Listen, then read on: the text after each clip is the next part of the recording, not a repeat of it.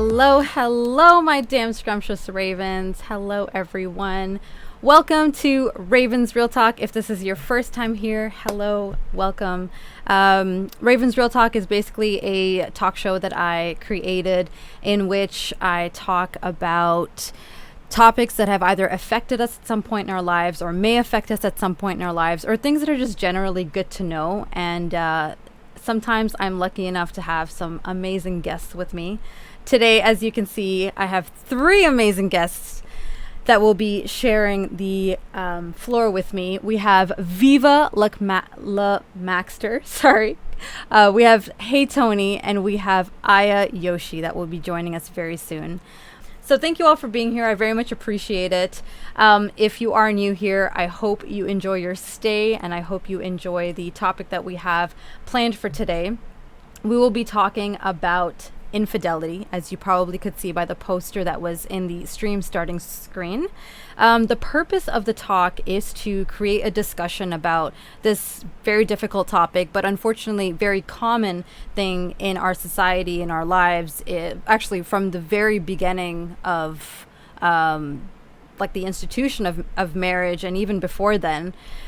We want to share our experiences, we want to educate ourselves and others, and we also want to create awareness about this topic. And the way we're planning to do that is by discussing things like the psychology behind why people cheat, the emotional trauma of being on the receiving end of infidelity, some signs to look out for, some of the different types of cheating, any suggestions that we may have or that you may have, actually, we can share them on how to deal with urges of infidelity, how to deal with possibly healing from infidelity, and any other subtopics that might come from this conversation.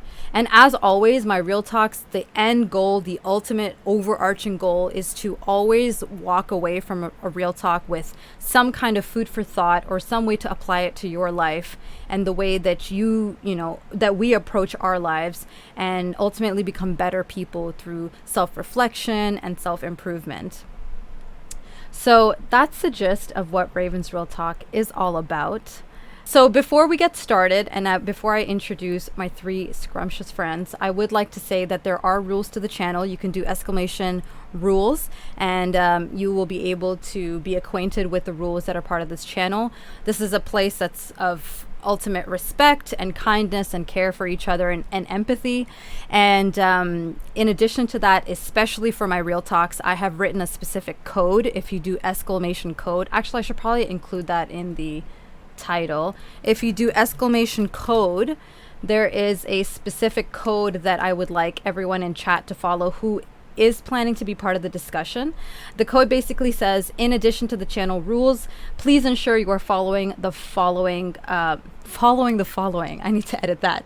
The specific rules for this Real Talk. You are encouraged to participate in the discussion as long as your comments are cordial and not disrespectful. If you choose to participate in the discussion without having an open mind and only with the intent of trying to aggressively force your beliefs on others, please refrain from participating. You will be timed out.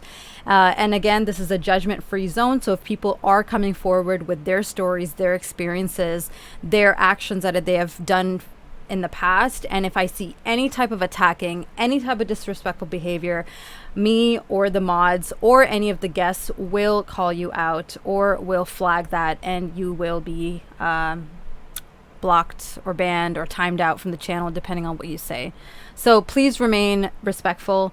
If you are coming from a place of sensitivity, and as this is a sensitive topic, and you are possibly unable to participate in the discussion without becoming overwhelmed with emotions, I encourage you and I urge you to possibly sit this one out. The goal of this talk is not to hurt anyone. It's not to bring up any traumatic and tough memories, but I understand that might happen. And if you do become overwhelmed with emotions, and that might affect how you deal with people in chat or with any of my guests or myself, if it is disrespectful, I just want you to know that action will be taken. So you have been warned. And I have some mods here that are going to be helping me to keep this a safe and respectful and kind place. All right, without further ado, I'm gonna get into introducing my scrumptious friends.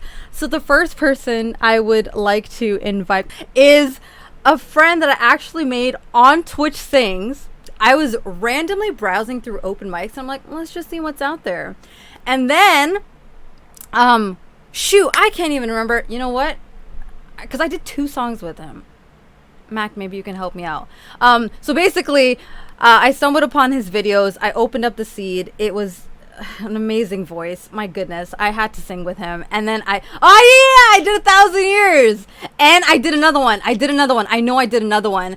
Please help me welcome to the screen my friend Mac. Hold on, I'm gonna do this right. Hold on. Boom! Look at you. Hello. Hi, Mac. Hi. Do you want to tell us a little bit about yourself? Yeah, I do. I'm kind of new to Twitch. I was one of the ones that was over on Mixer for a long time. Oh, I didn't know that. I got ousted from that. Yeah, so I do music, a lot of Twitch Sings, and live acoustic music, and some games and stuff. A little bit of everything. And open mics, guys. So if you are on Twitch Things, check out Mac. Yeah. Exactly. I'm X says, excited to be here. welcome to Twitch. Thank you for being here, Mac. I really, really appreciate you sharing your wisdom, your experience, and being so open to communicate about this. Thank you very much. Yeah, I'm excited. Yay, I'm glad. The next person that I would like to invite to the screen is someone that I met through someone who did I do a duet with?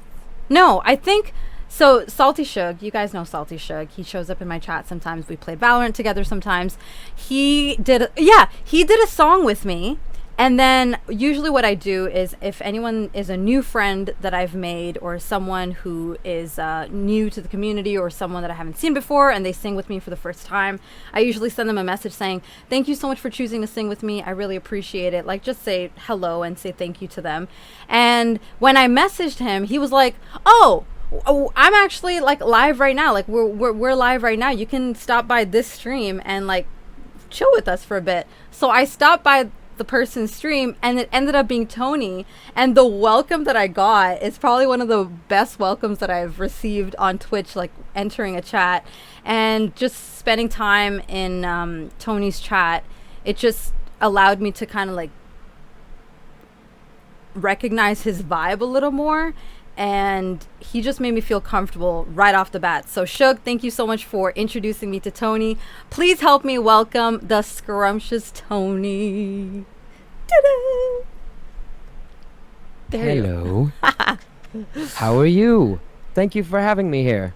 Absolutely. Thank you for being here. I really appreciate it.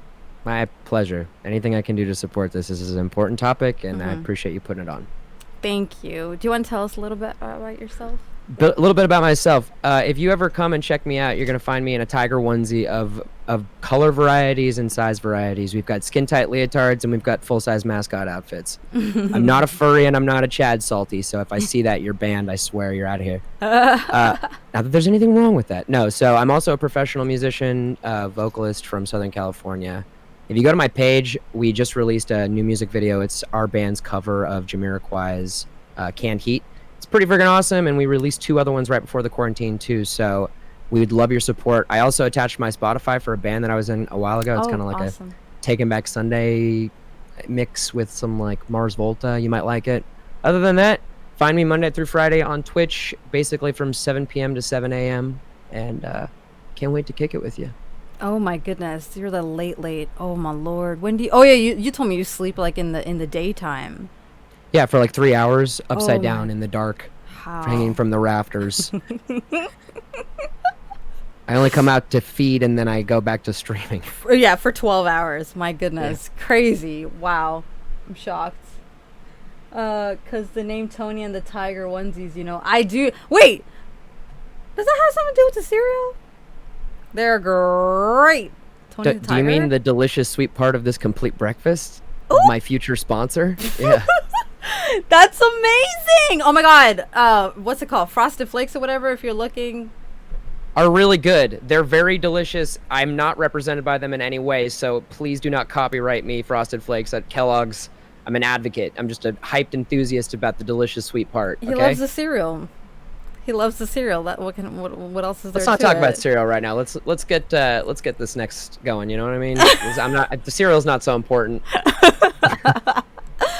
Frosted Flake definitely. I'm talking about cereal because I love cereal. Anyone who knows me yeah? knows I love cereal. I love What's your cereal. Okay, because I do want a sponsorship from Kellogg's, but I just want to give a shout out that Cinnamon Toast Crunch often is the #1 on almost everybody's top 3, including mine. So Cinnamon Toast sorry. Crunch is a good one. There's a lot. It's hard for me to pick a top 3. Oh, And really? Captain yeah, Crunch. it's hard. It's hard for me. Diva, you're a Captain fan? I'm a Captain fan. All right, through and through. There you go. And last but not least, this is a scrumptious friend that I made through.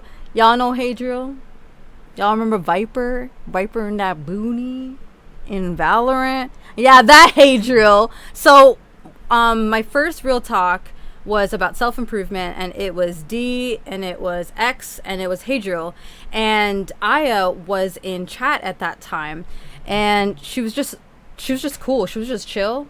And I noticed that I think I was in his stream one time, and he was doing a duo stream with Aya, and then I started stopping by Aya. I think I stopped by her channel twice, and she just had such a cool, chill, laid back vibe, and I was like, this girl's where it's at. And she was wonderful enough to allow me to have her on this show. So thank you. Please help me welcome Aya to the screen. There we go. Sorry. It's okay. Aya, do you want to tell us a little bit about yourself? Yeah, I am, I guess, a variety streamer. I typically do just chatting stuff. I'm about 1 year into being on Twitch, so that's been exciting. Yeah, I'm really excited about this just because on my channel it's never as organized as this, but we try to talk about everything. So we go from real random weird, someone will go from talking about their poop, and then we'll go to talk about deep emotional trauma. Yes. So just kind of spanning everything. So I'm excited to get to do it with a group of people and in a more organized setting. So yeah. Yay. Thank you for being here, all three of you. I really, really, really do appreciate it. I know I keep saying that, but really this is a huge deal to me. So thank you. My pleasure. Is there not going to be poop talk? Is that... I mean, feel free to bring it up, This is a very All right. mature area. Talk about what you want, So the first thing I want to start off with is something that very general, something very broad. So I understand that in order to define our experiences with infidelity, it's important to maybe just start at the top. What is each of y'all's definition of infidelity? So, Aya, do you want to start us off? Yeah, sure. I think that it's hard to pinpoint exactly just because there are so many different forms of it, Yeah. Whether it be physical, emotional, what have you. But I think it's some sort of, part of it is lying or not communicating, I think is a big thing. Just because, for example, with physical infidelity, if you're in a relationship that you have agreed upon that it's, polyamory or something, that's one thing that it's different. So basically, if you're not communicating and it's not been agreed upon by both parties, then it's infidelity. But it's a hard thing to come up with an exact definition of what it is. Absolutely. Yeah. And I like that you mentioned that there's different types, which is important to note because I think, at least for me, when I think infidelity, I automatically go to sex. But there are so many forms of being dishonest to your partner when it's not agreed upon, which is another good point that Aya mentioned, because you can agree in a relationship to have a polyamorous relationship. But I think even then, if you cross the line or if you cross the boundaries that you guys have set for each other, that can also turn into cheating. So it's really what you define it to be. And that's why I wanted to talk about this, because each person's definition might be different. Tony, what about you? So I can't remember the first time I heard the term, but I remember the second season of Westworld, it had come up so frequently, and the idea of consistency always played in my mind with Fidelity. Like continuity is a big deal to me in stories. If you like break the own rule, so I looked up the definition, and fidelity in that terms just means like the perfect replication, like the attempt to make a perfect copy of something else. So that didn't really play into the relationship. So I kind of just tried to like get esoteric with it, and I was like, well, fidelity, copy, commitment, none of that works. So I fucked the whole thing up. But fidelity, I take things back to oaths and words to me, you know, like when you make vows, you want to be fidelic behind the vow, even if that's not the proper way to, I don't know. That's where my mind went before. Yeah. Okay. Yeah. And does that have something to do with intent? Like your intent behind those like vows or those promises, or you guys already hit on the word that's going to be the buzzword for the next 2 hours, which is communication, you know, like clear-cut communication about exactly what you want out of a relationship or what your intent was to get into it. That's remaining faithful to that cause. It's different for every relationship. Yeah. It's different for every person, but like it can't be between two people unless there is an absolute clear definition between them. I agree. Yeah. What about you, Mac? Yeah, I think every relationship draws the line at a different place of where they see things as acceptable and where they see things as unacceptable. And each relationship is unique.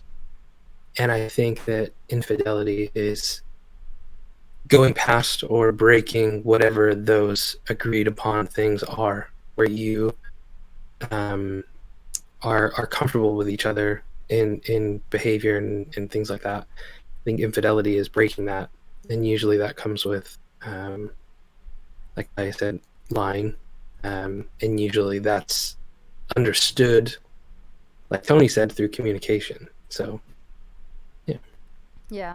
I hear so frequently in things that end up like arguments that might happen. It doesn't have to be relationship ending, but from friends where it's like, I can't read what you're not saying. You know, like I can't read between lines like that, and that's a fair statement for both parties.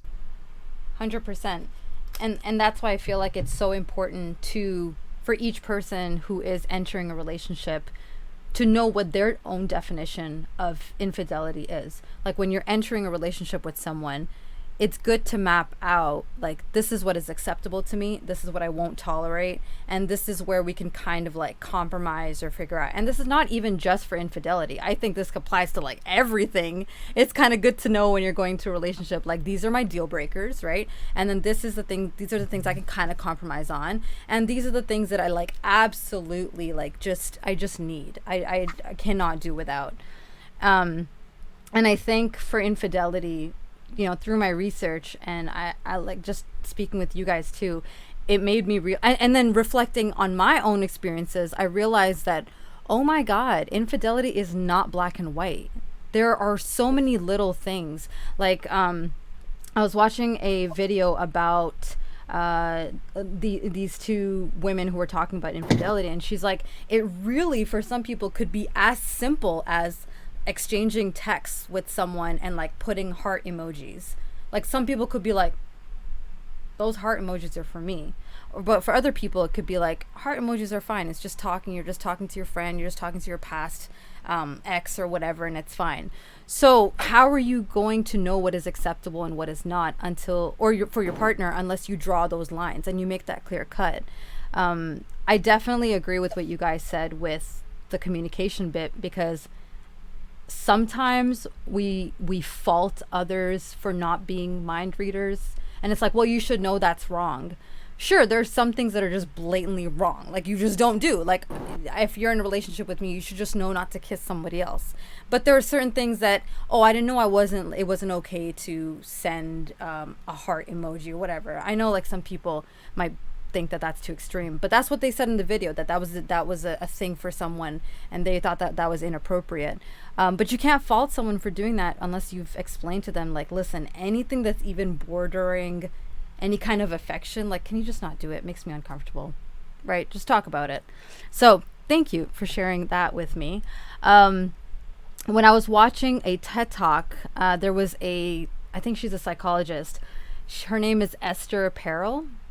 And she said her definition of infidelity is a secretive relationship that has some kind of emotional connection, whether how little or how big, and some kind of sexual alchemy.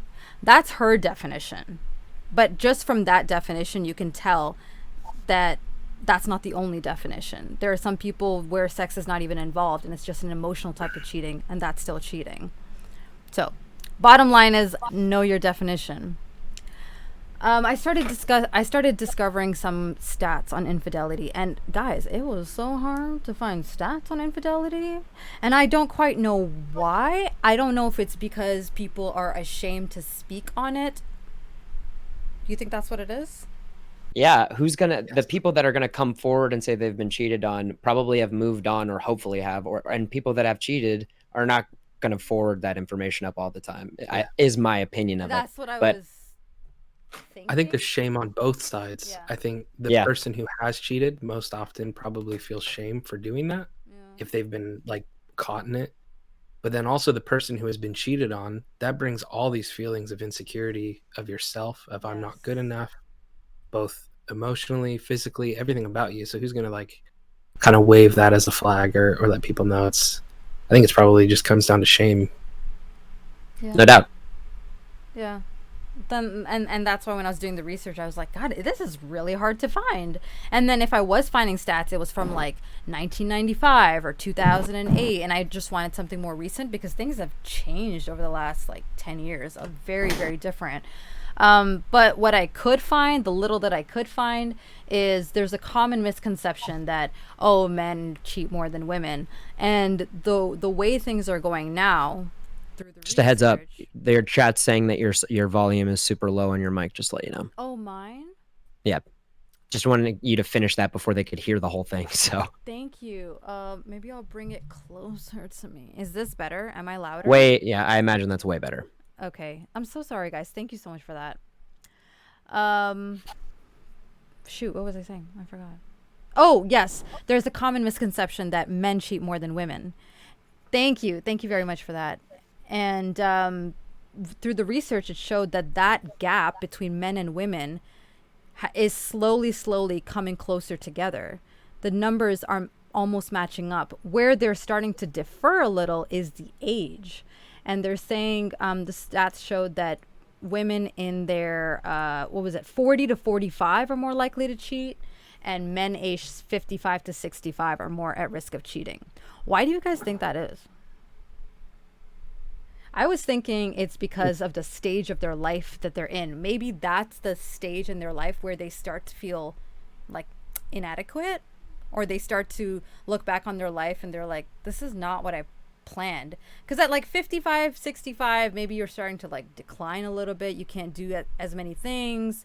I know for women, there's that pressure of like, you're getting wrinkles, and you know, everything's not as tight as it used to be. And maybe that's when you start looking elsewhere.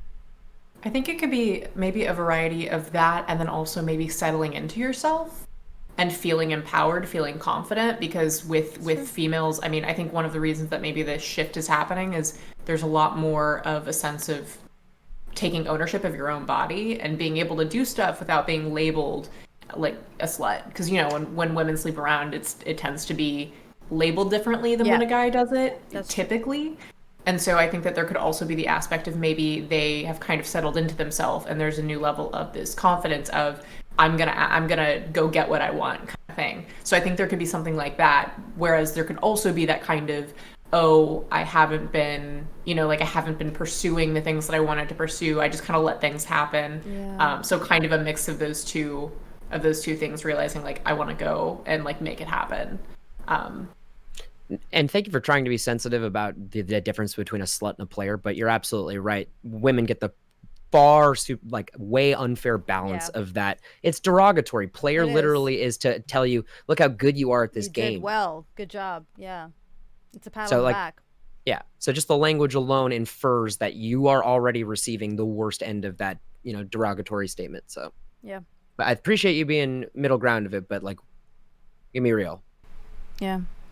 It's unfortunate, but yeah, I really like that you mentioned that when you were maybe in like your younger years, you were kind of just taking things as they were coming. I know in a lot of cultures, women especially get pressured to, even now, they get pressured to settle down, and like you're entering this stage of your life and you're not married yet, you don't got kids, your eggs are getting whatever they say, dry and shit. And like, it's so silly, because I think it's actually so silly, and it pisses me off when I hear things like that, and I hear people talk about marriages that they've been kind of forced into, because you're not even considering the person's happiness, and you're more considering, well, this is just what you should do. Like, you've reached a certain age, why aren't you in that box that you're supposed to be in? And they're completely taking away your individuality of like, maybe that's just not my path. Like, that's not, I just turned 31, and like technically I'm supposed to be married and all that. First of all, I don't want kids, so I ain't in no hurry, okay? Second of all, I'm not just gonna pick some random person. I want to like marry for love. Like, I want to like actually fall in love and like all of that. And so often I feel like people disregard that. So I feel like if there was especially someone in a situation where they were forced into marriage or forced into eventually having kids, and then they're in their 40s and they're like, what has my life become? Like, I'm so over this. I don't want this life anymore. And that's terrifying and beautiful at the same time. if you I think there's a part of it where, I mean, just societally with women, it's just kind of like, when you get to a certain age, it's like, oh, take what you can get kind of thing. Yes! Basically saying that because you're old now, you're not like the new young thing. You have to accept whatever offer comes your way, because no one could possibly love someone who's not youthful and whatever, you know, like, I mean, and beyond that, I also think that when women are forced to make these decisions so early, we also don't teach a lot of agency to women. Like, I mean, be it as like either emotionally teaching someone to, like, we tell women you're never going to find a man who's emotionally available. Like that's just something that we're supposed to expect is like not realistic, and that's stupid, because they exist. They do. And beyond that, there's also like sexual agency. Don't teach anything to women, so they just kind of accept what is given to them. They're like, this is all it is, this is all it can be. And if you ever have the ability to see beyond that, you realize how dull that is, just accepting shit instead of demanding, you know, like, I should be able to have emotional connections, to be able to have good experiences like this that I feel empowered to take charge of. Yep. And so I feel like sometimes you don't learn that until later in life if you haven't had the opportunity to see it.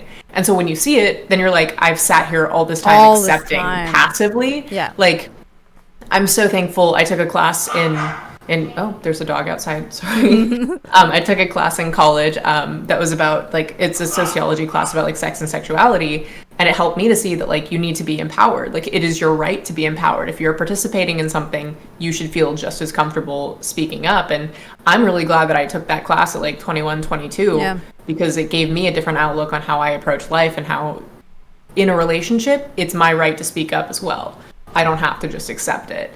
And so, but not everybody's as fortunate to find out when you're younger, and you don't find out till you're older. And so then you have this whole moment of like, I've wasted this much time accepting instead of demanding something else. Yeah. And I think that we need to societally teach women that they are allowed to do that. And it doesn't make you, you know, it doesn't make you crazy, it doesn't make you troublemaker, irrational. Yeah, exactly. All the different labels that you could give it. So I think it's super important to recognize and realize.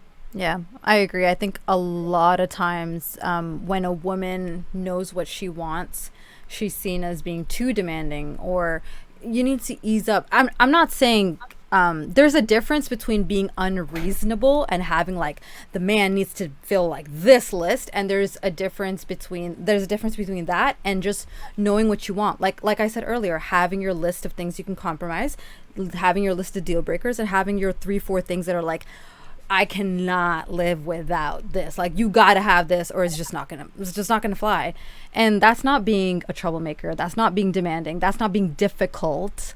That's just being allowing yourself to be human and enjoy life the way that you want to enjoy life.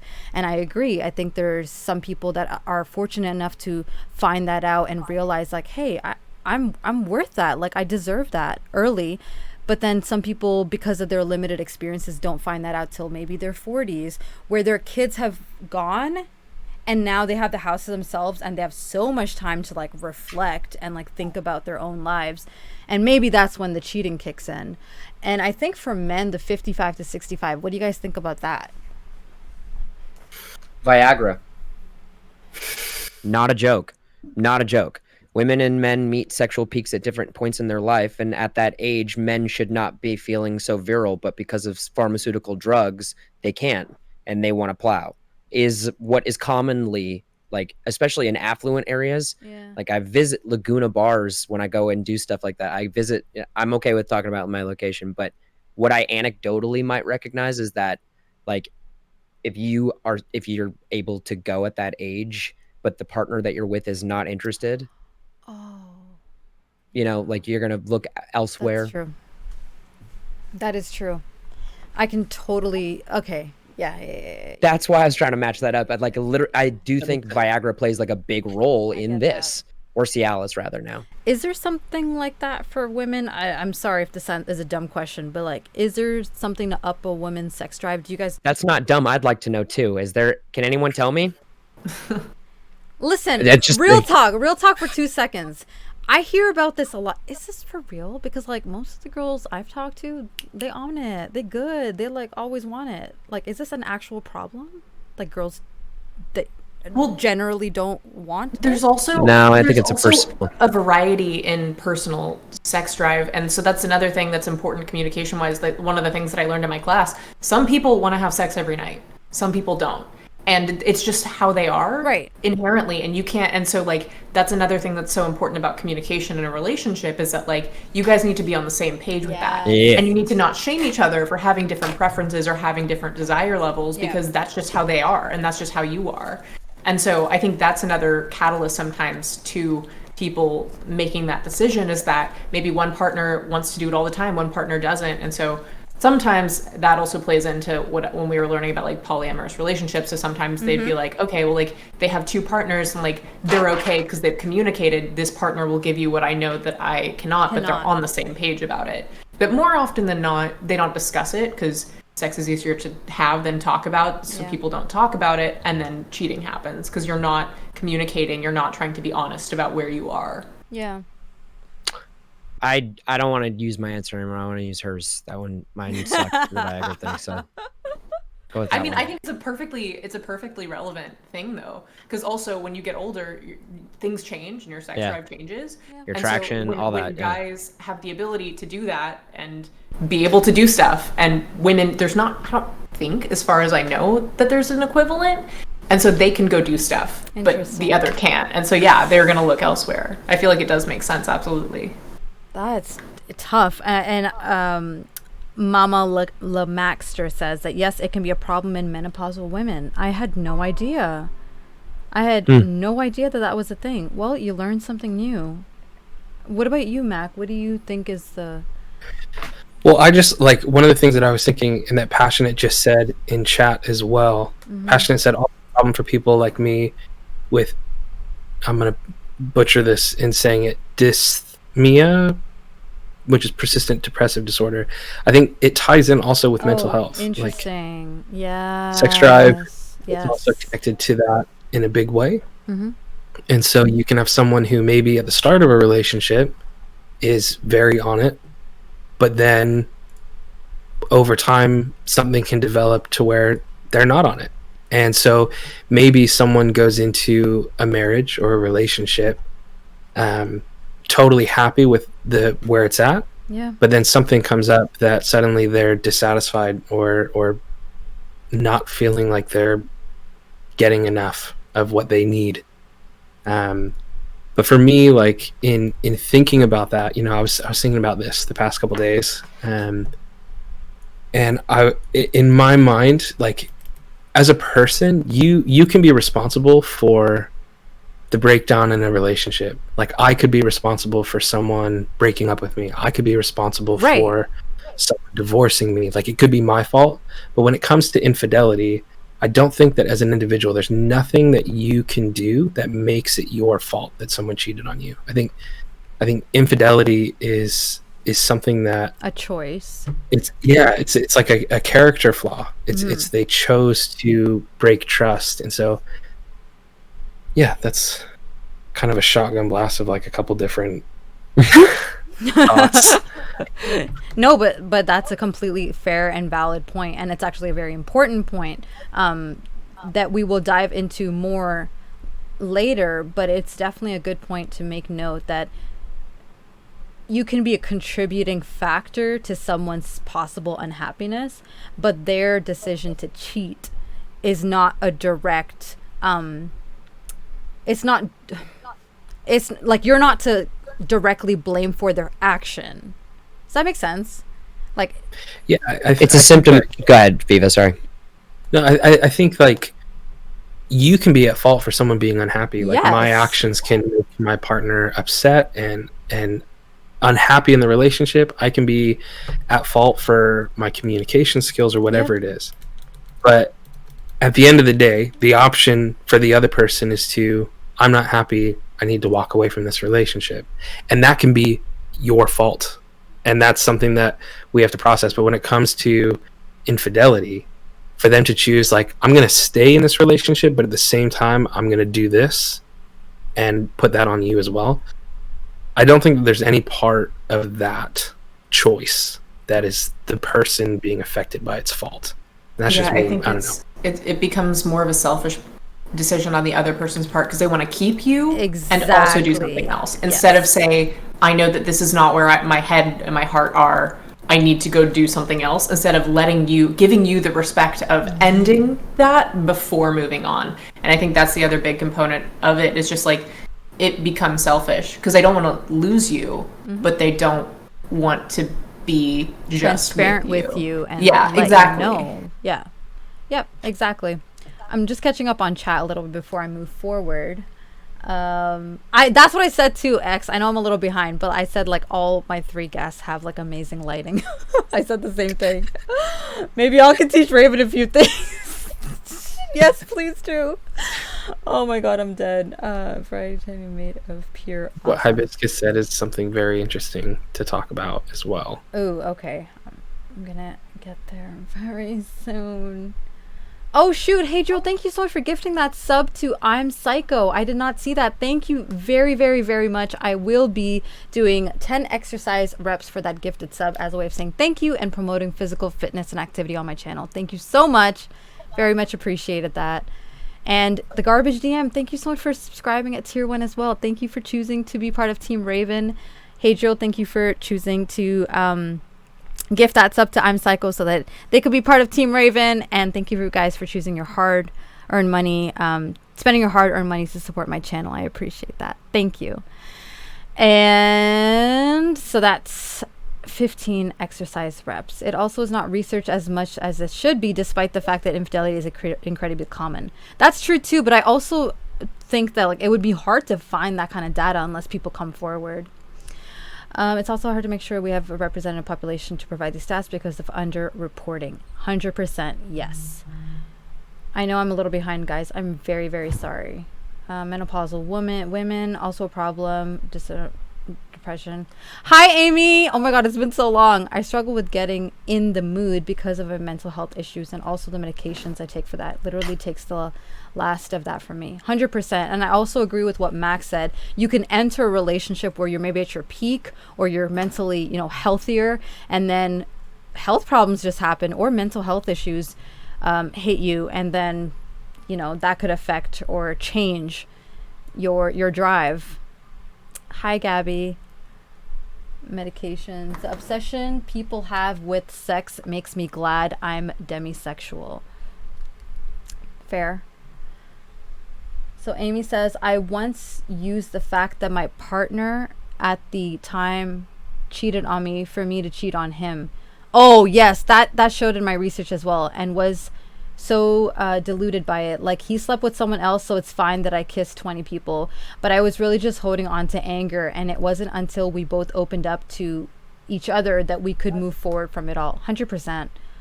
100%. So Rockstar says, agreed. You as the person has to make that decision. Even if your partner is not super sexually active or other things, there is a choice. 1, cheat, or 2, saying to the partner things need to change or we need to break up. Kind of what Viva said. Hey, I'm so glad I catch you. Thank you, Amy. Thank you very much for being here. I appreciate it. I know it's a crazy time for you, as it is for Mac. So thank you, Mac. Rockstar says, again, it all has to do with communication. You can't fix something if you never knew it was a problem for your partner. And Garbage says, I've never been in a relationship, and I'm curious about hearing more. What else y'all have to say about this? Well, thank you for being here, guys. You came to the right place. Right? You came to the right place. Another thing that stats said is that people who have a history of cheating or they have a history of divorce are more likely to cheat, possibly because their faith and love and commitment has been shaken, so they're more likely to break that, contract of trust. I'm sure there are people that fall into that, but I also don't think that it's sort of the staple rule. Like, everyone who's gone through a divorce or like everyone who's cheated before will cheat again. It's definitely something to look out for, but I don't think like once you make a mistake, that's sort of the person you are for the rest of your life, in my opinion. I know there's some people I agree. Yeah. I think, like you said when we were kind of talking before it started, that saying once a cheater, always a cheater. Right. I agree with you. I don't believe that. I think maybe the reason why that stat is so high is once you kind of open the door to that the first time, it becomes easier a second time. Especially if you're not caught. Especially if you're not caught, I think. Yeah. I think it's like the same with drugs or anything like that. As soon as once you take that first step, Yes. it's easier to justify the next time or something else. And so I think that's maybe why there's that rep of if you've cheated once, you'll cheat again. Yeah. Because it's easier. It's a little easier. Yeah, that's true. That is actually 100. I agree with that. I understand why that is a saying, Another stat was the longer a relationship is, for men, they're more likely to cheat, whereas for women, they kind of cheat in the middle, in the middle. So if it's like a 3-year relationship, maybe at 1 year, 1.5 year, but the shorter it is, or like the longer ends, they generally don't cheat. I don't quite understand why that's the case, but maybe if it's shorter, it's still like fun and fresh, and if it's longer, they're secure, so they don't feel the need to cheat. I don't know. Again, guys, these are stats, but they're exceptions to everything. Like, this is not the status quo for everybody. There will be people who are like women who are in long-term relationships who cheat. There will be men in short-term relationships that will cheat. It's just these are just some stats that I found, but this is not indicative of what everyone's experience is like and what everyone goes through. So I do want everyone to be mindful of that. Do you think that maybe with women in the middle, that maybe it's like, and I don't know, I'm talking out my behind here, just trying to make sense of it. But like, what if is it like potentially like a test of the relationship to see if it's like what they want, or like if that's where they want to be long term?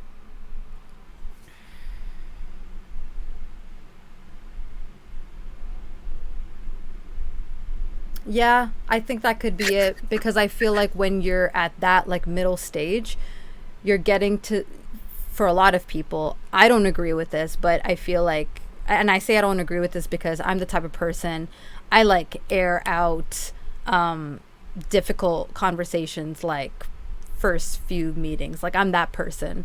So if you can't survive those deep talks with me, it's not going to work out.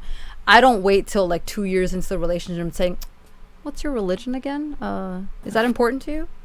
Do you want kids? Like, that should be like early. What you waiting for? Like, I don't agree with that. But I think a lot of people don't want to dampen that like light and fun and exciting, those feelings. So they leave the serious stuff till later. We'll deal with it. We'll deal with it. I love them. Like, we'll deal with it. We'll get through it. And then I think at that arch, they're possibly iffy. Like, oh, this is a talk that hasn't happened yet, and I don't know if I want to have it. I'm a little scared. And then of course you meet someone and there's these chemicals released that gives you these feelings of elation and happiness and excitement, and the choice comes then where the temptation is like, do you want to give into the temptation or not? And if they choose to give into that temptation, like they've made that decision. But I feel like if once they've passed that rough patch and they haven't cheated, they've proved to themselves like, well, we're good. We'll make it. We're fine. That's what I think is kind of a reason, maybe. Yeah, I think that makes sense. I ain't touching this one. I don't know, honestly. I haven't cheated in a like long Yes, exactly. relationship, so I don't know, but it's possible. I don't know. Some of the reasons that people cheat, according to studies, 77% say they fell out of love. Now, mind you, the people in these studies were able to check multiple boxes, so they're not going to add up to 100. 70% say they cheated because they felt neglected. More women than men felt that way. 77 fell out of love. 74% they just wanted variety. 57% just to raise their self-esteem. And the person whose video I was watching, she said she suspects that it could be more because it might be a point of shame for people to admit that they used cheating to up their self-esteem. So it might be more than 57%. Who knows? A lot of these numbers I feel like might be higher or lower. Who knows? And 43% is out of anger. And I think that goes back to what Amy was saying, Hibiscus Flower, when she said when her partner cheated on her, she did it right back to him to like as a way of getting back at him, like as a way of like retaliation. But it like for her, that was like her justification. But at the end of it, she wasn't happy with it. And only 32% say they cheated out of sexual desire, which I found very interesting. Because when I think cheating, I automatically, like I told you guys, I think they're not sexually satisfying me, must get it somewhere else. Sex is something that's very important to me. I'm a very sensual and sexual person, and that's why I'm very careful with who I let into that part of my life. So if I let you in and you're not giving me what I need, I can see how that can kind of take over you, and you could be like, I'm literally communicating with you, you're not giving me what I want, but maybe I could give you time. And then you meet someone, you have that temptation and you give in and you make that mistake. I can see how that can happen, but 32% only, that was shocking to me. I don't know, was that shocking to you guys? That only 32% did it partly because of sexual desire? I mean, I feel like sometimes the act of cheating is trying to emotionally fulfill yourself in other ways. Do you think that some sort of like sexual infidelity might fix it? It's like kind of like trying to fix something in a way that you think is going to help it but isn't going to help it, you know, like, so say like you don't feel as connected as you used to, you're in a relationship, you've hit like a weird like middle point where you're not as connected, you just don't feel like you're on the same page, or you've like exited out of that like honeymoon period. Hibiscus was saying something along the lines of let's see, where was it? Oh, like leaving you get comfy, you stop, you're not told that you're beautiful, you go past the honeymoon period, and it's so much easier to get caught up in the flattery of someone else, thinking that like, this is the connection that I was looking for, this is that, where instead you should maybe try to focus, at least with what you're doing, try to focus, communicate, and get through the rough patch, because it's work and it's messy. And so then all of a sudden you see this thing that's easy and you're like, oh, this is what love is supposed to be. It should be easy. It should be this spark, and everything not. Just, you know, it seems to make sense. And like, so I feel like while sometimes it is sexual cheating, I feel like you're trying to fulfill an underlying emptiness that you don't really know how to place. I mean, there are people who are like literally like sex addicts, and they try to fulfill this emptiness with sex. It never does it, and then they go back to it. Like you think about any kind of addict. Yeah. Sometimes you're trying to numb something or fix something, and you think that that's the answer. But a lot of times it's not, but you can't recognize it because you get that momentary high of like, I feel great. And then you feel like shit again. So I think that it doesn't necessarily surprise me, because I can understand sometimes it's like heat of a moment kind of thing. Right. But typically, when you allow yourself to do that, there's something else there. You just might not be cognizant of it or want to be aware of it. Yeah, I can definitely see that. Also, what was said is more people who have more money are more likely to cheat. I don't buy that. It might be. She said no. that you have more opportunities to cheat, meaning you're probably working a job where you're able I'm to a wedding singer. travel more. Like, I'm a wedding singer. I like bachelorettes are supposed to be the wedding fun, you know, right, like right. No, that's not that. What somebody said to me after, and when we get into the subject, what somebody said to me was that a little bit of power makes what is already in there extra. Like whatever you had in there, money and power, all it takes is a little bit, and it shows what your true colors are with it. You know, already inside. So the whole opportunity, like what you can pay for prostitutes now, or I don't apologize, it's sex workers because I know that that's not the acceptable term, and I apologize for that. And they, a lot of them do respectable work and have to make ends meet, and I get that. But yeah, it's opportunities available for everybody. There's plenty of places you can go to seek out sex. Rich men. That's why I've always felt that like people's sexual, somebody pointed out that sexual desire is like, oh, I'm happy I'm demisexual or bordering on demi to asexual because of how many people are, you know, we're biologically programmed to do it. And in relationships, it's a great source of fuel. It's not the only one, but it works in combination with all the other sources of attraction and desire. And personally speaking, when we're talking about like men cheating, you know, I found that as the relationship went on, there were periods where we'd have more sex or periods where we'd have less sex, and that's the wax and wane of relationships, like as we're talking about. Yeah, right. That's just how it is.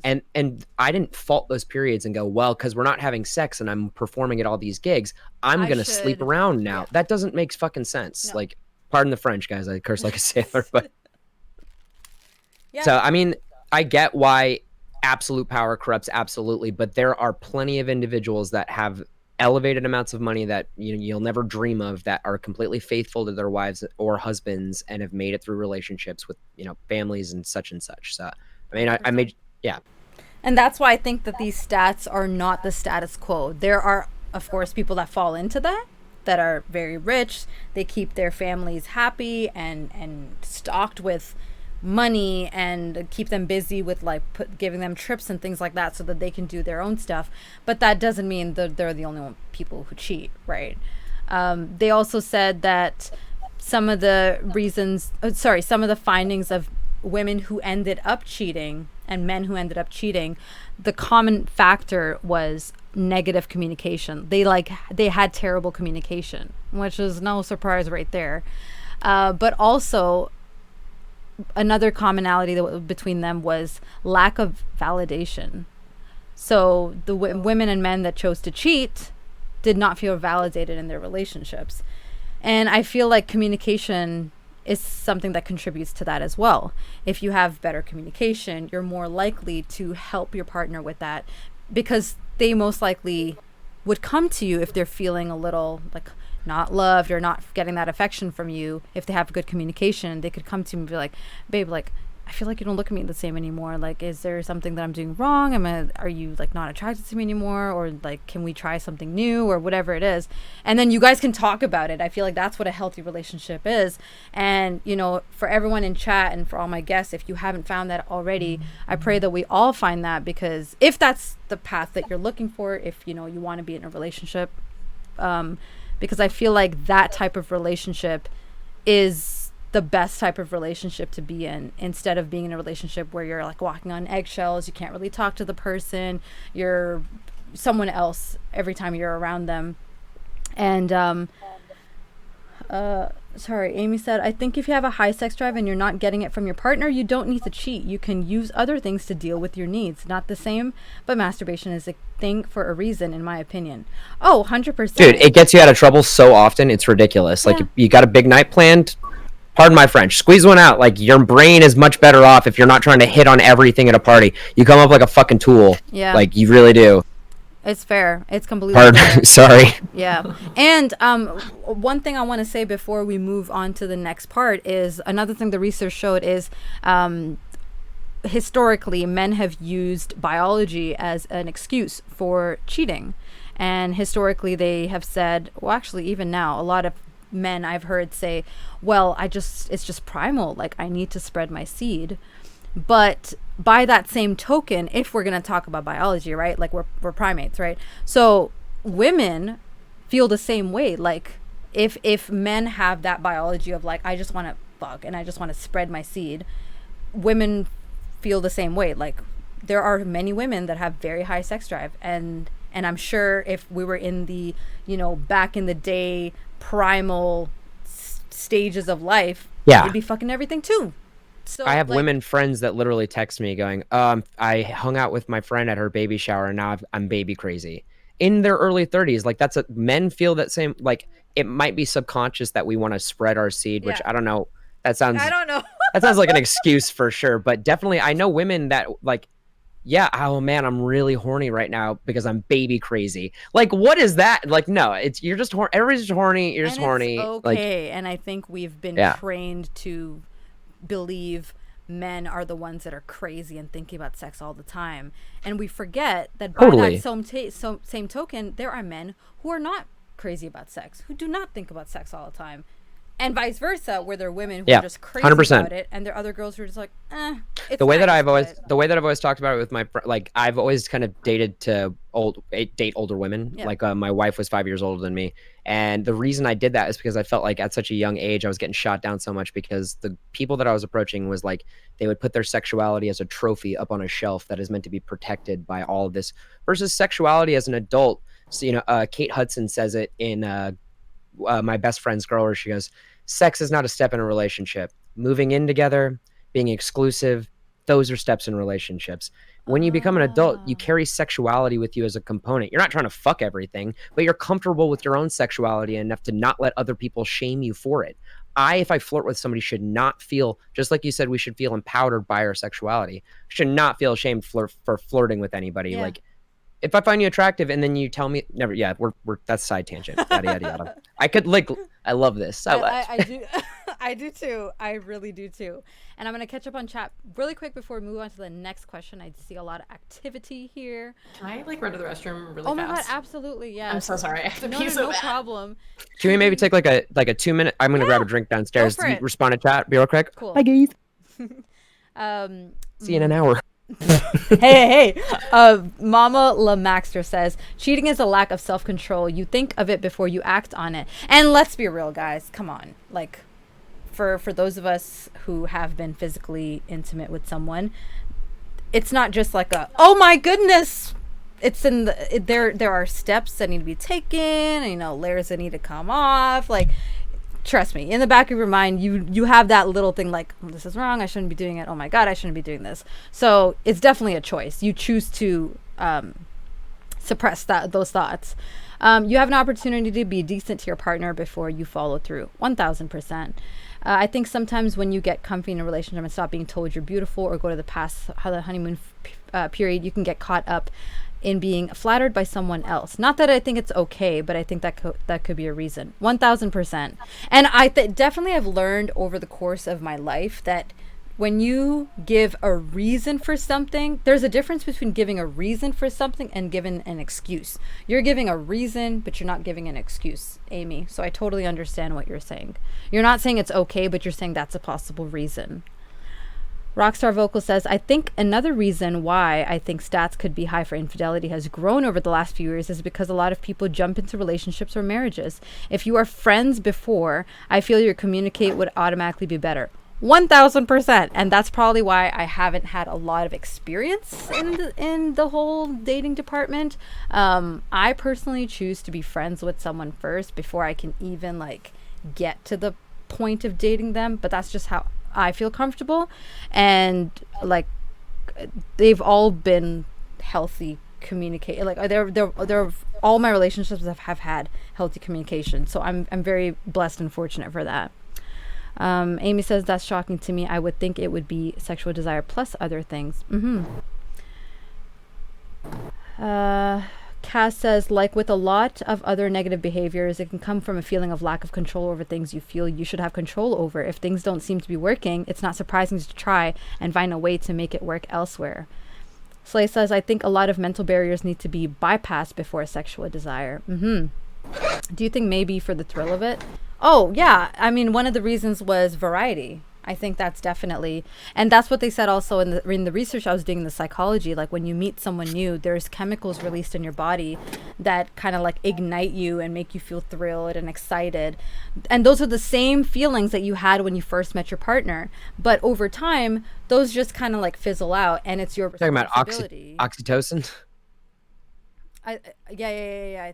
I think It's the chemical released when you have sex with somebody or you find sexual desire with them. Oxytocin. Is that the one like when you first meet someone and they're flirting with you and you're just like, oh, it's cute. I like this. I like this. It's like Maybe. those I'm not sure. feelings. I know that oxytocin is the thing that, like, after you have sex with somebody, the reason you feel so attached to them, even if it was a fling or like a one night thing, is that drug. It's I don't not know that. if It's the one where you're just meeting them and you like have some kind of sexual desire towards them, attraction towards them.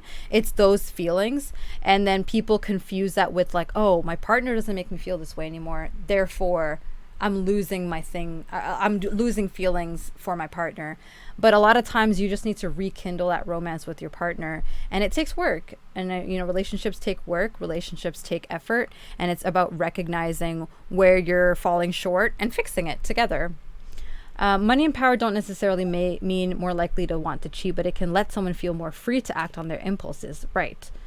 Especially if you have more means, I guess, like if you're able to afford better things. you're willing to validate your own bullshit if you're that level of success is the way that I've often seen. If you're willing to do things like that, you were always willing to do them. You're just using it as a method of excuse. Like exactly like it was there, it was there. I will say that the access of opportunity might be different in caliber. Like you might find people that you find more attractive when those levels of power start to influence you. Like this person understands what it's like to be like this, so you relate to them more. Like people go through different phases of life. The one thing that I really wanted to say as you were phrasing, thank you, is that when you're phrasing these stats is that oftentimes if you ask a person a direct question, they will give you the answer that you want to hear and not the one that's actually valid. So sometimes these stats can be skewed because it's like they don't know what the right question is. And even if you asked it, they wouldn't know how to answer in the way that they want to. So sometimes it can get skewed because nobody can tell you what they would do in a certain situation unless they've actually done it, And I think certain stats are also very black and white. Like, for example, why did you cheat? And you only have those 4 options, right? Like, it could be so much more than that. Lots of things. How about he was abusive or she was abusive? She put me down. She made me feel bad about myself. He made me feel bad about myself. I didn't see any of those, but I'm sure those are reasons people cheat. Like, you're just unhappy at home. So I totally get that. Rephrasing what I just said. I was just horny as fucks as hibiscus for sure. I feel that. And you're not getting from a partner, you don't need to cheat. You can use other means. Is it possible though that with people saying that was a lack of validation or some other factor, that it's actually an excuse and they're blaming the victim rather than taking responsibility for their own actions? Depends on if you're a narcissist or not. Narcissists will fall back on 3 things: deny, never admit responsibility, counter accuse. Is the narcissist's playbook. So when you're in an abusive relationship and you might confront somebody on that, they will never admit that it's their fault. They will put it on you and make you feel. And the thing is you put out the love that you're looking to receive. And oftentimes people that are in those relationships don't speak up because they feel that that is what they deserve. That's and I felt that on such a subconscious level with things.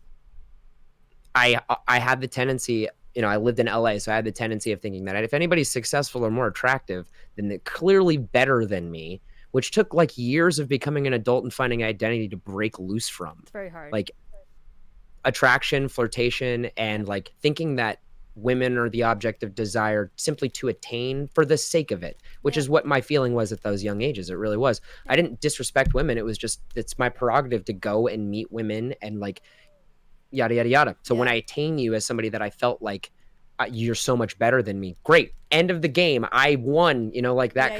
That's where the best. Yeah. My mentality was like that for a long time. It took having to like gain some self-respect, which I didn't have or was capable of before because I put myself constantly in relationships where that wasn't allowed. You know what I mean? Like things that I couldn't have open and adult communication with whoever I was with, because to give disagreement, to just question, that stuff would always end up having some like volatile reaction. Yeah. And growing up, especially in my 20s, and I'm an actor or a theatrical performer, that kind of thing. I often don't know how to react to the emotional triggers. Like when it blows up, I might go immediately there too. I've never hit anybody. I've never cheated on anybody. Like I've never called somebody like you fucking, like anything Blah, that you blah, couldn't yeah. take back. Because my parents always they've been together for 30 years. And my dad always said there are some things that you just do not say and cannot take back in a relationship. Yeah. And even people listen, can I say something 2 seconds? No, take you, dude. People often say like, yeah, but I apologize for that. Like, can you just forgive and forget? Sometimes when the person you love says something extremely hurtful, I honestly don't know how people like move past it, because even drunk or whatever, just like, no. In the back of your mind, you will always be like, do you actually think of me that way? Like, why did you say that if it's not somewhere in your head? At least the thought probably crossed your mind somewhere. If you called me stupid one time, do you actually think of me like that? And that doesn't say anything about me, because people could be like, well, maybe you're projecting, like you feel that way about no, it's not a me problem. You said it to me, right? So I completely agree. Even in times of anger, you need to be in some kind of control, or suffer the repercussions. And don't be sad about it. Don't be mad about it. I think it's important to see whoever's dark side that you're going to get into a relationship with. Tony Stark says it in the second Avengers film. He says, I don't trust a person I've never seen the dark side of. And you want to see where that bottom is. Yes. You want to see that and how they react. Exactly. That's how they're going to carry themselves. 1000%. Yeah, I 1000% agree. Cass says, spreading your seed is an excuse. Humans have built societies on being true to your partners, even societies where polygamy is normal. In England, we call it broody. Oh, is it? Yeah. Rockstar. What does that mean? It's like where you really want to have babies. It's called broody. So how is it used in a sentence? Like, I feel super broody right now. I'm feeling so broody. It's cute. I'm gonna use it. You should use it. I like it. I just think like brooding, like someone who's just like dark and just in their field. My mind went to Brood War. I was like some like weird primordial ooze that I want to be part of that. Yeah. Rockstar says, yeah, most people do that stuff wrong. Will always have excuses to justify what they do. Exactly. Oxytocin can also be released from a hug. It's involved in a lot of emotional bonding on all levels. Sounds about right. Primates for the win, folks. Amy says, sometimes you gotta mix it up in the bedroom to keep things fresh in the relationship. Or I was just horny as fuck. I think part of being human is making mistakes. Sometimes we make bad choices. But I think the best way to deal with it is to be accountable, yes, and be honest, yes. At least when it's out there, yes. Cass says, when someone apologizes with clearly no intent to do better, it's almost impossible to accept the apology. 1000%. And that's when you need to know your relationship best and remove that filter of like, I just want to be happy, so I'm going to accept what they say, and like look past that and be like, no, this is just a shitty person that I'm with, and I need to move on. We've all been there in situations. Sunk cost fallacy. Like you like live there for, We've all been there where we stick around in a relationship just because, like, for the good times, because that person gives you like those 40% of good memories, and you put up with the 60% of bullshit because you're like, well, 40% is pretty good. The next bit that the next bit that I wanted to talk to you guys about is now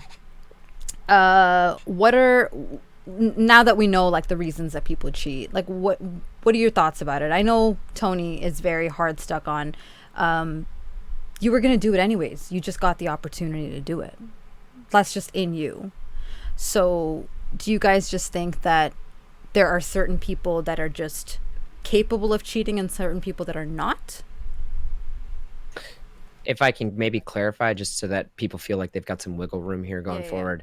I don't think that you're incapable of changing from that position. Like if you were going to cheat, I don't think that you're incapable of becoming a not cheater. And I don't think that maybe before you cheated that you weren't always a not cheater. Like people change, nature and nurture. You know, like you could put two different people in the same exact scenario with the same exact variables and they'll act differently because they grew up different. They have different context of the situation, whatever, dude. Like I just can't say I don't exist in the multiverse. I exist in this universe, the one where you chose to cheat. That was always going to happen. I can't look back in the past and roll the dice and go D20, I fucking win. Like, it's done.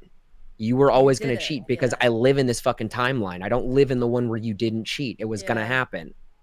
Yeah. So this statistically saying, well, men that have more money or this sort of person with this, it's hard to judge that because I see what you're saying. Interpersonally between me and that person, they were always going to cheat because I am not in a different timeline. Like I can't read what could have been. Yeah. That's one of the things that I had to move on from my previous relationship anyways, is just like, you can go through a million different scenarios of when you should have figured it out, but the shit happened.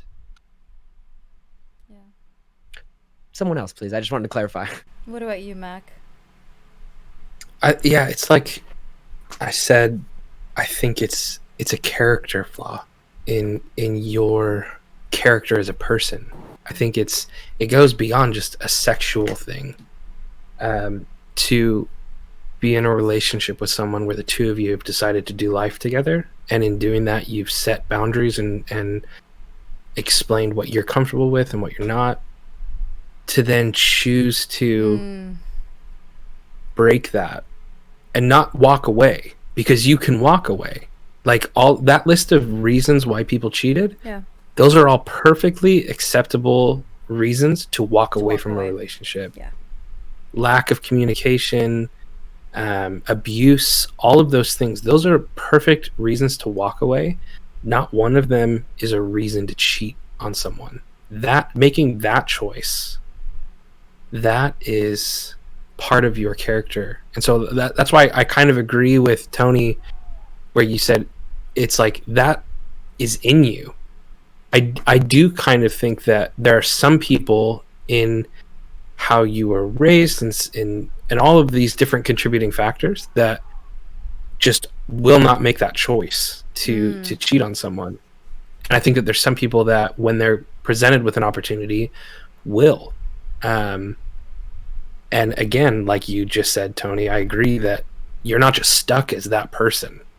I think someone who may have been raised and grown and learned to not do that, at one point down the line may suddenly be a person who can, because of experience or whatever it is. If you got kicked in the teeth, like in that way, you might feel like you want to get some payback through like reflecting, honestly, or deflecting, or fucking whatever flecting that it is, but you're going to sleep with somebody else. Yeah. Good points though, Mac. Yeah. What about you, Aya? Yeah, I mean, I feel similarly. Like, I mean, I don't think it's fixed. I don't think you can look at someone and say, oh, you are a child of divorce, therefore it's gonna happen. Sometimes there's a common thread, sometimes that happens, but I don't think that that's definitive, and I think it's, I don't know, demoralizing to people to say that that's going to happen. Plenty of people from homes that haven't been affected by divorce or infidelity have engaged in it. So I think it's really about where you are in life and what you've had happen to you and where you are emotionally, because you could have something just emotionally wreck you and then you go on a self-destructive streak. Like, that's the other thing about it. Like, infidelity can also be self-destruction, Yes. People do it in different ways, like, there's so many variables to it, and there's so many different, aspects that go into why people do it. And I think that it's, in theory, possible for anyone to cheat. Like, it's possible that anyone at any moment, that's what I was gonna say, decide to make that decision. Yeah. Not everyone's going to. Some people just either decide not to, have some sort of revelation, or decide to communicate, but I'm sure most people at some point or another will have the thought, at least in a sexual desire format. Like, if you're in a long-term relationship, you find someone attractive and you see someone attractive, there might be a part of you that's like, wow, like, could you imagine? Like, people, like, and then that goes to subconscious. Like, you could consciously think about that without actively. Yeah, exactly. Like, then it goes into the whole realm of like, if someone has a sex dream about a different person, is that cheating? Exactly. Like, how do you, because it's not something that they willfully control, but maybe that's something that they thought about, but can they help who they're attracted to in that way? So it's chemistry. It gets very, very dicey and a little bit complicated. But yeah, everybody has the capacity to cheat, but also on that same vein, everyone should have the capacity to do something before it gets to that point and say something and let it be known that, you know, their heart isn't in it, or that they want to go do something else. So I think it's just a matter of holding ourselves accountable and responsible, and at the end of the day, considering the other person, you know, and just not how it's going to help you in that moment feel a little bit better, but how it's going to negatively impact that person probably for the rest of their life. Yeah. So I agree. Yeah. Yeah, I wanted to say that too, and say that I think ultimately we all have the capability to cheat, just like we all have the capability to, because like I used to think about you know how people always give you that question, like, if someone captured your brother or like someone you super love and they killed them, would you go out on a killing spree? And like the answer is usually like no, like I would just hope that justice is served. But then when you like really drill down and think about it, and you're like, maybe I'm capable, who knows, right? Like I feel like we're all capable of doing dark things, and cheating is just one of them. I think we're capable of it, but what makes us a human being that is working on ourselves and working against those feelings of doing like slightly immoral things is when you have that moment of self-reflection. You're like, I shouldn't do that, that's not right, let me talk to my partner about it. It seems like I'm getting, you know, I'm clearly unhappy, like we need to talk about this. So I think people are capable of it, but making that choice, that takes that's still you should still be accountable for that decision, because it is a decision that you made. It's not like your hands were tied, it's not biology, it's nothing like that. It's you literally making the choice, and I think it also be accountable for it. It comes down to people's ability to hold themselves accountable, because a lot of times, like, that's not something that everyone can do. Not everyone can realize after you, like, let's say you have an argument with your partner, not everyone can take the step back to self-reflect afterward and be like, okay, I was in the wrong here, and then go back to their partner and say, hey, I messed up and I'm sorry. And if you don't have the ability to do that, you're not likely going to be able to hold yourself accountable for cheating, because you're going to blame. You're going to say, well, they were doing this, or they didn't give me this. Yeah. And I think that's another thing that's kind of sad, because how do you teach that in human development? How do you teach a person to be accountable for themselves? And how do you teach them not to just manipulate and deflect? Yeah. And I think that's one of those that, like, people like that, I don't know if you can ever really teach them that. They just have to learn to care. And if you can't teach them that, how are they ever gonna? Yeah, it's only gonna be if it impacts them negatively, honestly. And then they learn. Is that really learning? Yeah, you know, like, it's tricky. So, and I like that you mentioned the self-destruction, which these studies clearly didn't touch on. But I think cheating sometimes is a sense of you being destructive to yourself. Like, I don't deserve to be happy. This relationship is going to fail, clearly, because that's just what the track record has been. And I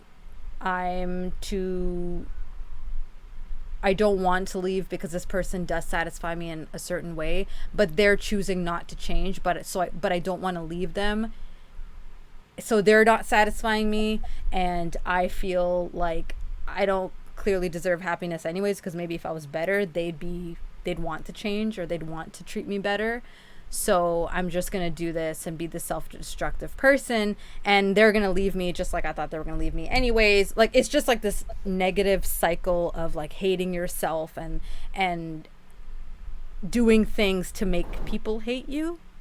I think it also comes into, if you're not, it's that idea, like, you can't really love someone until you actually really truly love yourself. It's so cliche, but it's so true. If you're like broken.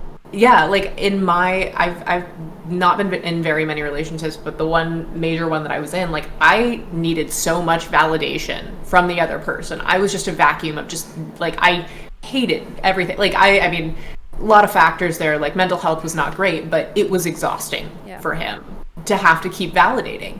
And it's one of those, it doesn't mean that he should have, like, you know, that you can go do whatever you want to do, but it's a reason, not an excuse. Like, yeah. And so if you're in that state and then you decide to be the person to go cheat, like, you think that it's going to fulfill you.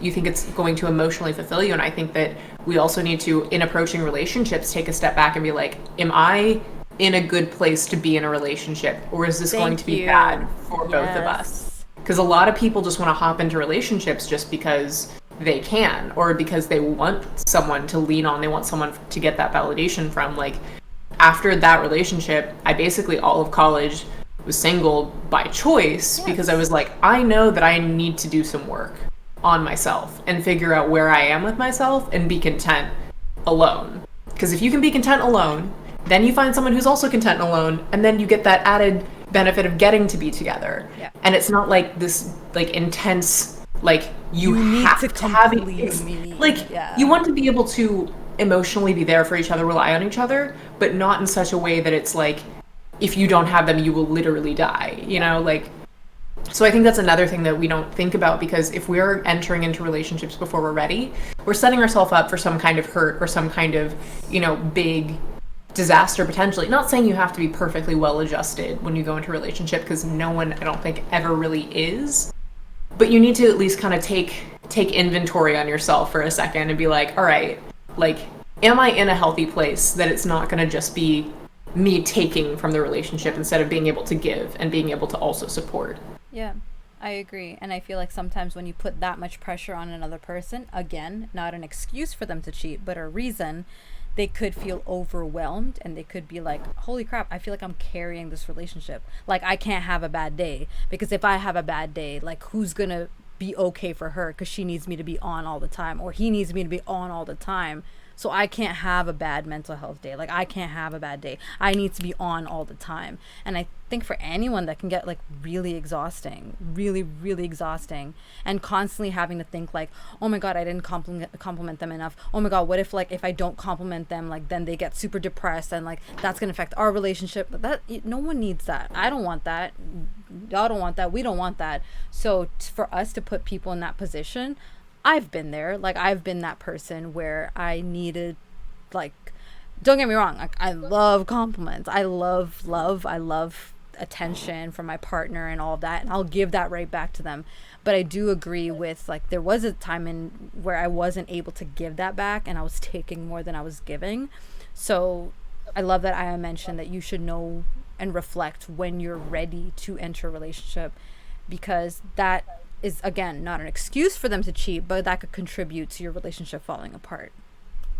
And it's good to be accountable and like know that you're contributing to that. So for those of you who have not picked up on this yet, these three scrumptious guests have joined the panel not only to comment on these questions that I've asked, but also to share their personal experiences. They've had some kind of experience with infidelity, and the next part is going to be a little deeper into their personal experiences. So if anyone would like to start by describing how you heard the news, how did you process it, and how did it make you feel just finding out about the infidelity? Whoever would like to go first. Do you want me to choose? I can choose. Aya, do you want to go first? Okay. They came? Thank you. Okay, thank you. Aya, sorry, do you want to go ahead? Yeah, I'm all right to start. So mine was kind of like weird in finding out, because it was emotional rather than a physical thing. But while we were still together, his ex told me that he was drunk calling and drunk texting him. And I remember going to his house and talking to him about it, and he pulled the whole "she's crazy" thing. I don't remember really what happened in the conversation, but I remember leaving the conversation feeling like, how could I accuse him? Like, how could, like, basically he kind of gaslit me into feeling like a piece of shit for daring to, you know, question, say anything. Yeah, you know, and I left thinking like, oh my God, how could I have done this? How could I have thought that he would have done this? And so I didn't really think anything of it after that. And it wasn't until after we'd broken up, it was his former best friend who thought that because I was his ex and he was his former best friend, we were going to be best friends. It was a weird situation. But that's when he told me that it was true. He was drunk calling, drunk texting her a lot. He also told me that the only reason he stayed with me as long as he did is because he liked my family, which was like kind of weird. It was a bad situation, and I kind of knew it was a bad situation. And like the other aspect of that I noticed that impacted me towards the later time when I realized that things weren't going as they should was more so that it was one particular incident when we were being intimate. I made a joke because I make jokes. That's who I am. And he told me to shut up. Like, just told me to shut up. And after I cried, and he was mad that I was crying, and he didn't understand why. And now I have the context to know that, like, from the class that I took, actually, what was probably happening, he was visualizing in his mind what he wanted to see, and I was ruining that visual for him. And, like, that, it helped me to understand better, which is actually comforting to me to have the context for it. But it was not a good situation. Just because it was a lot of issues with trust. Like I grew up with trust issues, so like most of our relationship was like establishing trust and being able to trust him and open up to him. And the thing that he did with that is that he knew how to manipulate it, and he knew how to get what he wanted from me and how to get me to believe what he wanted me to believe. I think turning the tables around at you kind of like shuts you up right away and puts it back on you. I wasn't going to fight him on it because I wanted to believe him, because, you know, we had spent all that time being like, you know, okay, we can trust each other now finally, like it's good. And then you feel shitty. You're like, oh my, it's true. How could I? Oh my God. Like we worked on this together. Like, oh my God, I'm such a shitty girlfriend. Right.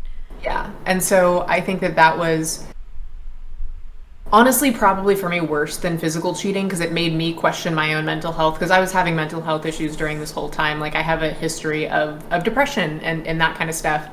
And it just put me way more in my head, because I felt like I couldn't trust anything that I felt. Like I felt like every time I would feel something, I'd be like, that's not real. Like, why do I feel that way?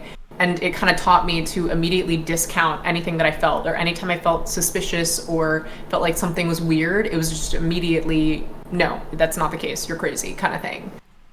Which is, I think, my biggest issue is with it. He fucked with my mental health and further messed up my ability to trust people. And that's why. And for a while, I didn't think that it was infidelity, because I was like, oh, he didn't sleep with anyone. It's not that big of a deal. Like, he didn't do anything. But he did. So yeah, I think that's one of those that it's been a very difficult time, which is why by choice I stayed single, because that was junior to senior year of high school. So after that, I was just kind of like, I wanted to work on myself, because I knew that I was partially accountable, you know, like I mentioned, like I needed so much validation, and I didn't want to put that on someone. But at the same time, I also didn't feel that I could trust anyone. 100%. And when I did trust someone, it was kind of like, but there has to be something else there, you know, like, so that's something that I think emotional cheating should be more talked about and viewed as valid, because because physical cheating will also mess you up mentally, but 100%. Like emotional cheating is bad as well. In a different way. Yeah, it hits in a different way, and I think that it's I feel like it's important to address and to be aware of, and to, I don't know, I guess communicate about it in a way that lets people know what it is and what it could be, and just to let people know that they're not crazy, you know, for feeling that way, or for feeling like that it wasn't okay. Yeah, I agree. And I think a lot of people, especially these days, and I talk about this a lot on my streams when I say that the society in which we live, it is so hypersexualized, and so it's hypersexualized to the point where physical intimacy is like, you're seen as crazy if you do regard physical intimacy as something special, or if you do think that we kissed, and like, to me that was a huge deal. And these days it's like, it's just a kiss though. And I think the value that has been taken away from a lot of physical acts contributes to people demeaning emotional cheating, or it was just a kiss, but it's, or we just made out, but it's you like, we have a partnership and you broke that. That's still breaking it. And I know there's a lot of people who might make you feel bad if there's anyone watching or listening, and you're in a situation where your partner might not have like had sex. That's not the only kind of cheating. You define what infidelity is for you, and no one has the right to tell you that your definition is wrong, your definition is too strict or too serious.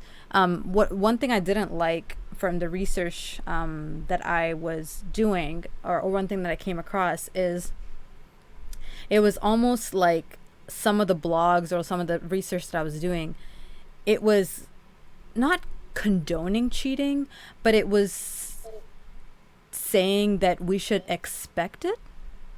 Normalization. Yes. And it was like making me furious inside. And I will ask you guys about it later, but that's the problem.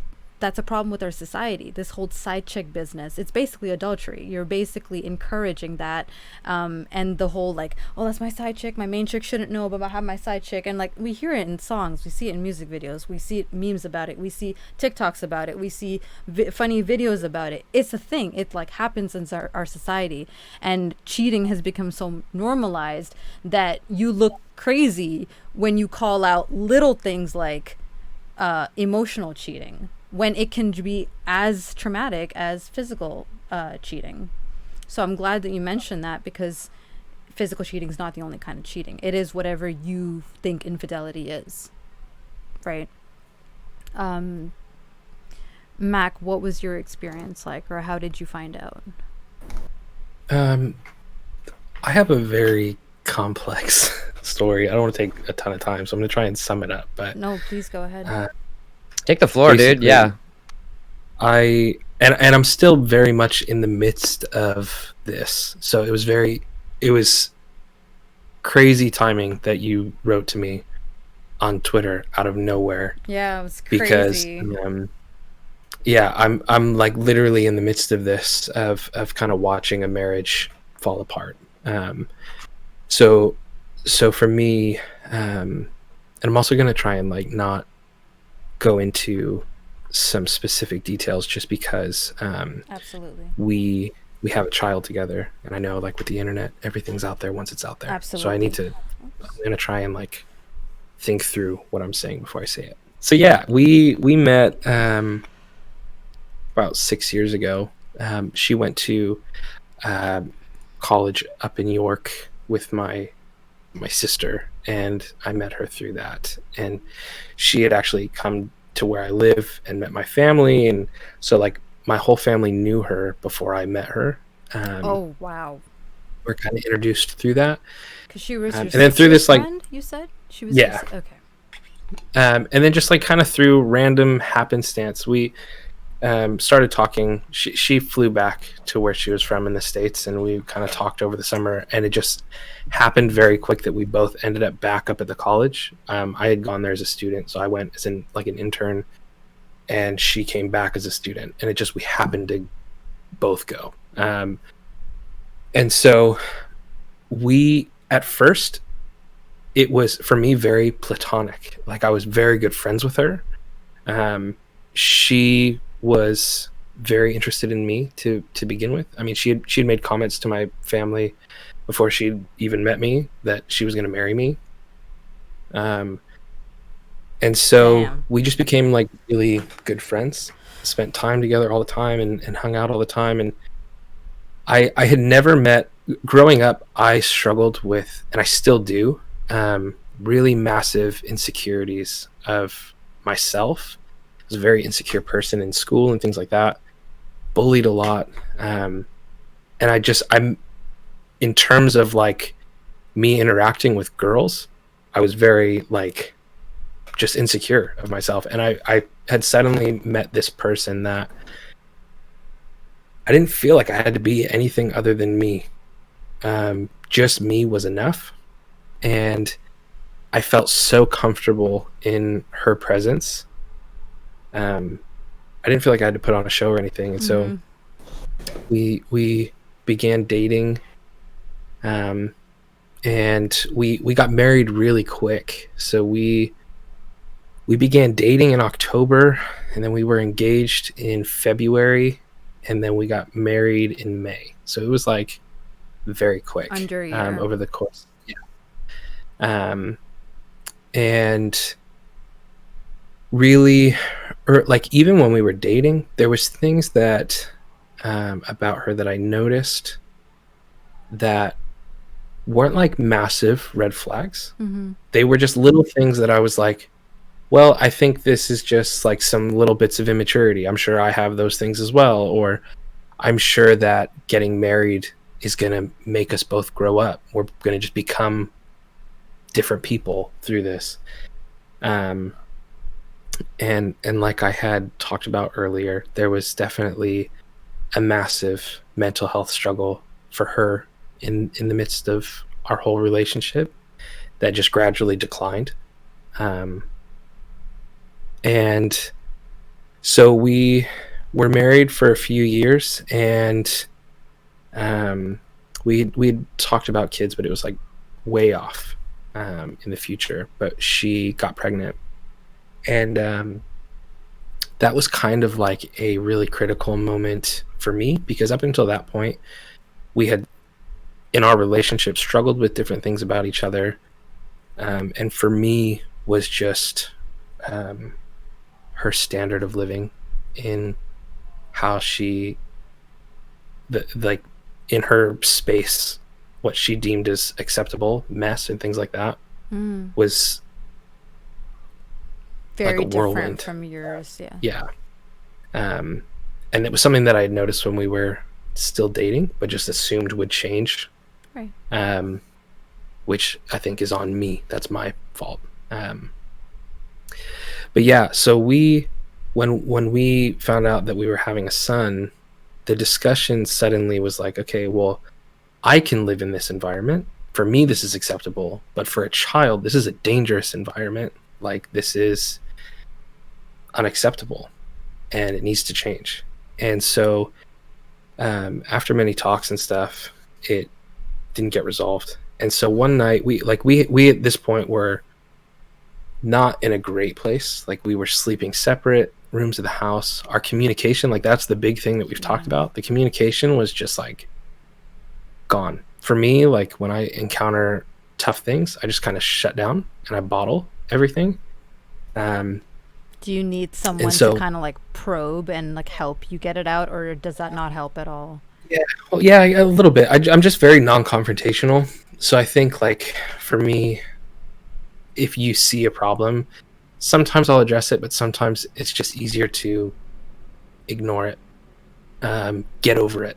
And so on one night, I spent like 10 minutes looking up divorce, and it wasn't because I didn't love her.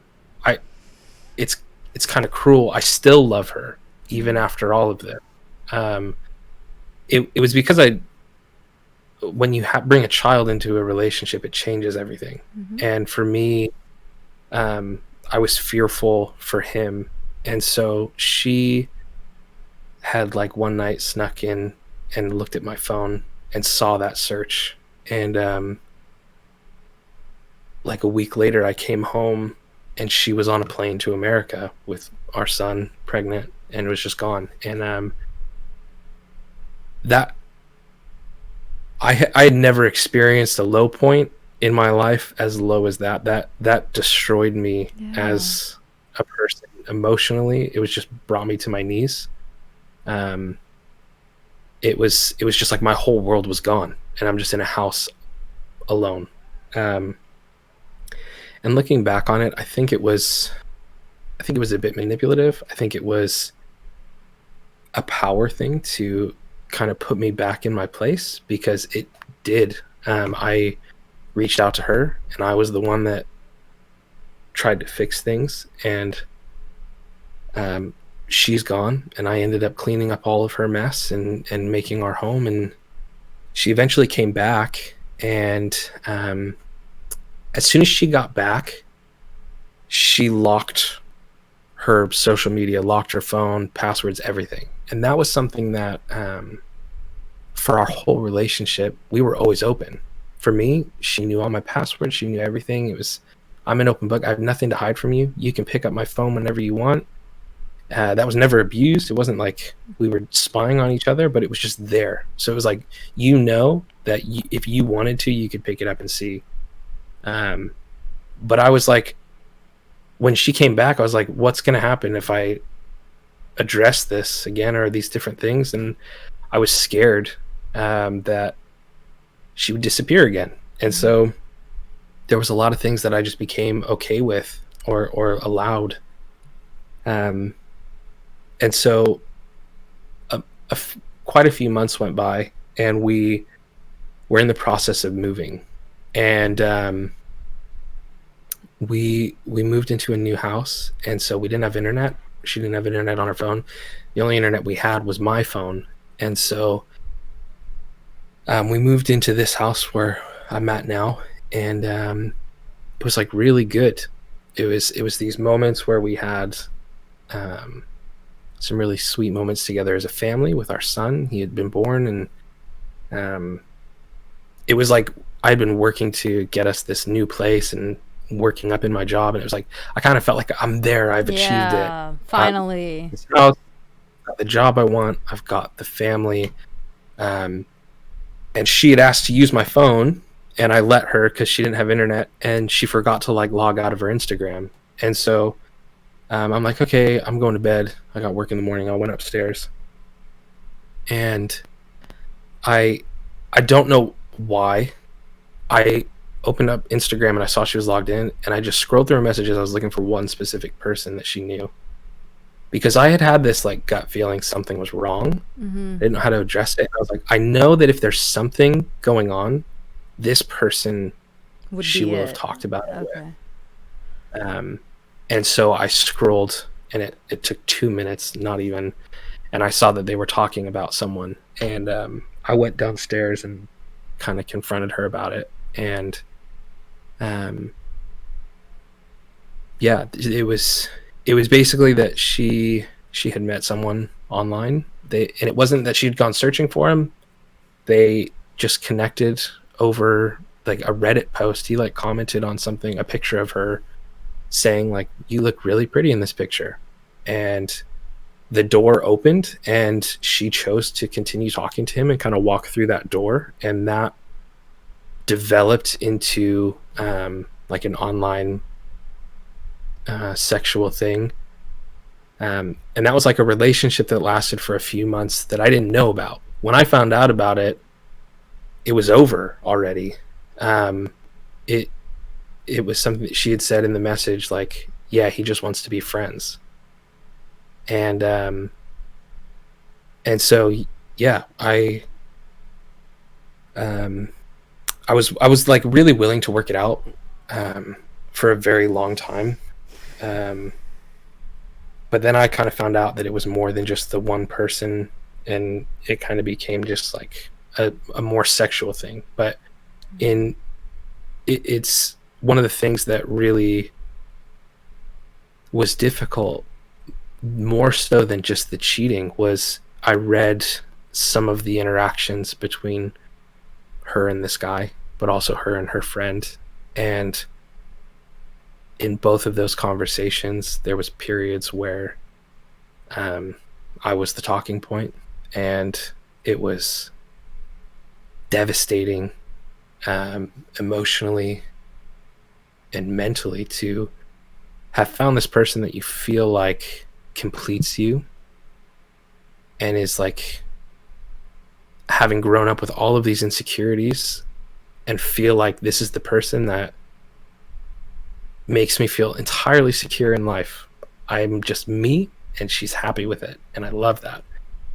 To see like just that person roasting you, your personality, your physical body, everything, that has been really difficult over this. This started in November, and she just moved out like a week and a half ago. Oh my goodness. Because for this past year, it was, I'm willing to try. I said to her, I don't know how we're going to get through this. I don't know how to get over those things I read and get over what you did, but I'm willing to try because we have a son, and I'm willing to give it an effort. And it just wasn't happening. So yeah, that's kind of in a nutshell. So you tried to fix things. You tried to work on things. It wasn't just like one and done. Like, no, I heard the news. I'm not okay with it. I'm done. Like, I'm leaving. Yeah, I think so. In the night that I found out, I still had the keys to the old place. We had just moved. And that night, I was like, you need to just go for tonight. And so she went to our old house.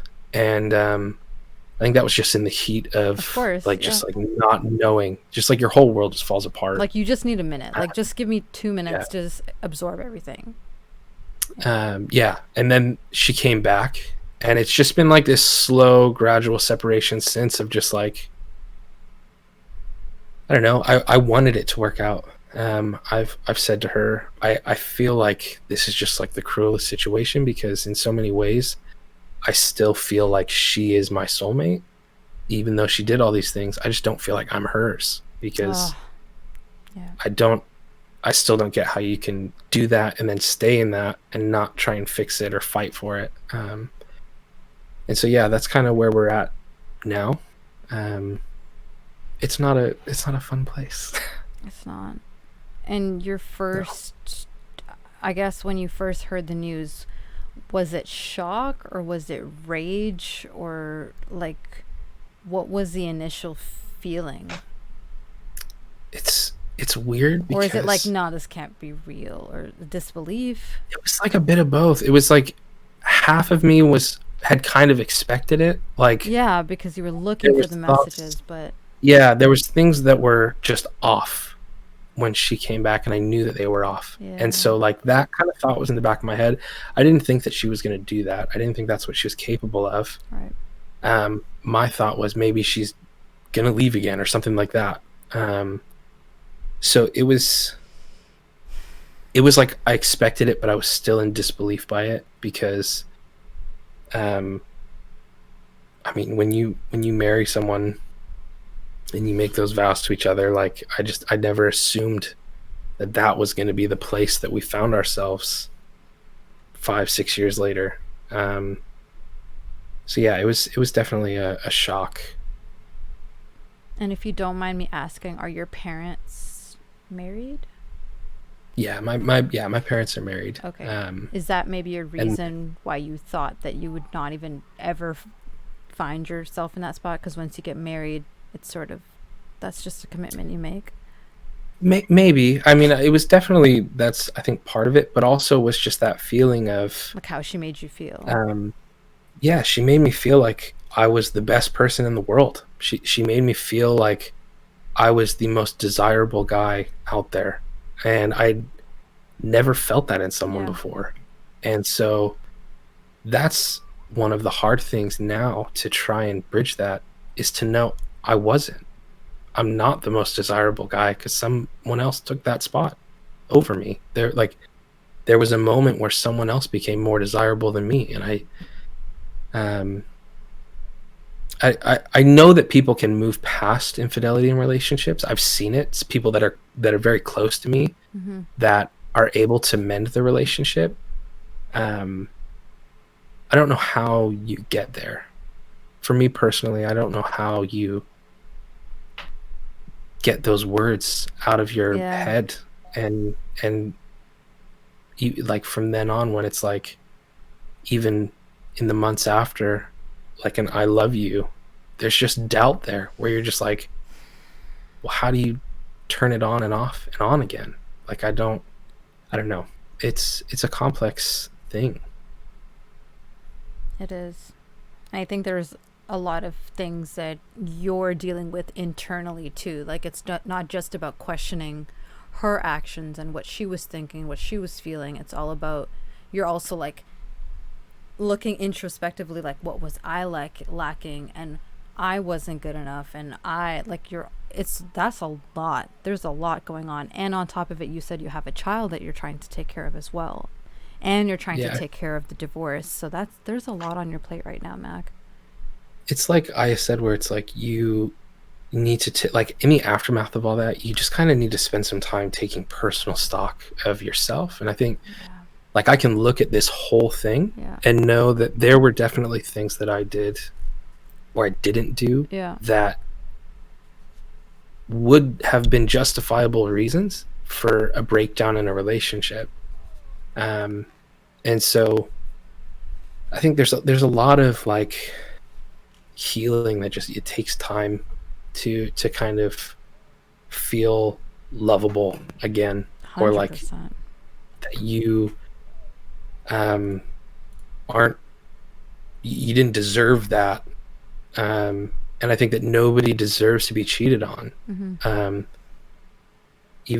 Even some of the worst people, they might deserve to be left and walked away from, but I don't think anybody deserves to be cheated on. I think that it was kind of touched on earlier, I think there's a lot of aftermath to that on the person on the receiving end that lasts for a long time. I know for me, it's something that still every day passes through my head, and those words will just pop up at random times, the sentences, the things that I heard, and it just, I don't know how that goes away.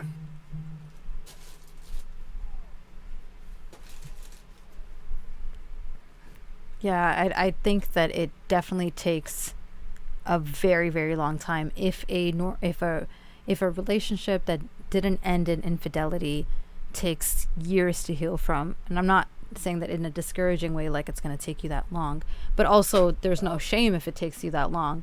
I can only imagine that if a relationship that ends in infidelity, how much healing there is that needs to happen from that relationship. And that's something else that I do want to address. There are some people who are able to heal faster than others. And then there's some people that take longer to heal. I remember when I got out of my relationship, it didn't end in infidelity, but we were together for 3.5 years. We were going to get engaged. Like he was pretty much like, it was set. Like it was just me and him. And when it didn't work out, it completely destroyed me. And I remember people always saying like, oh, just like take a few months to yourself, like it'll get better. And they were pushing, like it was almost, I was made to feel bad for taking so long to heal. It took me, I think, I want to say 3 years or 2.5 years to heal from the relationship and ending it. Ending it. And I know you know this. You have family that loves you, but I hope that there's no one in your life that is pressuring you or making you feel bad for taking whatever time you need, however short, however long you need to heal, because it is a big deal. What happened to you was shattering, and it should be something that you should be allowed to take time for. I sometimes feel like our society is lacking so much empathy, and we're so like rush all the time, and like move on to the next one. Best way to get over someone is to get under someone. It's like that's what's being flushed. I don't know if it's being flushed for you, but it was like flushed to me when I got out of my relationship, when all I wanted to do was just be sad. Like, just let me be sad, let me cry, let me have my depressing days or months or years or whatever, and just like let me heal the way I need to heal. And I hope you have people in your life, and if you don't, I'm gonna tell you, baby, you take whatever time you need to heal, however you choose to heal. Some people do it through, having multiple casual relationships. Some people do it through eating a lot of ice cream. Some people do it through just Netflixing by themselves. Some people do it by filling their time with like hobbies and activities and hanging out with friends, and whatever works for you. I think like that's something that I in thinking about what I wanted to convey in all of this, that was one of the things that I kept coming back to, was finding an anchor in the midst of this like tumultuous time. For me, that was my son. Like like inside, if he wasn't there, if he wasn't born, I think that I would be in a completely different place now. And a lot of that would have been because I was damaging myself. I think I would have fallen into things that were self-sabotaging and 100%. hurting myself. Goodness. But like, I knew that even in the moments where I felt like I had zero strength, he needed a dad. He needed a parent there to be stable. And whatever that anchor is for each person's situation, it might not be a son. It might be, I was talking to someone and it was their dog. And that's what got them through. Whatever it is. Was just their dog. Yeah. And I think it's important to find that anchor to keep you, because I think that you're confused. Everything about you emotionally, mentally, it's just like suddenly your whole Shattered. world is just flipped upside down. Yeah. And that can lead you to make choices that are not very good. And so finding that thing that's going to keep you where you need to be. 1000% agree. Thank you, Mac, for sharing that. Thank you, Aya, for sharing that. Thank you, both of you. Tony? Yeah, I don't know how to. Yeah. Thank you guys for sharing. There's so much in Mac's story that I definitely resonate with. Yeah, how to untie those knots, dude. We can touch on that later, because I think one of the biggest problems that we have as advice givers is like not every problem needs somebody to try and fix it for you. Like you're not asking your friends. Thank you. For, you know. Like, don't try to fix me. Like, let me be and let me just heal the way I need to heal. Like, just be there for me. That's the best thing you can do. So I resonate. I really resonate with that story. I met my wife 6 years ago, my ex-wife. It's not ex yet. The divorce is final in October. It's taken 1.5 years because of fucking quarantine. And then California has a 6-month mandatory period that you have to wait in the first place. Like there's a bunch, yada, yada, yada. Wow. I met her 6 years ago when I was doing CrossFit in LA, just like hanging out or whatever. I'd gone up there to pursue music because I lived in San Diego. So I had been in strings of relationships, probably about 3 serious relationships before this one. Met her, things pick up. There were already red flags that I was kind of ignoring along the way because that was an MO for me. Like I had told you, you find somebody I find super attractive and deemed them better than me for some sort of reason that I kept subconscious. And then I kind of subverted a lot of my expectations, desires, compromise yourself and your values. Because if you don't draw boundary lines, you've got none. Yeah. So that went on for years. And she worked as the executive assistant and I'm legally allowed to tell you all that is about to unfold. So it's actually a really fun story. He owns a bunch of websites, porn websites, and a lot of them. And he sells advertising on those websites, and he goes around, he dabbles in a lot of things like marijuana businesses, things like that. So she worked for this guy, hundreds of millions of dollars, lived up in Agora Hills. So we moved out there, and we moved out there so that she could be closer to work, so that she wouldn't have to transit. Well, about 1.5 years into the relationship, she goes, what are you thinking about doing with the rest of your life, kind of thing? And it was at a dinner that we were both going out to. And I'm a professional musician already. Like I've been doing that for 10 years and like living solo. So I'm doing actually okay. But I went to school after, I went to community college, maybe I'll go back. So I applied on a whim to UCLA, got in the history program. So then for the next 2 years, I drove from LA to San Diego and to Palm Springs probably twice a week, and then back home on that same day for gigs. About twice a week, I'm spending something like 16 hours in a car. In the mornings, I'm waking up at 5:30 to drive to the 405 to go to UCLA and then back to Agora Hills so I can take care of our animals, make sure the house is kept clean. Oh my goodness. Because I'm doing exactly what Viva was talking about, which is I want to make it work. Even every relationship hits rocky points. Unless you're so blind that you can't identify how bad this has gotten, the sunk cost fallacy of just, anyways, you're there, you've devoted the time. Well, I'm clearly going to marry this person. We travel together, the friends in bed and things like that. So at this point, you're not married yet? No, we were engaged at 3 years we then got engaged, or no, we got married, and then no 4 years, and then we were married for a year before everything kind of fell apart. So you were living together, but you were traveling for school and for gigs. Okay. Yeah, exactly. And at the same time, she got promoted, so she's making way more money than I am at this point. And yet, because the communication is so lacking, you're starting to feel that tense of monetary. We're getting married and I still feel that way. So there's something wrong clearly there. And then you start to feel kind of beholden to the person that's holding those purse strings, not only my relationship with the guy above. So you want to appease that. Maybe I'll be a lawyer. Maybe I'll do this because it could help you guys out in business. And the closer that I got, the more awkward that they got because they didn't want me getting close. And about a year before everything blew up, his wife had suspected that they were sleeping together, my wife and her husband, her boss. And my immediate inclination is that is the most cliche bullshit I've ever heard. Even like she's the executive assistant to a porn mogul. If they cheated, that would be the most boring shit of my fucking life. Like that's hilariously boring. Well, it turned out to be true. And we didn't find out until like a year later after we had already gotten married that they had been in a relationship for 3 years. And not only was he in a relationship with my wife, he was sleeping with every prostitute he could pick up in every country that they were going to. So they started spending 3 weeks at a time in Vienna, in London, in Turkey, in all of these places. And I was so assured that there was nothing going on, even though I knew the nature of their business was to assuade people to come to their side through whatever provocative means they could find. Drugs, women, guns, whatever. And what's their side? Like to their, like, we want your advertising, we want your money. The way that they would facilitate for that would by going out and partying with these people in whatever country that they were. Yeah.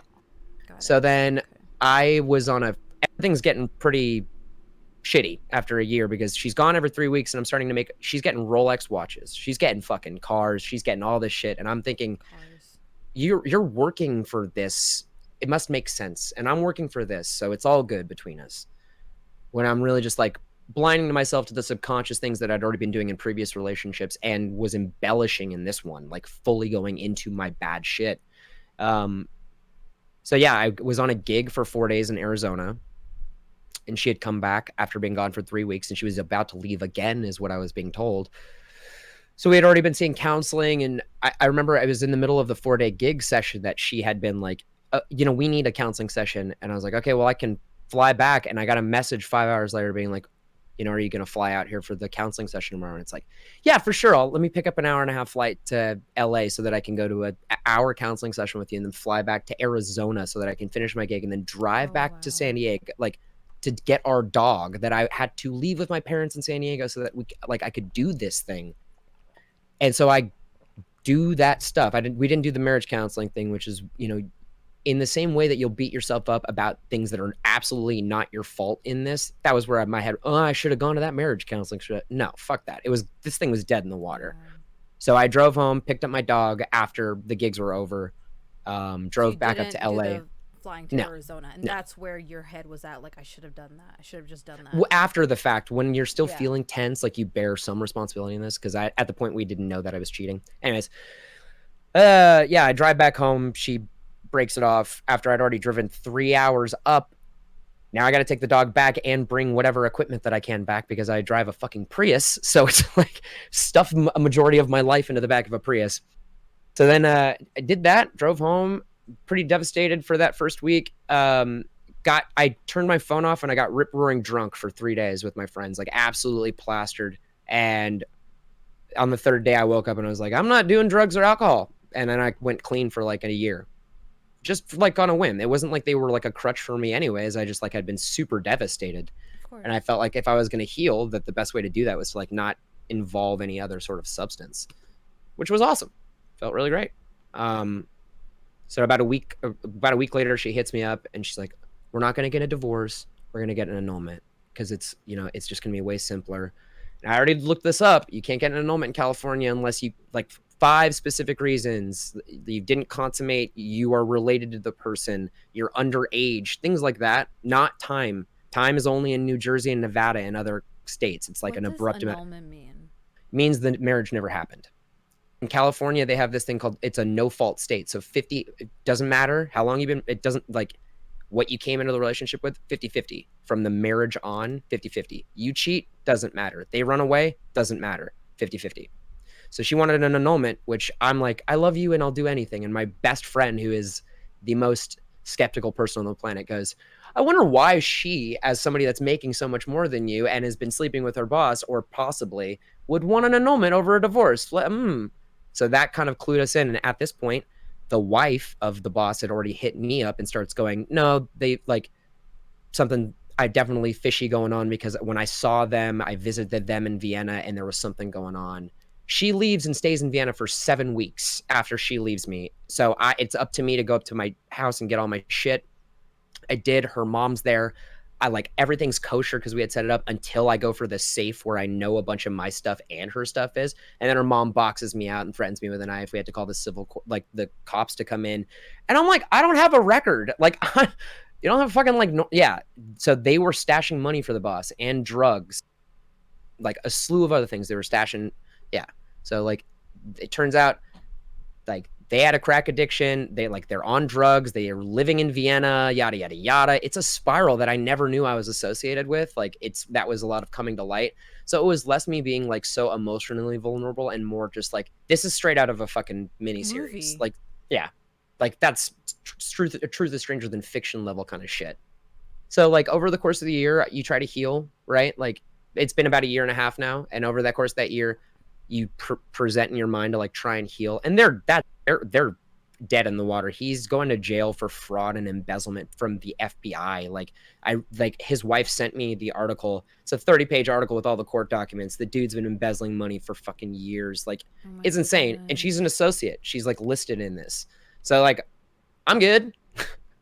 That things are good there. But I feel like the moment that I actually really started to heal was when the quarantine hit and you're like left with like all the avenues that working out, staying sober, doing all these, going out and being social, everything's cut off. Like what you got to be just you. Yep. And that's when the most healing happened. So I spent that year trying to find an identity and make healthy habits and choices that would allow me to grow as a person. And the healthiest thing that happened to me was when I drank for the first time and smoked for the first time, because all these anxieties fucking came up so fast, all this negative talk inside of me.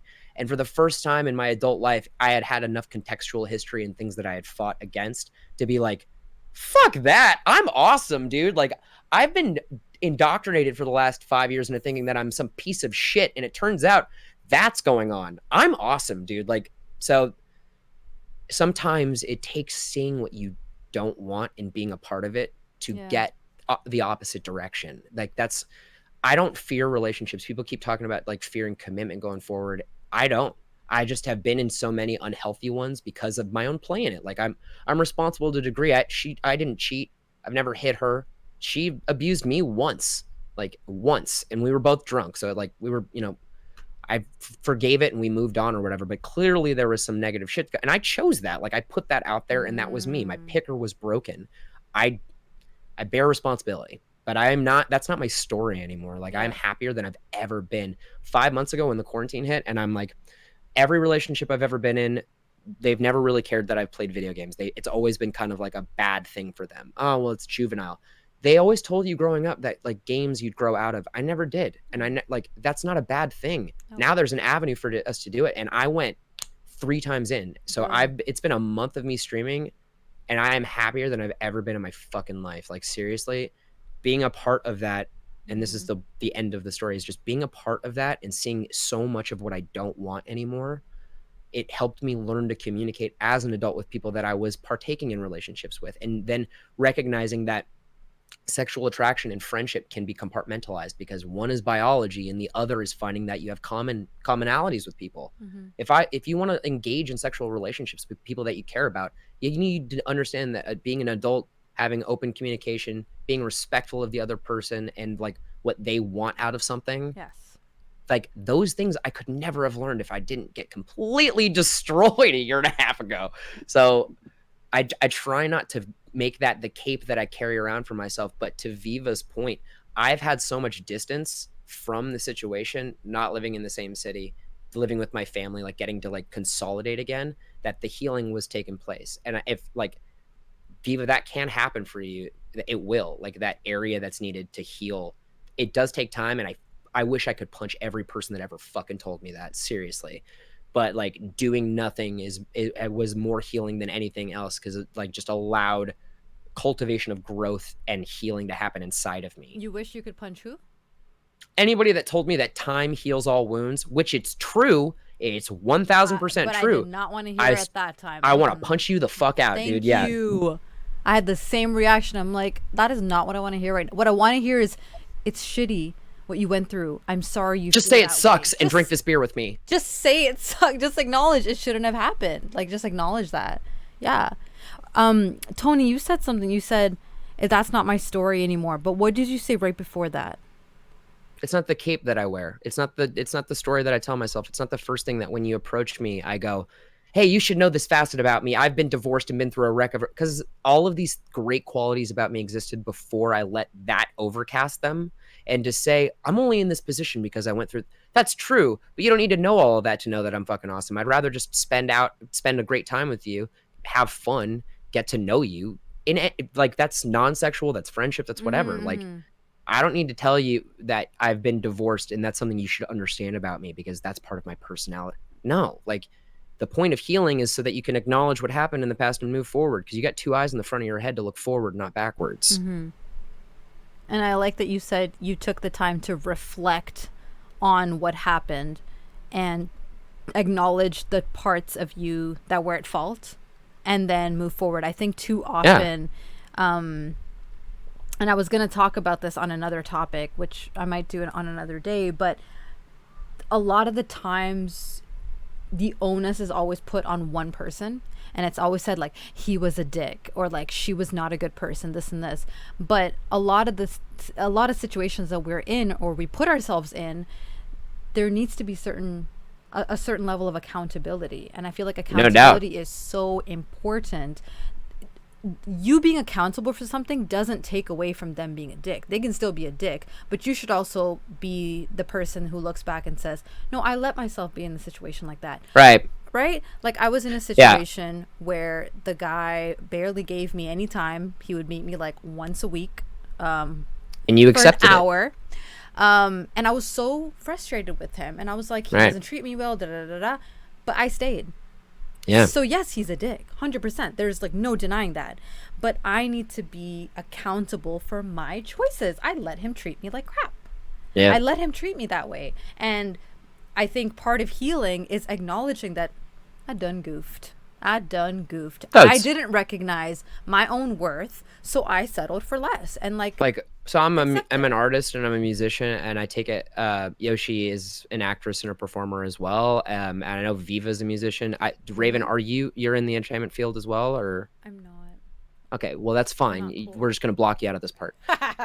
No, I just mean to say that somebody had to tell this to me for me to really understand. Is like, anytime somebody's told me a story, like, I got asked, why do you feel so good? Like, you seem like you're a lot happier. Did you meet a girl or something? And I was like, no, but I'm in the best point of my life right now. And they were like, why? And the story that I told them is reflective of, I feel like, how artists tell stories or think, where it's not a straight line. I go, well, the Romans, when they were in the house and outside, they kind of lived a life of oneness. Like, there was no internal life and extra. Everything was the same. And I feel like my internal and my external now are reflective in the same way. Do you understand that, random dude at the gym? Like, that's artists for you, dude. Like, we go about things so weird and complicated, but I mean, it's us. That's our way. It's our process. Mm-hmm. So I didn't acknowledge, people say that you heal differently. Artists and people that is like feel those, they process it completely differently. Yeah. But it's at the end of the day, it's not the story that you need to tell yourself. You need to allow yourself the time to heal, but you need, like, life is full of possibilities. Yeah. Truly. I think one of my favorite. Oh, sorry. Go ahead. Go ahead. You take it. No. Somebody say something. I was just gonna say, like, I'm kind of sat here in admiration. I don't know if that's the right word, of your viewpoint of the situation.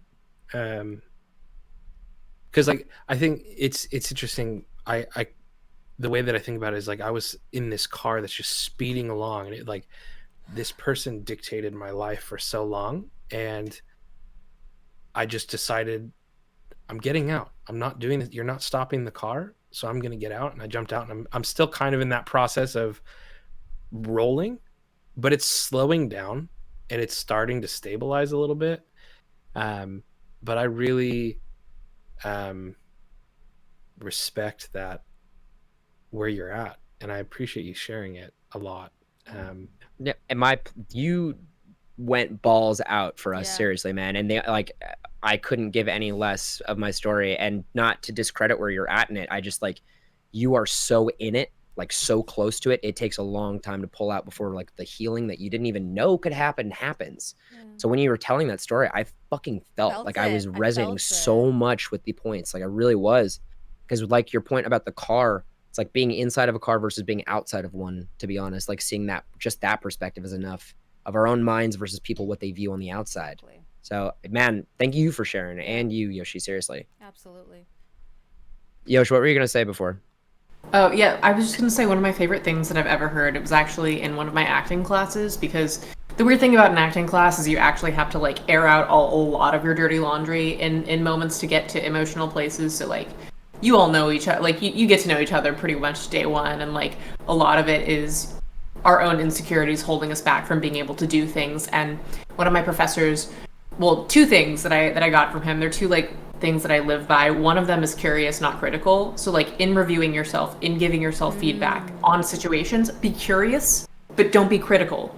Because hindsight is 20/20. What you know now, you can go forward and make changes. You can go forward and implement this going forward. Being critical isn't going to change anything. If you just sit there and say, I was so dumb, I can't believe I didn't see this, it's not going to help you at all. It's just going to make you feel like shit. Yeah. But if you look back curiously and say, okay, this didn't work. Yeah. So this, and you try to figure out maybe why. It allows you to understand yourself better, but also not be too hard on yourself and appreciate in that self-improvement. And then the other thing he would say when we talk about something is just the concept of like, let's retire that mythology. So like in the concept of like how you see yourself, which has been one of my favorite things, just because like the way that I'm a high-level perfectionist. So in my mind, I'm never going to be good enough. And so it's about going through day by day and retiring those things. So instead of waking up first thing in the morning and being like, telling myself that I look like a slug in the mirror, like something like that, just like slowly being able to retire that mythology and be like, you know what? No, that's not serving me. That's not going to help me be who I want to be. All that's doing is making me feel worse about myself. And those two things have become kind of just my, like, some of my life slogans, because it helped me in acting, but it also just, I feel like it helps a lot in life because it allows you to approach yourself more gently.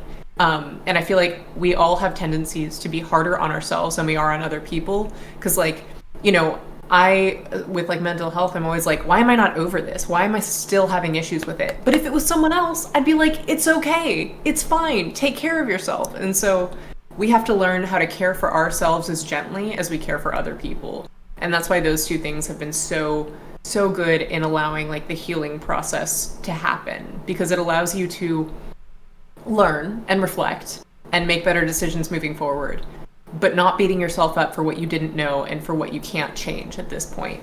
Yeah. Like when I was at a really, really low point in my life and I was having suicidal thoughts and stuff, someone told me something that is so simple, but for some reason it was phrased so beautifully, and it's so short. She just said, be kind to yourself. And I know that, again, sounds so cliche, but it's so true. Like we're kind to other people. We're supportive, we're caring, we're empathetic. But when it comes to us, we set ourselves at these super, super unachievable high standards of healing, of performing, of intelligence. And when we don't meet them because we set ourselves up for failure, we are down on ourselves, but we literally set ourselves up for failure by having these super, super high expectations for ourselves. And I joke about this on my stream, but it's true. Like, celebrate your small victories. No doubt. Right? If you're healing and there was a place that you and your partner went that you could not go because it hurt too much and you were able to go there, celebrate the shit out of that. No doubt. Buy yourself a good meal, watch a good movie, whatever you do Go to get celebrate. massage, dude. Fuck yeah, pamper yourself. Celebrate I'm that. I'm gonna do it. No, I had to celebrate my birthday last year alone. Like, it was the first birthday in 6 years that I'd done where somebody wasn't like, yeah. And I was like, I'm gonna go hell hard. yeah. Yes. Valentine's Day's coming up after too. I'm doing me. Yes. Korean spa all day. So true. Clay pits, baby. Yeah. Like, I know this is a side note, but it kind of relates because just a few days ago, like, you guys, I mentioned that I needed validation, or I think parts of me still need validation from men in my life. But for, I think, the first time in a very long time, a few days ago, I actually looked at myself in the mirror and I was happy with myself. I had a moment of self-love, and it was such a foreign feeling. I was like, oh my God, is this what it feels like to love yourself? It was a fleeting moment, but I had it and I felt it, and I was like, this is what we need to feel like often. You can have off days, like we're all gonna have off days, and it's okay. But I think like doing whatever it takes to love yourself is gonna make us so much healthier, to the point when we do interact with people or we do approach tasks in our life, we're less down on ourselves because of the foundation. We love ourselves. So even if people don't love us, or the work we do is not like as good as we thought we could perform it, at the end of the day we're like, no boo, you good, you cool, you cool. Yoshi hit up on something earlier too. There's two things that I clicked, like fun. It's awesome that I think everybody's got like these catchphrases that they go back to, because they literally live right here. Yes. Attitude over effort was one that a trainer told me. Attitude over effort. And then the other one was consistency over intensity, which is so good for healing, is just consistency over intensity. You could burn your, I'm getting that one tattooed for sure. That one's actually good for working out too, by the way. No doubt. That's where I got it from. Like consistency over intensity, folks. Yeah. But Yosh had hit on early. Fuck, I almost had it, was gone now. No, first was Viva saying the insecurity thing, and that's why I brought up the artists. Artists are notoriously insecure because we feel like we've got that imposter syndrome kind of thing going on. You know what I mean? And she talked about being perfectionist. That's not what I was gonna go with, but she had fuck. You can't love yourself. Yeah, that's it. You can't love anybody else until you've loved yourself, and you need to learn how to do that through self-care and kindness. And I didn't realize that until my shit went down, like that your capacity to give love to anyone else is capped at what love you're giving yourself. Like that's a revelation. That was a paradigm shift to me, to be like, if I keep picking people that are going to treat me like shit, it's because I am only like capable of giving piece of shit love. Like I got to love myself better. Yeah. So now I love myself. And I think also it's actually interesting if you think about it. If you keep people around you, it's by that same token, if you keep people around you that have showed you kindness and care and love and all of that, you have that standard, right? Yeah. So when someone comes your way and they can't even meet that standard, you're like, bro, you can't even give me what my friends give me. That's what I expect out of people. Yeah. But if you have shitty friends, right, and you feel shitty about yourself, you're gonna receive shit and accept it and be okay with it, because that's all you know, that's all you've been accustomed to, and that's what you accept. Yeah, the power of association is a real powerful tool, no doubt. Like, oh yeah, because like I think I was at a point in my life where I just kept people around because they wanted to be around, and they would really weren't providing value to my life, but I was just like keeping them around. So I didn't quite like, I knew what I deserved from people that were coming into my life, but I didn't. And it's not monetary value; it's like character value. Exactly. And I didn't know how to receive it, right? So I would just have like shitty people around me all the time, and it only, sorry, I'm out. It only took me meeting amazing people. Actually, no joke, streaming like really pulled me off the edge, like for real. Like that's when I was having my really dark thoughts, and streaming and the love that I get from streaming and the happiness I feel, even if there's like one person in chat or no one watching, how therapeutic it is for me. If someone comes in my life and they can't even give me that peace, just that little bit of peace, I don't want you. I'm good. I have this, right? Like if I'm sacrificing 6 hours of streaming to spend time with you, you better match, baby. You better worth it. You better make it worth it. And again, we're not talking sexually. Sometimes just spending time with someone, having those like deep conversations and sharing a good laugh, doing a cool activity, like that's where it's at. And I feel like society doesn't stress that enough, again, because it's so hypersexualized that it's always like, but did you have sex yet? But did you guys do this? You hit on XQC literally said that 4 months ago, where he was like, I would still stream for one person because it's where I would go when I was sad or anything else was going on. And then Recful passed away 2 months later, and I was with my friend being like, I have watched that guy's clips on live stream fails like every week for the last 3 years, and like the people that knew about his situation, where it's like this community is so much more positive for witnessing stuff like that, that where you had so many people that were very positively trying to reinforce him, and it still happened. And nobody on this platform wants that to go by the wayside. Like we care about it. It fucking matters. It does That's matter. not the norm on the internet anymore. Like that, the norm that we talked about from when the internet first became like an advent we're using on a daily basis is how toxic everything is. And I can't say enough about how much in the last month I've been my eyes have been open to the kindness of this platform and the communities that I'm falling into. So Yeah. thank you, Solo. For me, like, this is the first time that I have disclosed any of this with the Twitch community, the people that have been in my community for a long time. There's people in chat that Thank you, Mac. this is the first time they're hearing it, but even with just saying, because there's periods of time in the last year where I just couldn't do it. There was stuff going on. Yeah. You don't want to go on and just be fake. I was like, I'm not going to pretend to be happy. I'm not happy, and I can't make entertainment. I can't entertain you guys or put on a good stream if I'm not happy. And so I would just say something like, I've got stuff going on. Be very vague about it. I've got personal family stuff going on. And even just that, the amount of support that came through from that was insane. People like the Twitch community has been insane. In the Twitch Syncs community, finding a lot of the people through that has just been unreal. People have been so kind and reached out, just dropped little comments. Hey, thinking about you today. That kind of, like, man, I don't think that's insane stuff. Yeah. The power that words have, even just like something like that. I'm keeping you in mind. I was thinking about you. Totally, man. That can change someone's whole day. That can, like you said, Raven, that can pull someone off the edge. Yes. Like that. Yes. Words are huge. Yep. And that's why on my stream I'm so careful about, or I try to be, not just actually in my stream, but in real life, like careful about the words I use, because you really, really don't want to be that person that just says the wrong thing and that's like that last straw for someone. Because, you know, there's a lot of people. How many times do you hear news of people passing away, and people are always like, but how did no one know? How did no one know that they were so troubled, this and this? There's no blame going around, but maybe they didn't have someone that they felt comfortable talking to. Maybe they weren't getting the support they needed. Maybe they didn't feel they were worthy of support, whatever it is.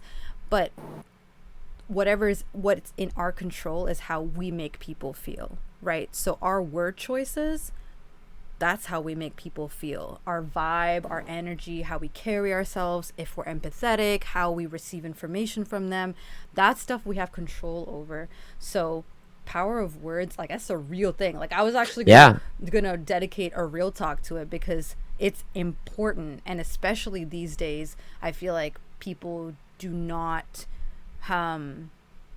either believe in the power or respect the power of words. They just kind of like throw things all over the place. But it's very important to really be cognizant of the words that you're using, the choice of words, how you're saying it, your tone, the inflection in your tone. You know how people say, like, it's not about what you say, it's how you say it.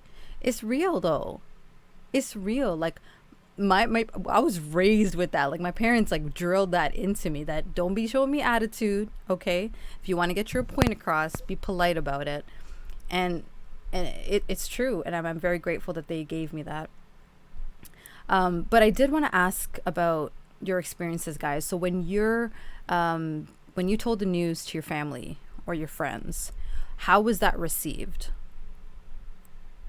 Like, what was the reaction you got? Was it support? Was it blame? Was it, you don't need them anyways, just do it? Like, what was how was that received? Tony, what about you? They all knew. Like, not actually knew that the act was going down, but they fucking did not like her. Like, oh, shoot. Yeah. So, I mean, it's funny how it always works like that. Like, as soon as you separate yourself from the thing that is like the infection, then everyone's like, we're going to push you to heal as hard as possible because we never wanted that in the first place. So the community rallies around you like when that happens, but in this conversation, it's not my intention to talk as much mad shit on my ex or about that situation as possible. I think what happened was interesting and I've forgiven and moved on. Forgiven doesn't mean I'd ever go back, but it definitely means like I don't need to hold hatred or corrosion in my heart over something that helped me grow. In fact, thanks. Thanks. Yeah. Yeah. But my family was already like, they had the stretcher waiting already. They had the IV. As soon as it was like, we knew it. Like all my friends too. Yeah. They were like, we're going out to the bars for a couple of days. And I guess over the course of the next year, the thing that bugged me maybe the most was so many people being fragile around me. Like, are you okay? Like, are you sure you're doing good? Because I'd start to exhibit things that they weren't comfortable with. Like, hey, I'm going to go visit this person for 3 days in this city because I don't have a relationship and I can go do that. Nobody's like telling me what time I can go and like do stuff. So people, are you sure you want to make those at? Yeah, it's been a year. I'm going to go party and like hang out and just be normal again. Like I healed. I'm good. The fragility thing gets a little old. So during the I guess during the relationship, did they vocalize that they didn't like her? Yeah, maybe as best as they could have without crossing any lines is what your friends, the ones that you really keep around, or your family are going to do. They're not going to tell you, because then you're the enemy and you're the asshole for telling them something that they didn't ask for your opinion on. Okay. So that's got it. And if you don't want them to be fragile around you, what would you have preferred? Oh, well, I mean, not originally wondering if I was okay. You know, I did like go off the rails for a second, but literally after 3 days, it was me going, I'm going to make all these healthy ass decisions and things like that. So I think the difference being is that once I started seeing people being really sensitive around me about certain things, like, hey man, my trainer literally asks me every day, how's your mental state today? And I had to tell him, because he's a bro, he's a jabroni just like me. So I was like, you don't have to ask anymore, dude. I'm actually doing really good. Like for like stable 5 to 6 months, I'm doing fucking swell, dude. You're all good. Don't like ask anymore. Okay. Just being direct about the communication, where you're just like, hey, mom, dad, like I know I appreciate all the work and like support that you gave me, but all good. Because you're a direct person. Because I know some people say that and they're like, they like secretly want you to check up on them, or they're secretly not okay. That weird fucking like manipulative vulnerability kind of thing. Yeah. People go through different processes. I get it, but like, if I'm good, I'm good. Got it. And that's good to know, because your friends, you would hope that they know that about you. So once you give it to them straight, like, dude, I'm actually never again. Okay. Exactly. Communication. Okay. Right. Communication. Yeah. I did want to say one thing about what you said, which is amazing, because I was actually going to make a YouTube video about this. Tony said, even though I've forgiven my ex, doesn't mean I'm going to go back to her. And I think that's really important to note, because there's no shame to go back to someone who has cheated on you and you've forgiven them. That's your business. Or to step away from the relationship. But I think for a very long time, I viewed forgiveness as, I forgive you, I accept your apology, let's try to go back to where we were. But it's not always like that. You can forgive someone, you can accept their apology, you can accept them feeling like they messed up, and you can accept them, be like, I believe you. But what you choose to do after that, they don't have control over that. And they can't make you feel any which type of way, because now the ball is in your court. You've accepted their apology, and now you're going to do what's healthy for you to deal with that. Whether it's moving on, changing your vibe, leaving, staying. There was a period where I would have too. There was a point in this, even when knowing that she had probably been like infidelic, that I still probably would have gone back. It's just then once a certain period of healing had passed, then it was like no, like superior quality of life in every direction. Like I'm good. Can do whatever. I'm great, dude. Like, and it's I think. Go ahead. Well, I was gonna say, like, I think sometimes apologies are seen as for the other person, but I think a lot of times apologies are for us. It's like you said, Tony, not holding on to this corrosive thing. Hatred is can make you a bitter, horrible person. Yeah. And there's a musician, Noah Gunderson, who I love so much, and he has a line in one of his songs where it's, hatred is a sharp knife held by the blade. And that's something that's always stuck with me. I'm still kind of in that place where I recognize in my own life, in this situation, there's still parts of me that's holding onto that blade, and it's not hurting anybody but me. That's hurting me. And so for all of us, like, that forgiveness, that's not for them. That's for us to heal us, Yeah. to let that go. Yeah. And I think that was a lesson that I had to learn, because for so long it was so much about that person, me forgiving that person and trying to make them okay again and us okay again, when actually it's, I accept your apology. It's for me. Now I'm going to heal, and you just have to deal with the way that I choose to heal, whether it's with you or without you. And you shouldn't be guilted into going back in the relationship if you don't feel that that's right for you, or going back to the way things were if that's not what works for you. Yeah, forgiveness doesn't require an apology either. Like, she never apologized or admitted to me that she was cheating, but I have 2 phones, That's 4 true. laptops, and so that prove through all this she never admitted it. She never admitted it to, like, the boss's wife or anything. Like, Damn, it doesn't. eh? I know. Wow. It doesn't require their apology. In fact, it's kind of petty to expect somebody that's as narcissistic or sociopathic in those tendencies, which they can fix, but like, to expect that from somebody that had no introspection and was going to do this shit anyways, that's on you. Just like, forgive them and move the fuck on. Like, they don't play a part anymore. Yeah. But yeah, Viva fucking, I got some, I have to, here's the thing that I think all 4 of us can probably resonate with. When this shit happens, if you knew somebody that had the exact same thing happen to them on the same day, they were your best friend, you would still feel as alone as you've ever felt with this pain. Because the loneliness that you feel is loneliness in knowledge. It's loneliness that you are the one-eyed person in the kingdom of the blind. You experienced this and nobody else did. It's your pain. So Viva, like, I know how many people are going to rally around you and how alone you must feel right now, truly, even with your family and friends. And in that loneliness, switch it to solitude and make strength out of it. Because that's something that you fucking, everybody goes through dark times. Everybody does. And at the end of the day, we're the only person that can take care of it. And the time and the cliches and all this stupid bullshit really suck. But at the end of the day, when you're through it, like, they are there.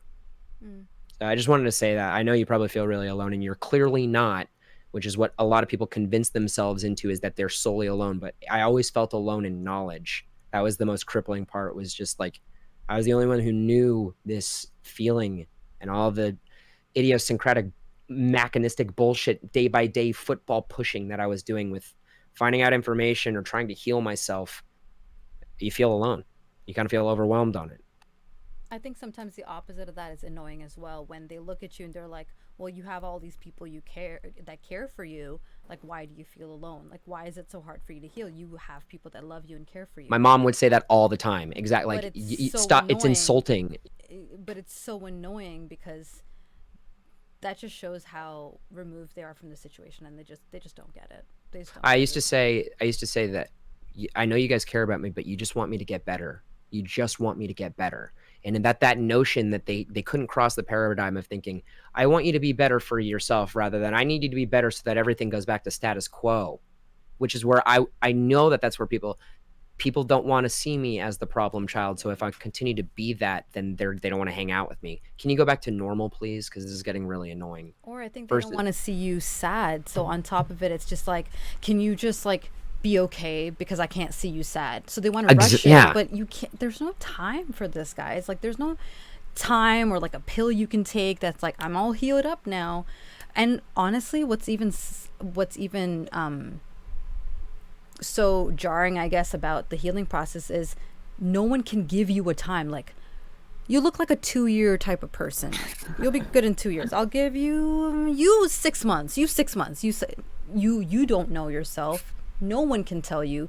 You just have to write it out. And I think it really helps when you have people that are constantly like giving you that, like, dude, take your time, do your thing, like, I'm good. Or you have people around you that if you hit them up and you're like, I know we had plans today, I'm like not okay, and they don't like force you and keep badgering you to like hang out with them and saying, no, come on, it'll be fun, come on. Like, sometimes we need that little pick me up, but sometimes we just want to be alone, and that's okay too, you know. And I think that's when I was going through my stuff.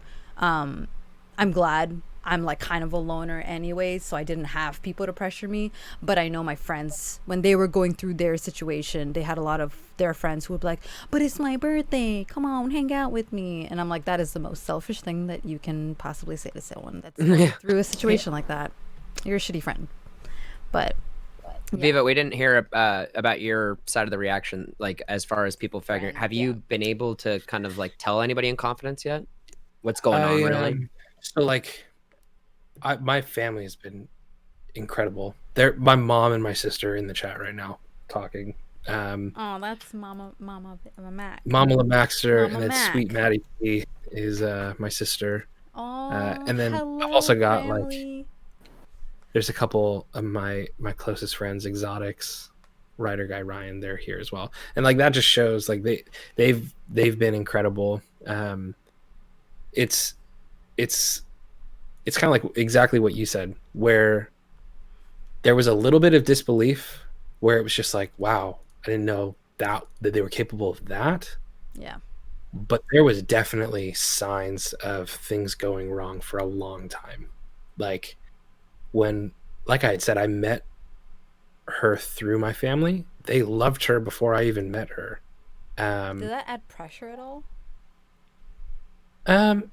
No, if anything, it was like the opposite, because they like just absolutely loved her. They were friends with her. It was just there was no like worry that there was going to be strife in that, which is, it ended up becoming that, because as they watched over years as I just became this different person.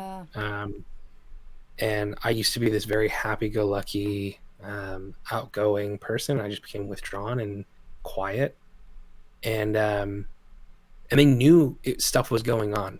There was a lot that I didn't tell them, and they kind of found out through this whole thing, and that was because I was trying to protect her in all of it. But they've been amazing from day one. They came in the night and supported me, and they are still here always. So it's exactly like what you said, Tony, where it's like they knew there was signs. They knew it was coming. But even with all of that support and advice, like it is like you said, where it's like, for me, it comes to that viewpoint of like, I know where their heart's at. The heart is, we love you and we don't want to see you hurting anymore. So we're going to do whatever we can to try and fix that. And sometimes that, for me, that's like, you don't understand it. Like Fixing it is not, you don't understand where I'm at. You don't understand what I've been through. Like, you can see it from an outside viewpoint, but until you're in the midst of it, I had no idea what cheating was like. I had no idea what that does to you emotionally and mentally, and I think so like sometimes also people expect you to have it figured out. Like, just tell me how you feel. But sometimes you're just figuring it out on your own too. You're trying to figure out like, I don't, where do I start? Like, I'm still trying to figure out how this affected me. I know it's messed me up. I just don't know how much yet, you know? Yeah. But they've been, I can't fault them for all that they've done. I mean, even especially with like now being a single dad, they've helped in that regards a ton, and made that way easier in life. So yeah, they've been incredible. It's been, I don't know, they're like one of the things that I don't know where I'd be if I didn't have that. Yeah. How about you, Aya? When you found out after your relationship, did your friends already say like, oh yeah, I'm not surprised? Or I don't know, I guess it was kind of weird because I'd kind of distanced. High school was kind of rough for me just in general, because it was a lot of girls being just girls in high school. Was actually, we should have been friends, Aya. Honestly, I really think that it would have been great, because we're kind of very similar energies, and that's what I needed. Like, it was just a lot of, so I didn't feel very close to many of my friends, just because right before I started dating, the guy that I was dating, was having a lot of issues with depression and stuff, or like kind of around that, just because it was a lot of girls being catty, and it'd be kind of one of those, I'd leave and they start talking about me kind of thing. And like, I just didn't trust them. I didn't trust anyone. I just assumed I had already started doing the emotional invalidation thing. So I didn't really have a lot of them to talk to. One of my guy friends stopped talking to me when I started dating this guy because the whole, it was, so like, I was kind of like, high school was kind of lonely, and he became kind of my only person to hold on to for the most part. So it was kind of a weird thing, because I also went to a religious school.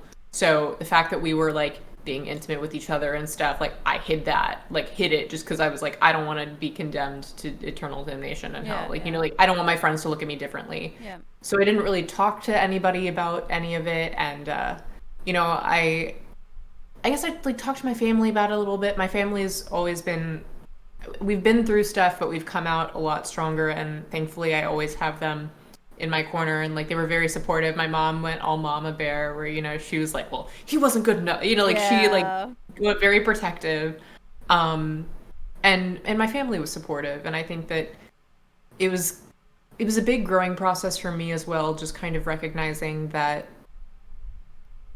obviously there are things that I can change, and like over time it was allowing me to reflect also. For a long time I held it as fully my responsibility, in that like I was like, if I hadn't done this, it wouldn't have happened. But as I kind of had some distance from it, it allowed me to reflect in a way that was like, yeah, I did contribute to it in this degree, but his emotional infidelity was his choice and his responsibility. That shouldn't be something that I should feel responsible for, because he made the decision. Instead of ending things when he felt like they were ending, he let it continue and did that. So for me, it's been, I'm also very much like a loner, introvert in that, and so I'm very in my head, which can be a bad thing. Like I overthink everything way too much. Girl. But it also allowed me a lot of really good. Why you live so far away, baby? Shit. I know. I'm like the same way. So, but I think college was great for me because it was terrifying. I'd been to the same school for 15 years. I went to the same school 15 years. Wow. I knew the same people. Then I went to California to go to college, and I felt like I uprooted everything, but it was a good change because it allowed me to figure out who I was, not predetermined by who people knew me as from when I started going to school there. Like I'd been the same person forever, it's like knew the fresh. Same people. It was a fresh start, and it was so nice, and it allowed me to also then try to establish myself, figure out who I am, what do I want, what do I believe in, what is my belief versus what I've grown up with. And I think that by using that experience to open myself up to more, I think it benefited me greatly because it allowed me to, I don't know, like fall in love with myself, if that makes sense, which sounds so cheesy. No. It's not. It's totally it's the understandable. Most important thing. And like, it's beautiful. Me in every aspect of my life. I actually I took a class on like mindfulness and meditation, and there's a Buddhist author named Thich Nhat Hanh. He wrote a book, it's called True Love. And I read it thinking, it's going to help me find love. And the whole thing about it is like how to love yourself. And part of it's like forgiving and releasing. And that was probably one of the most therapeutic moments of my life, because I was able to forgive my ex, forgive some of the really toxic friends from high school. And, I literally looked one of my old toxic friends in the face and said, like I'm sorry for my part. I know that I was catty in high school too, I'm sure. And, I adore you and I forgive you and I'm sorry. And like, it's such a weight off just to be like, I can move on with my life now because I'm not carrying this with me. And I don't know, I think that's kind of one of the best things I feel like best case scenario is being able to see all the amazing things in yourself that something like this teaches you to overlook and focus on all the things you can nitpick. Like after that happened, I'm like, well, if I looked this way, if I had this kind of body, if I was this way personality, if I wasn't so shy, if I wasn't whatever. And then by opening up that energy in yourself, you're able to find people that are going to reinforce that. Because if you can see it, you radiate it, and you attract people who are also radiating it. And I don't know, that's what I want for everybody, because everybody has such amazing, aspects of themselves, but we've trained ourselves not to see it because it's just easier to focus on all the negative things. But there are so many amazing positive things, and when you can look at yourself and be like, it's such an empowering feeling. Yes, and it's that feeling of beautiful. peace. It really is. It's I mean, and not to say that it's easy. Like, I found like great peace, and there are still days really that hard. I wake up and I'm like, Could have been the next day. Exactly. Could have been the next day. It's like a little tickle, and then it might go away. But you had that tickle, baby. You just gotta get it back again, and it'll come. And that's why. What is wrong with you? The small victories. Like it's a roller coaster. Like, getting better and healing, and like that's how I explain mental health. Like, quarantine has done a number on my mental health, and I've just gotten a year off antidepressants finally, and it's one of those, you think you're better, and then you have a really shit day, and if you don't recognize that that's how it is and that's okay, it can be terrifying, because everybody's like, oh, you're on the street, shoot up, and then you're fine. It could be so much time down the line, and you think you're fine, and one day it's gonna hit you really hard, and it's gonna suck, but it's gonna get better again, and it's okay, and it's gonna be okay. Yeah, and it's normal. Don't beat yourself up for feeling bad one day. Like, let yourself feel bad. It's normal, and then you can move forward. And then... I like feeling bad. Like, I made a sad playlist for music. I'm an artist. I'm a performer. It's like, just like Viva said too, like, you got to stoke yourself up for the performance. If I don't get like that 30 to hour of listening to music and just getting stoked, I can't sweep the rest of everything off. Like, yeah, man, I love this conversation. Yeah. I like that you mentioned the forgiving bit, because I recently had a situation where I had to forgive myself. And I don't know about you guys, but growing up, I was always taught to forgive others, be forgiving, but we're never taught to forgive ourselves. And I never really had to forgive myself on like a huge mistake that I had made. Not that I'm saying I don't make mistakes, but this was like a mistake that I made that was so against my character and like so different from who I truly am at my core, that I didn't even recognize myself when I made this mistake. And when I was reflecting on myself, to forgive myself was probably one of the hardest things that I had to do. And I feel like it's such an important life lesson to learn to forgive yourself, because again, we are so hard on ourselves. We hold ourselves on at such a high degree, and especially when you grow up in a household where there's so much riding on you. Like, my parents don't intentionally put this pressure on me, but I've always been known as like the good kid, the kid that didn't mess up. And so when I did mess up, or when I do make mistakes, it really hurts me. It like really digs deep. And so when I made this huge mistake and I had to forgive myself, I didn't know how. I was like, I don't know how to deal with this feeling. Like, how could I mess up so much? And I think learning to forgive yourself is definitely something that can be very, very liberating. So if someone is watching right now or in chat and you're dealing with something that you need to forgive yourself for, whatever it is, it doesn't even have to do with infidelity. If it's whatever that you need to forgive yourself for, you deserve that forgiveness. Like, take that time, reflect on yourself. Forgiving yourself is just as important as forgiving other people. So that's one thing. And the other thing that I wanted to say is I also like what Aya mentioned about when she went through her breakup, she put kind of all the onus on herself, and she was like, I could have been better. I should have been this. I should have been that. And then through her healing, she kind of learned to split that onus. Like, yeah, I could have been better, but he ultimately made that choice. And I think that could be applied to all relationships. And that includes friendships or casual relationships or committed relationships, marriages, siblings, whatever kind of relationship. The onus is always on two people. I feel like, you know how people say there's always two sides to the story.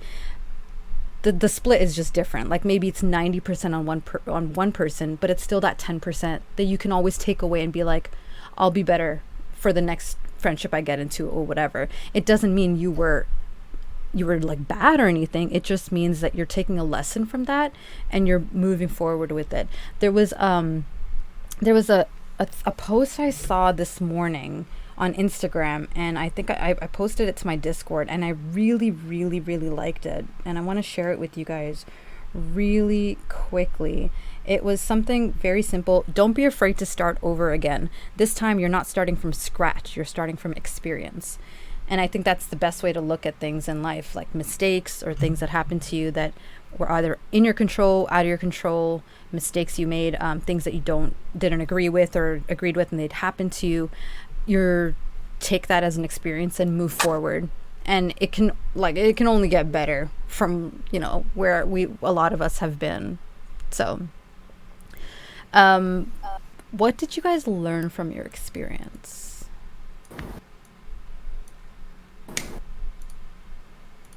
I know that's a tough one.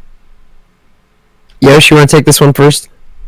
Yeah, I mean, I kind of touched on it a bit, but just kind of the importance of appreciating and being there for yourself, and being able to find value in who you are, and more than anything, practice kindness towards yourself, because that's something,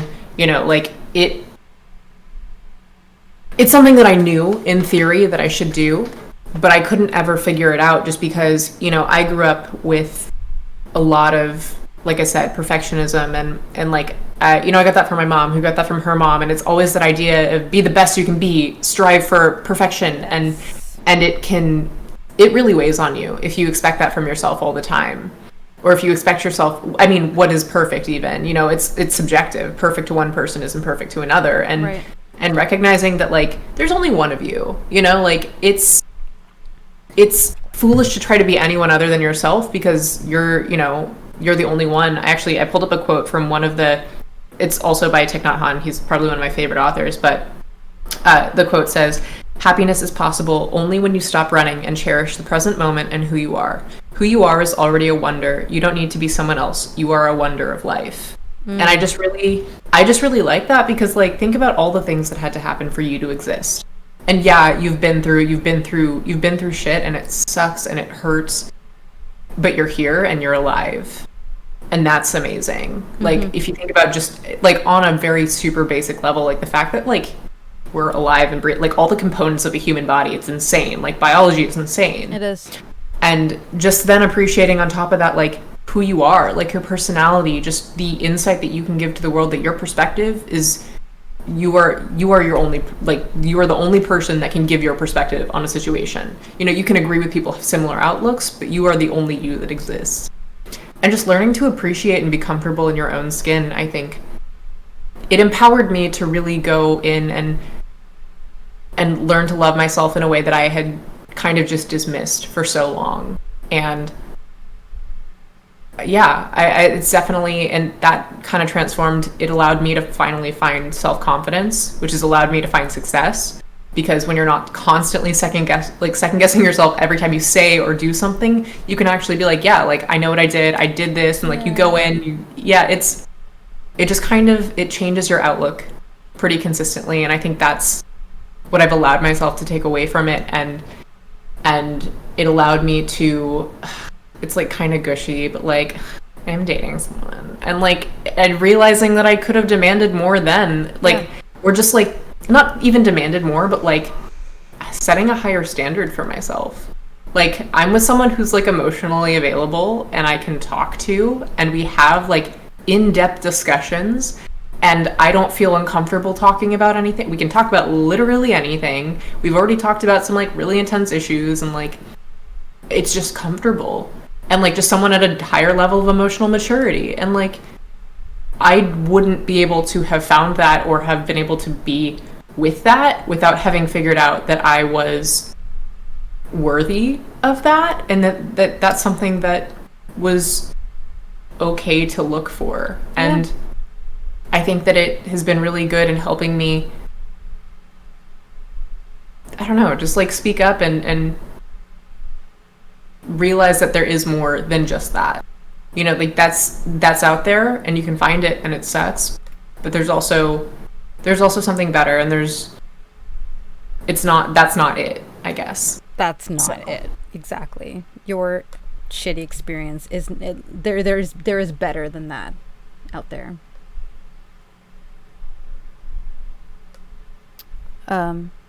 Sorry, someone got deleted. I don't know what happened. It was they posted a emoji saying "wah wah wah wah wah." Oh, it's Dom's Waluigi emote. Yeah, I was still here, so he's clearly okay. Yeah. Wait, I don't know what that means. I mean, Is that wah. bad? Is that like No, it's like an emoji. Well, I mean, wah is what Waluigi says. Wah wah wah. Oh, okay. But then in that context, it looks like you're saying "cry me a river" kind of thing, which I don't think they were. I think it just came off like that. Yeah. Okay. I was like, did someone attack someone? Okay. I'll give everybody the benefit of the doubt. You know what I mean? I always try. I didn't understand what that was. Okay, got it. Tony, what about you?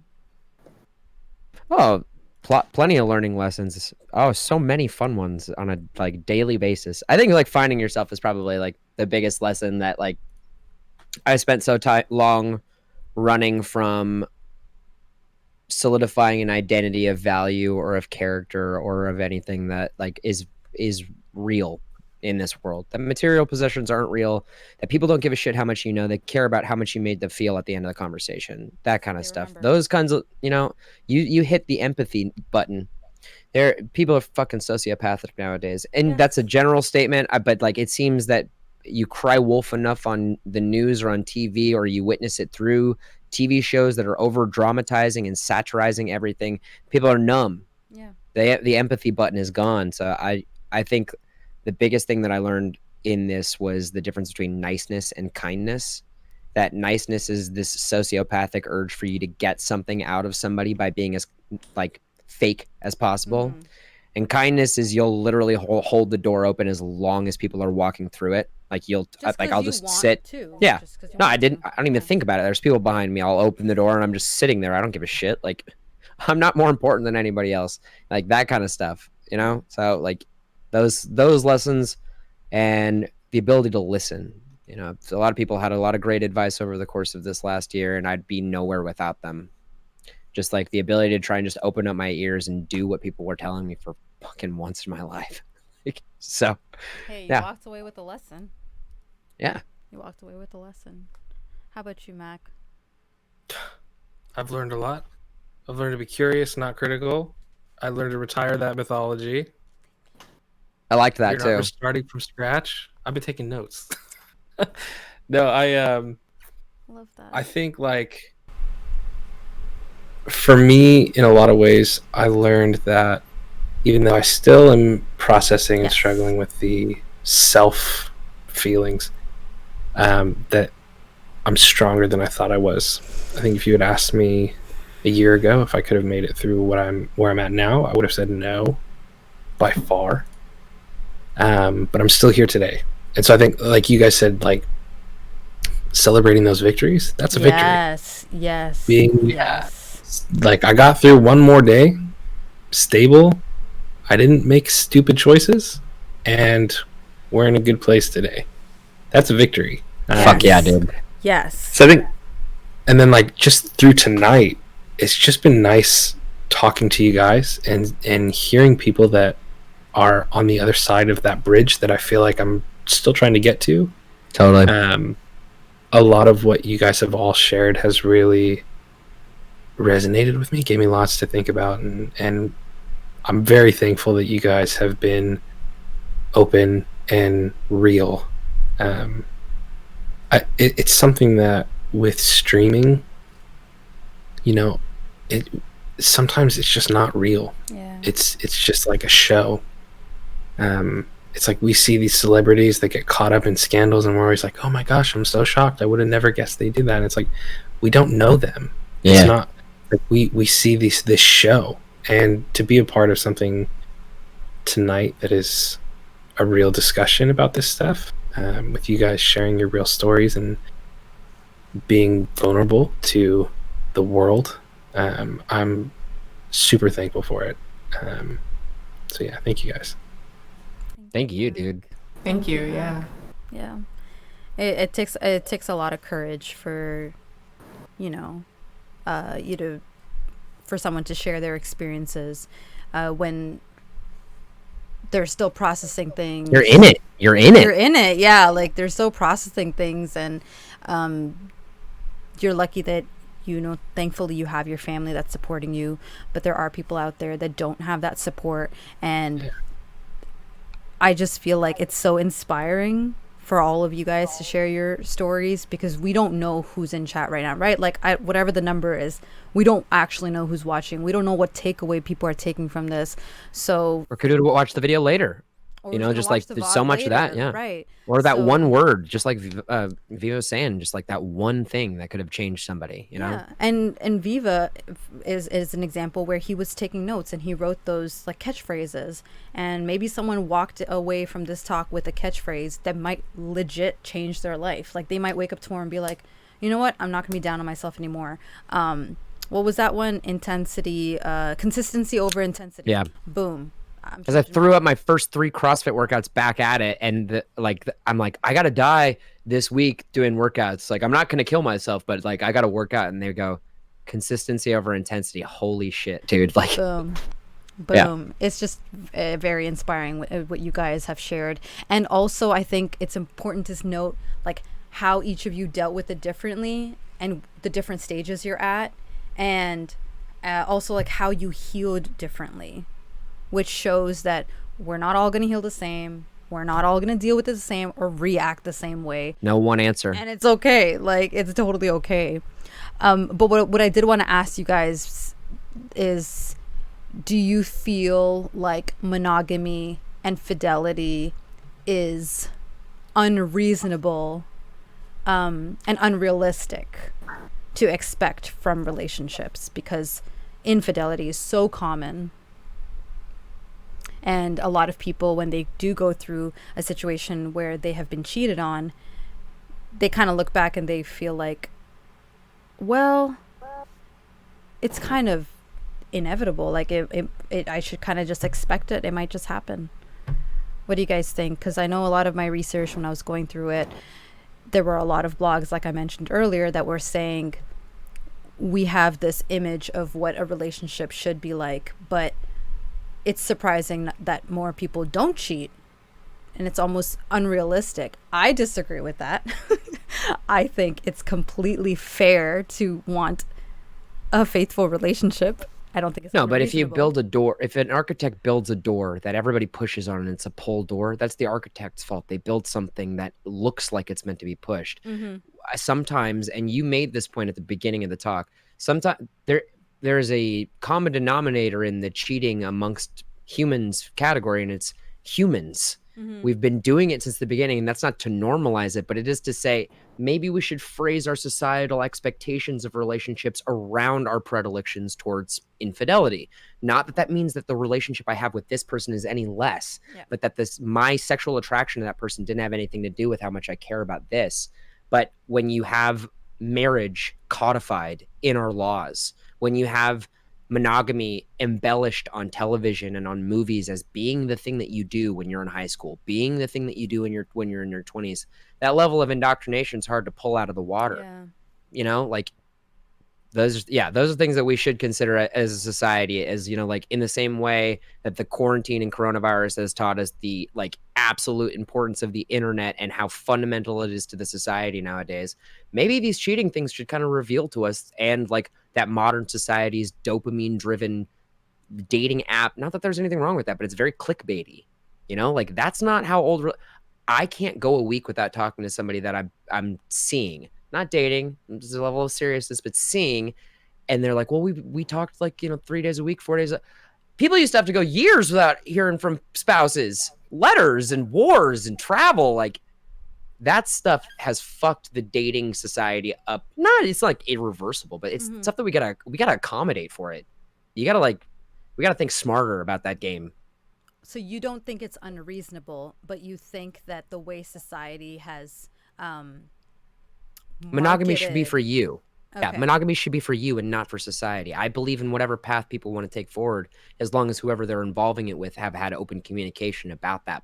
People that get in relationships and then want to try polyamory or, you know, like open relationships after years of being together, it doesn't work because those weren't the rules that were set Yeah. when you're both changing as time has gone on, and it's, you know, And it works for some people. some but people, it doesn't yeah, work but for those are the, everyone. we got to adjust our rules a little bit here. Marriage should be something that you enjoy getting into, not a societal I'm obligation, trapped now. right? Or like I've had my fun, now I settle down. I'm having a midlife crisis right now in the same way that a man when he's 45 gets divorced and buys a sports car and stops hanging out with his kids and gets a new girlfriend. I'm experiencing that without the obligation of having to be like, let me lose, like, I'm not going to hang out with my kids and I'm going to buy a sport. I can just like be a dude in modern society. I can just like get back to having an identity as somebody that's like cool with himself and wants to share that with other people. That is a reward for me for whatever else that we've gone through. Means a lot. Yeah. I don't think it's unreasonable to want fidelity. I won't lie.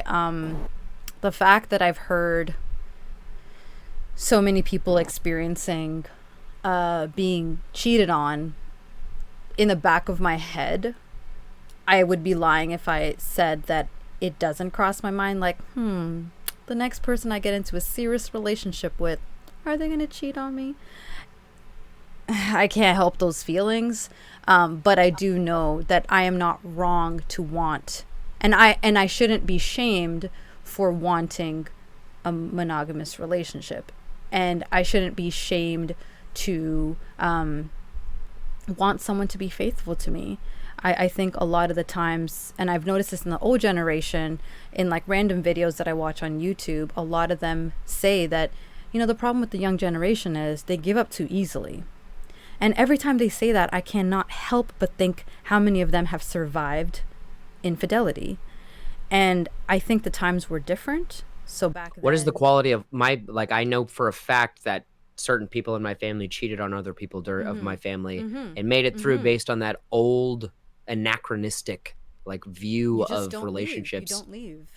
That, do you know what kind of quality of life or toxicity that plays in your mind going forward once trust is broken and how hard it is to get it back? Yeah, it's true.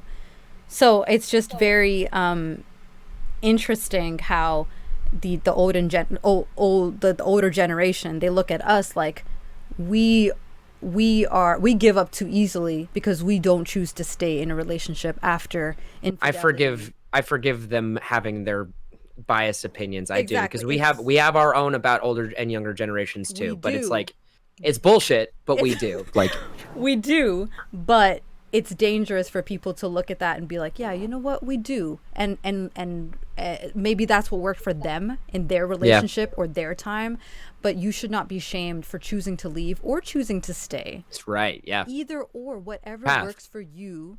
That's your path. That's your path. And I feel like not enough people say that. In my research also, and actually the friend I was talking to that has been cheated on, all of her friends were like, yo, dump his ass, leave him in the rubble, throw him out, this and this. But like, you're not even asking her what she wants. What does she want? What does she feel? You're fixing it. You're fixing the problem. You want it to be fixed. Let her deal with it. She has the 10-year relationship with him. Let her be.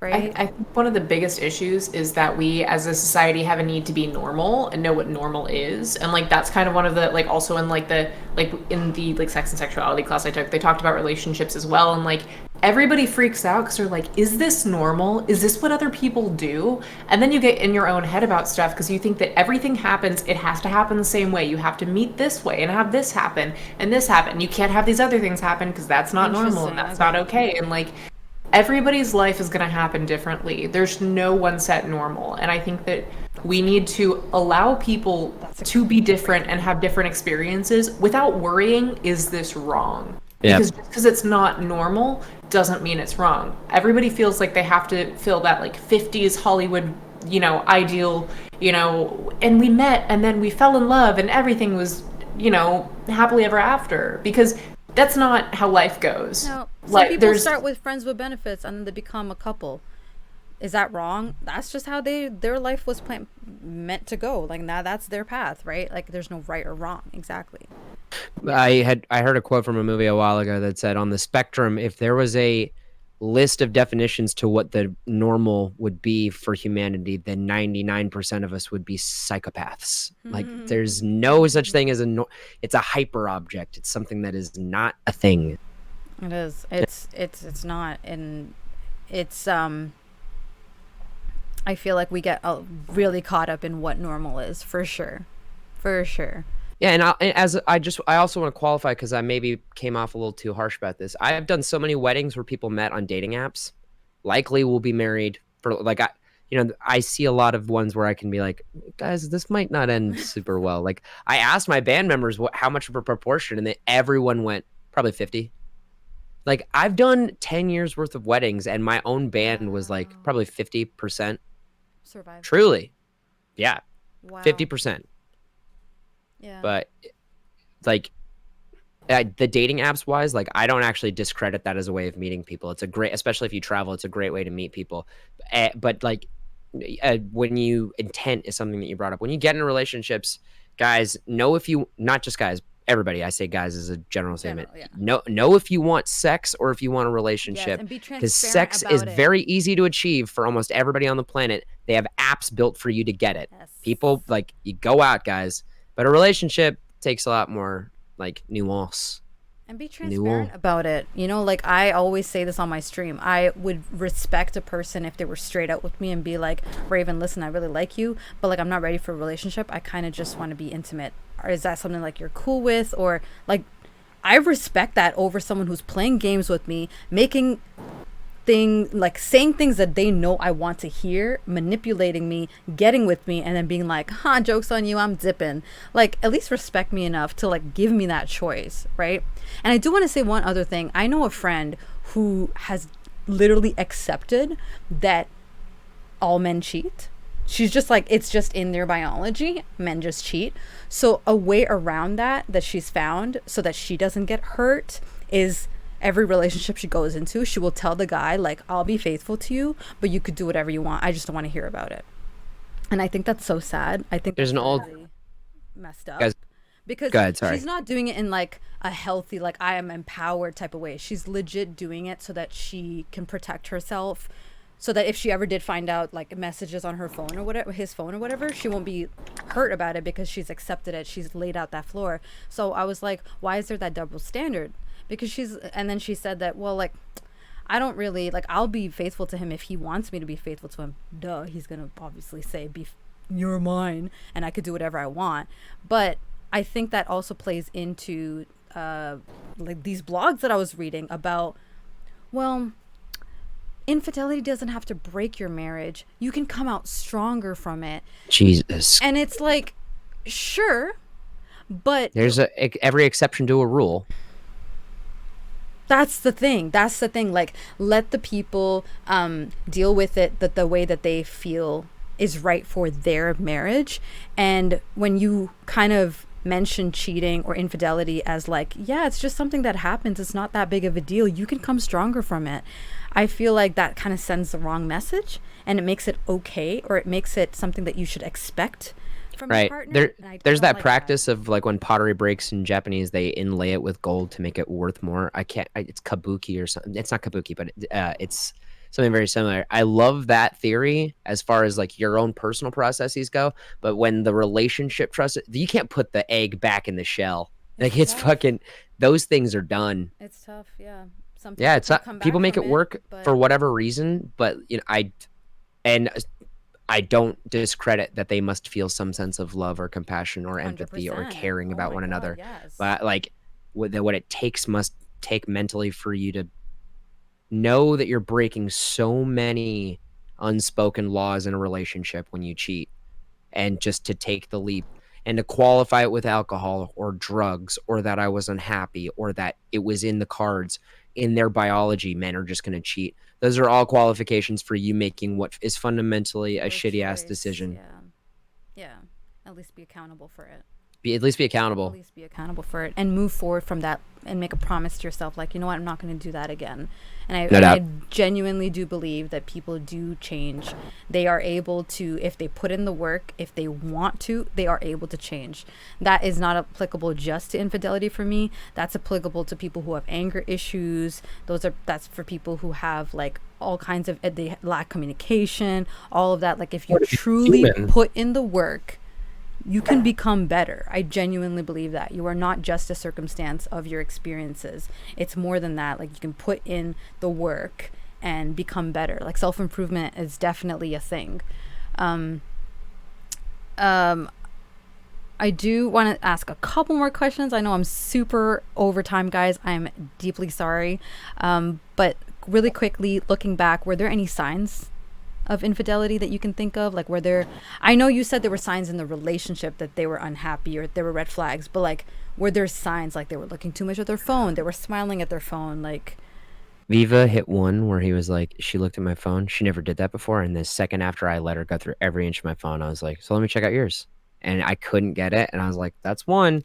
I bought a pack of Oreos the next week and I came home and 6 of them had been half eaten. Just 6. And I took a picture and I sent it to her being like, what is this? I must be paranoid as fuck. I wasn't. Wait. The Oreos. Yeah. She took a bite of 6 Oreos. He was nibbling on my Oreos and not finishing them and just leaving them. Ew. Yeah. Weird power play. So I come, weird power Ew. play. Some does small that? dick energy right there. I come home, I'm driving to fucking school at 5:30 in the morning, getting there at 7, and got to stay. Come home, can't wait to fucking have an Oreo, dude. Check this. What is this? These aren't even evenly broken. You're a sociopath. What is this? That was one of the signs you guys for me. do this is disgusting. Like, what? Who does that? Who even thinks like I'm gonna half eat an Oreo and then put it back? How could you not look at that and be like, let's just finish the one that I started instead of starting another one? 2 Now, it was- halves make a whole. So let me just. Yeah. Yeah. It was, yeah. Okay. I'm still pissed off about the Oreos. I forgive the infidelity, but fucking... Those Oreos. Those damn. It's Oreos. double stuffed Oreos, you bitch. You bitch! Those are the best kind of Oreos. No, not you. I'm talking about him. Eat my Oreos. Sorry. Okay. Oh my god. What about you guys? Were there any signs that, thinking back now, you're like, I should have caught up on that?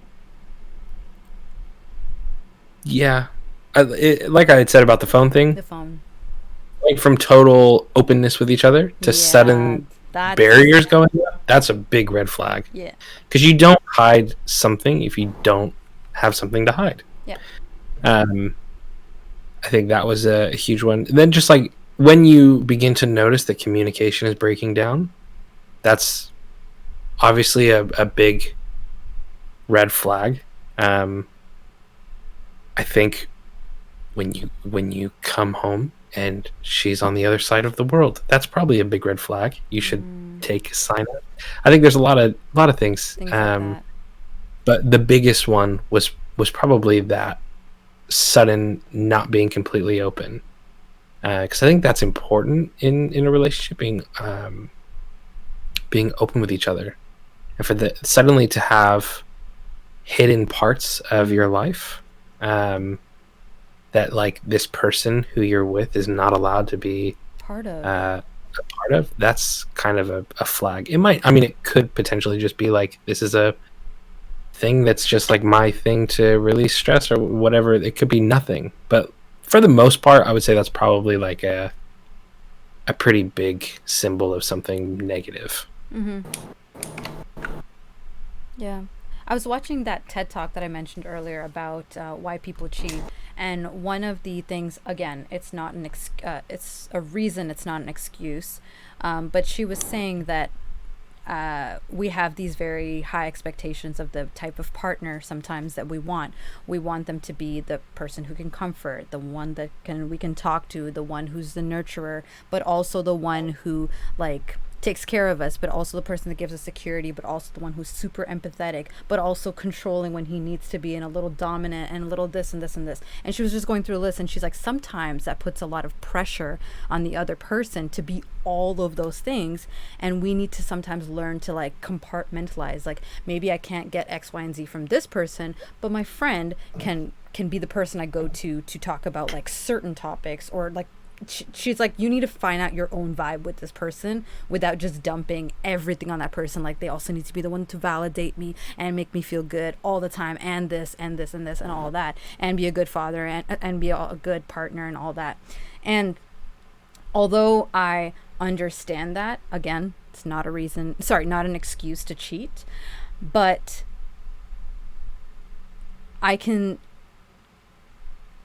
see how that can get overwhelming for someone to be all of those things and need to be held at that high of a standard. So going back to the unrealistic expectation, I don't think it's unrealistic for us to expect monogamy and being faithful, but I think it is unrealistic to expect, again, what we were saying earlier, like having that long list and being like, they need to be all of this. Unless you're cool with being alone, like, unless you're cool with just not being in a relationship, then that list is fine. But you cannot go out. Yeah, you got to compromise. There's got to be a middle ground there. 100%, because you're not going to be that 100%. Right? Exactly. Exactly. You're not. I'm fucking awful. Like, I get Yoshi when she says about the self-deprecation thing, because my two sides of the coin are I'm fucking awesome and I'm also the worst person there's ever been. Like, yeah. I think it's finding that middle ground that's so difficult. And I always say this on my stream too. It's about finding that balance between being critical of yourself to the extent where it's productive, not when it's counterproductive and you're not going anywhere. You're literally just shitting on yourself and it's not going anywhere. You're not doing anything with that. You're not saying like, yeah, I could have done better in this and this. You're just saying, why am I so shitty? I never do the right thing. I never say the right thing. Da, da, da. Like, that's not helping anybody. Right. So I want to end off with flipping the talk a little bit. What if you're on the other end, right? And you start getting these urges of, cheating. Like, it just crosses your mind. You have a dream about this person. You start seeing them at work and start dressing up a little bit more. It's still in the early stages of just doing these like little flirtatious type things. But when you're starting to feel these urges, like, what are tips that you guys, of course, the baseline tip is don't cheat, but like, what else? What are tips that we can give, being empathetic humans that understand that there's temptation and we're all human and we all could possibly be in a situation where we may feel tempted. How do we keep that temptation at bay? What are some things that we can do? As from the men's side of things, I just want to say that, like, women, please don't be offended that men find you attractive, especially if you are generally attractive in that very normal sense. But men, do your best to mitigate the fact that, like, holy shit, yeah, you can be attracted to people and still be friends with them and dismiss the attractive portion. Like, that's just a thing. It's just a thing. This person works that, like, so for instance, if you have a friend and you're in a committed relationship and this friend happens to be very attractive, trust me as your partner to know how to cut boundaries between me and this friend of mine. That's one. And two, don't be such a dog of a man that we fall into this blanket of just like, well, she's attractive, I must want to fuck her, right? Like, don't do that stuff. Acknowledge that that person's attractive out the gate. Then move on so you can find out the actual good parts about them. Attraction is biological. It's already I didn't have any control over how I was born to look. You know what I mean? Like, so I don't want it to, like, in the future, if you're going to get into a thing with a friend of yours that happens to be attractive, then just like be super front up about that and be like, no, they're attractive, but like, why can't I be friends with them? Partner, you should trust me for that to be the case. And when you feel the inappropriateness coming, you got to call that off. Like, once the difference between wanting to sleep with someone and having a crush on them is the crush allows you to open up the doors to love. You're like, fuck, I'm thinking about this person all the time. I'm definitely attracted to them. Fuck. And if it's an inappropriate situation, you got to cut that off. Sex is sex. So if I'm like a coworker with somebody and in a committed relationship and that coworker happens to be attractive, well, fucking get over it. There's 7 billion people on the planet. So how many of them are you sexually attracted to? Probably a lot. Okay. So it's more of a mental game for you. Yeah, like, get over the sexual component. The physical component of relationships is ubiquitous. You're not going to get into somebody that you don't find sexually attractive unless it's for monetary reasons or whatever have you that people might you're just go horny. for. That happens Right. too. Right. Whatever. Right. Hey, you're just horny. You got to get it. Yeah. And I just think if we and for focus, the record, men and women do this. 100%. Men. Thank you.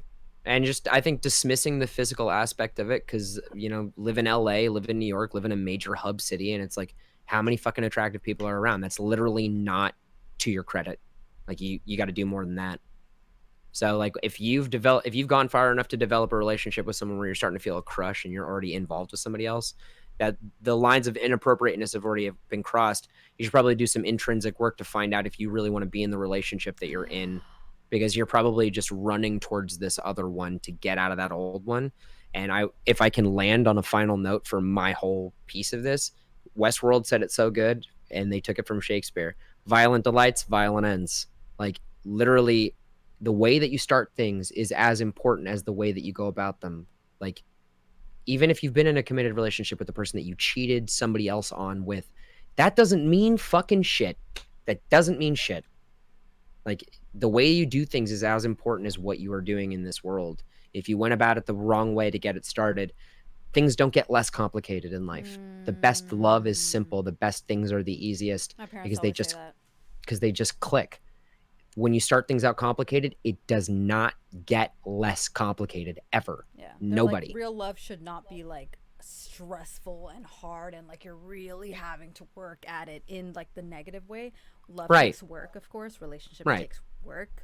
There's going to be ups and downs, but like people know what you mean. Absolutely. Yeah, that the resentfulness of having to be in this, like that you've crossed a threshold from feeling some sort of excitement or that this is part of my life into this is my life. Yeah. I have to do this thing, an obligation, and it's the difference between a what and a why. Like, when I got healthy, I was working out every day, and my why was, and I talked with therapists about this, and I talked to therapists that where they were like, let's get to some of these core values kind of thing. Why are you working out every day? Well, I feel like if I'm fit, I can get the things that I want.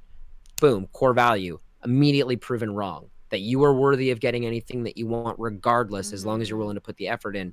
Fitness doesn't mean shit if you're just doing it for a what and not a why. Yeah. So now when I go to the gym, it's because I stream for fucking 10 hours and I gotta get out of the house. Like, yeah. So it's the whys. The why is really important. So you think if you've already reached the stage of a crush, you done goofed? Because at the initial bit, you find someone attractive, you should have like cut that right away, addressed it, and moved on. It shouldn't have even gotten time to fester into a crush. Exactly. The fact that you lent the time into doing that means that you were clearly on the lookout for something to do that. Or like, because I respect chemistry, but I also respect adultism in that, like, we are intelligent creatures. We should rise to the height of our dignity and respect that we make oaths and we make laws, and animals don't do that. So if you're going to do that, like, go wholeheartedly. You know what I mean? Like, don't flirt it with temptation and pretend like it's okay because I can do it. Like, it's not. Yeah. What about you, Aya? Yeah, I mean, I've been in a standpoint where I've witnessed it happening in, like, one of my closest friends, where she was long distance and she had a guy friend and they were hanging out a lot. And that was a whole thing, because I just remember one day they were hanging out in her room, the door was closed, it was like 2 a.m. and like they were watching a movie, the lights were off, just hanging out, you know, and like I don't think anything like happened physically, but it was one of those that I kind of like afterward was like, so like what was going on in there? And she like looked embarrassed, and it was one of those, it was like, just how do you think that would make your boyfriend feel? And that's something that I kind of think about, like, if you've let this person into your life and they've let you into their life, you should consider how what you're doing would make them feel. If it's something that you wouldn't feel comfortable telling them, then maybe don't do it. Or if you can't not do it, if you feel like you super need to do this, then you need to talk to them about the relationship. Because what a notion that you would want to treat somebody that you care about with kindness. Exactly. Wow. They have given you a part of themselves. They have opened themselves up to you in a way that is precious and valuable, and to dismiss it entirely, I think, is callous. So I think one of the most important things to do is to check yourself and be like, how would this make this person that ostensibly, since I'm in a relationship with this person that I care a lot about and I want to take care of and protect emotionally and however else I can, check with yourself and would you feel comfortable telling them about this? And do you think it's something that you feel you need to hide from them? And if you feel like you need to hide it from them, you probably shouldn't do it. Yeah. And if you feel like this is something that you can't help but do, maybe don't do it now, but talk to them first. Give them the decency of letting them know, because it's not going to suck any less for them. Yeah, maybe you're trying to like spare them from being hurt by having to tell them this is how you feel. It's going to hurt worse to find out that you cheated on them. To spare them the hurt of you having to tell them is for you to outweigh, like, get away from your guilt and It's a pain. you. Exactly. You're Exactly. A being lot of selfish. times people don't do it because they don't like how it makes them feel and Yeah. how they don't want to have to feel that way. And it's at the end of the day, you're going to hurt them either way. Yeah. It's better Yeah. you're upfront with them and give them the ability to move on now. Because You know, and what must that conversation look like to two realistic adults that are like, listen, I love you to no end and I've embedded my life with you. I got to tell you, I kind of developed a crush for this person, and that might be an uncomfortable conversation, but we need to talk about it as two people that are kind of embedding our shit together. You know, like that fucking must hurt so Yeah. bad It's that not it's going to be worth pretty, but no. And it's worth avoiding to so many people. yes. if you not care about pretty. them and if you respect them, Yeah. you need to have the conversation. I think there's a difference between like a little like, oh, she cute or he cute, you know, like for people that feel that way. And then there's a difference between like, I find myself thinking about them, or like, oh my God, something funny happened in the kitchen, I should tell so-and-so. You know, whatever partner that I end up picking, like as far as attraction goes, if I'm in a grocery store or if I'm in a like department or something and I'm with my significant other and we see somebody that is so breathtakingly attractive of either gender, both of us are going to look at it. I'd hit it. You know what I mean? Like that, it's But one of then the, you that's move on. biological. But then you it's- move on. Exactly. It's biological attraction. You fucking acknowledge it and get the fuck over it. And Like, that's it. And I agree. I do that sometimes with celebrities. Like in my previous relationship, when I was with my guy, and like we saw a pretty celebrity or like a really good-looking guy, I'd be like, "Yo, Jason Momoa though. Jason Momoa though." Aquaman though? He'd be like, "Okay, oh yeah, I see." Aqua dude? Right. Like, and there's nothing, because he knows the kind of person I am, and I know the kind of person he is. And who doesn't look at Jason Momoa and think I want to like bathe in his hair? Like I feel that way. Seriously, come Massage on. me, daddy. But like, you just talk about it and you get over it and you move forward. I'm not like laying in bed like, oh my God, but Jason Momoa. No. Just let me think about Jason Momoa. Like that's a problem. Like you've literally taken it too far. Yeah. And I completely agree with Aya, what she said. With that's such a great rule to follow. Like if you're in a situation, you're doing something and you are not cool if your partner peers over and sees what you're doing on your phone, you might want to check yourself. Right? Or like if you're hanging out with someone and your partner calls you and you hit that decline button because you don't want them to know where you at, who you're with, or when they text you like, oh babe, when you coming home from work, like where are you? And you're like, oh, I'm still at work, and you feel the need to lie when you could just be like, oh, I'm just hanging out with so and so. There's a problem. Like we need to check ourselves, right, when that's happening. And I think when we at the point when it gets to you having to lie, that's when you kind of need to know that there's something off about that. Do you guys think all lies are bad? No. Like never lie? Because I have friends that they're friends, but when they tell me these things, I have to go, you used like an all term. Always, it's never okay to lie. It's always okay to do this thing. There's exceptions to every rule. I think there's exceptions. Yeah. I think there's definitely exceptions. But if it's a lie that's going to hurt the relationship, then and spare you the pain of actually telling the truth. Exactly. Then it's a problem. Yeah. I completely agree. I definitely feel like if you're starting to feel the urge kicking in where it's more than just oh wow, he's really good looking. And I saw this in a movie. I can't remember what it was. I can't remember what the movie was. It was one of the Tyler Perry movies. But the woman was in a committed relationship and she started to wear like this perfume that the guy at work that she found attractive started commenting on. He was like, I really like when you wear that perfume. And she started like wearing that. And to a lot of people that can seem very innocent. But when you're waking up and you're getting dressed and you're thinking about that person looking at you and you want them to kind of do a double take, I think that's a problem. Yeah. I think that's something that needs to be addressed, because that's more than just wow, he's good looking and you move forward. That's more of like they've embedded themselves in your mind and you've allowed that. So that either needs to be a conversation or you need to cut that. Like do whatever you need to do, switch departments, whatever it is. And please take this advice honestly, because somebody wrote something about wisdom coming from age. Age does help temper wisdom. The difference between stupid and smart is learning from your mistakes. The difference between smart and wise is learning from the mistakes of others. Mm-hmm. And this world is littered with the mistakes of humans that have done the same thing over fucking over. Like, take this advice, but expecting honestly. different results. And I know Yeah. some people might be like, no, you should face it, like work alongside with that person. I also disagree with testing yourself. This is a purely personal opinion, and I know there's going to be a lot of people that disagree with me on this. There's some people who believe that if a situation is difficult, you should continue to put yourself in that position. Feel comfortable in train uncomfortability. To train yourself. But listen, what if like I have a problem with temptation and I'm just like very attracted to this person, and it's something that I'm having difficulty to control, and I'm really trying, like I'm legit trying, and it's just very difficult. I don't think there's any shame with taking a little bit of extra measures to Safeguard, barrier, get away from that and situation. there's Like, nothing wrong in that, and I think feel like a lot of people will label you as a coward or will label you as weak. Bro, that takes strength to be like, no I shit, do no not wanna fucking, make a it really mistake, does. right? I'm not gonna do it, and I know my limitations, and I know this. I can't beat this. It's very difficult for me, so I'm gonna help myself. Who the fuck's telling you that anyways? Is like, you're clearly trying to make me feel better by telling me I'm a coward as my friend or an Thanks. associate I randomly know. Like, Thanks a lot.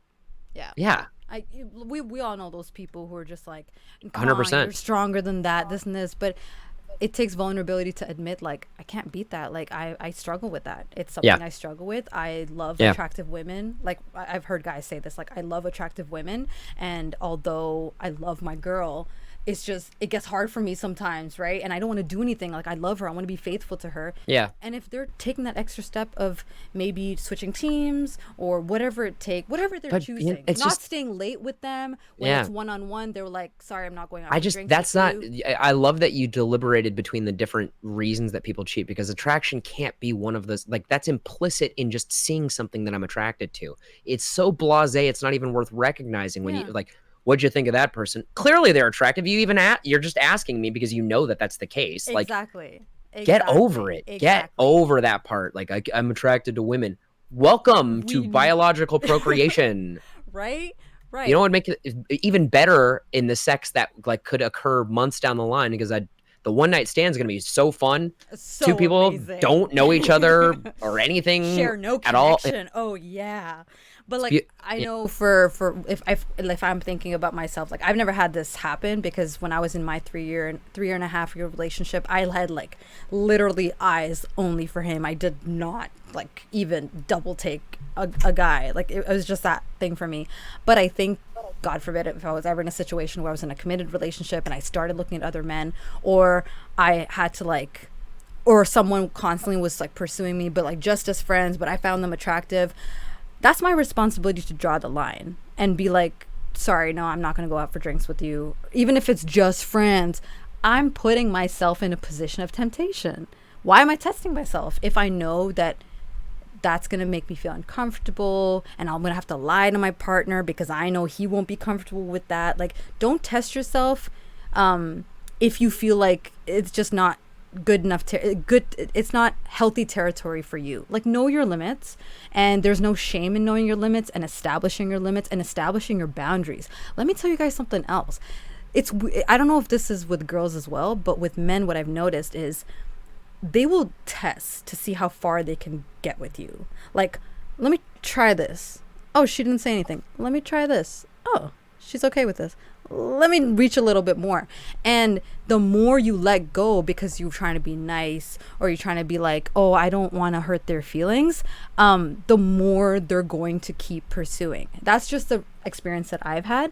So if you're in a committed relationship, it definitely is up to you to draw your boundaries, and that there's no shame in doing You can't draw boundaries for yourself until you know what your identity looks like. Yeah. Like, you have a personality that comes from knowing what your likes are and your dislikes. And you got to know those things before you can create an identity. It's like, exactly. yeah. Exactly.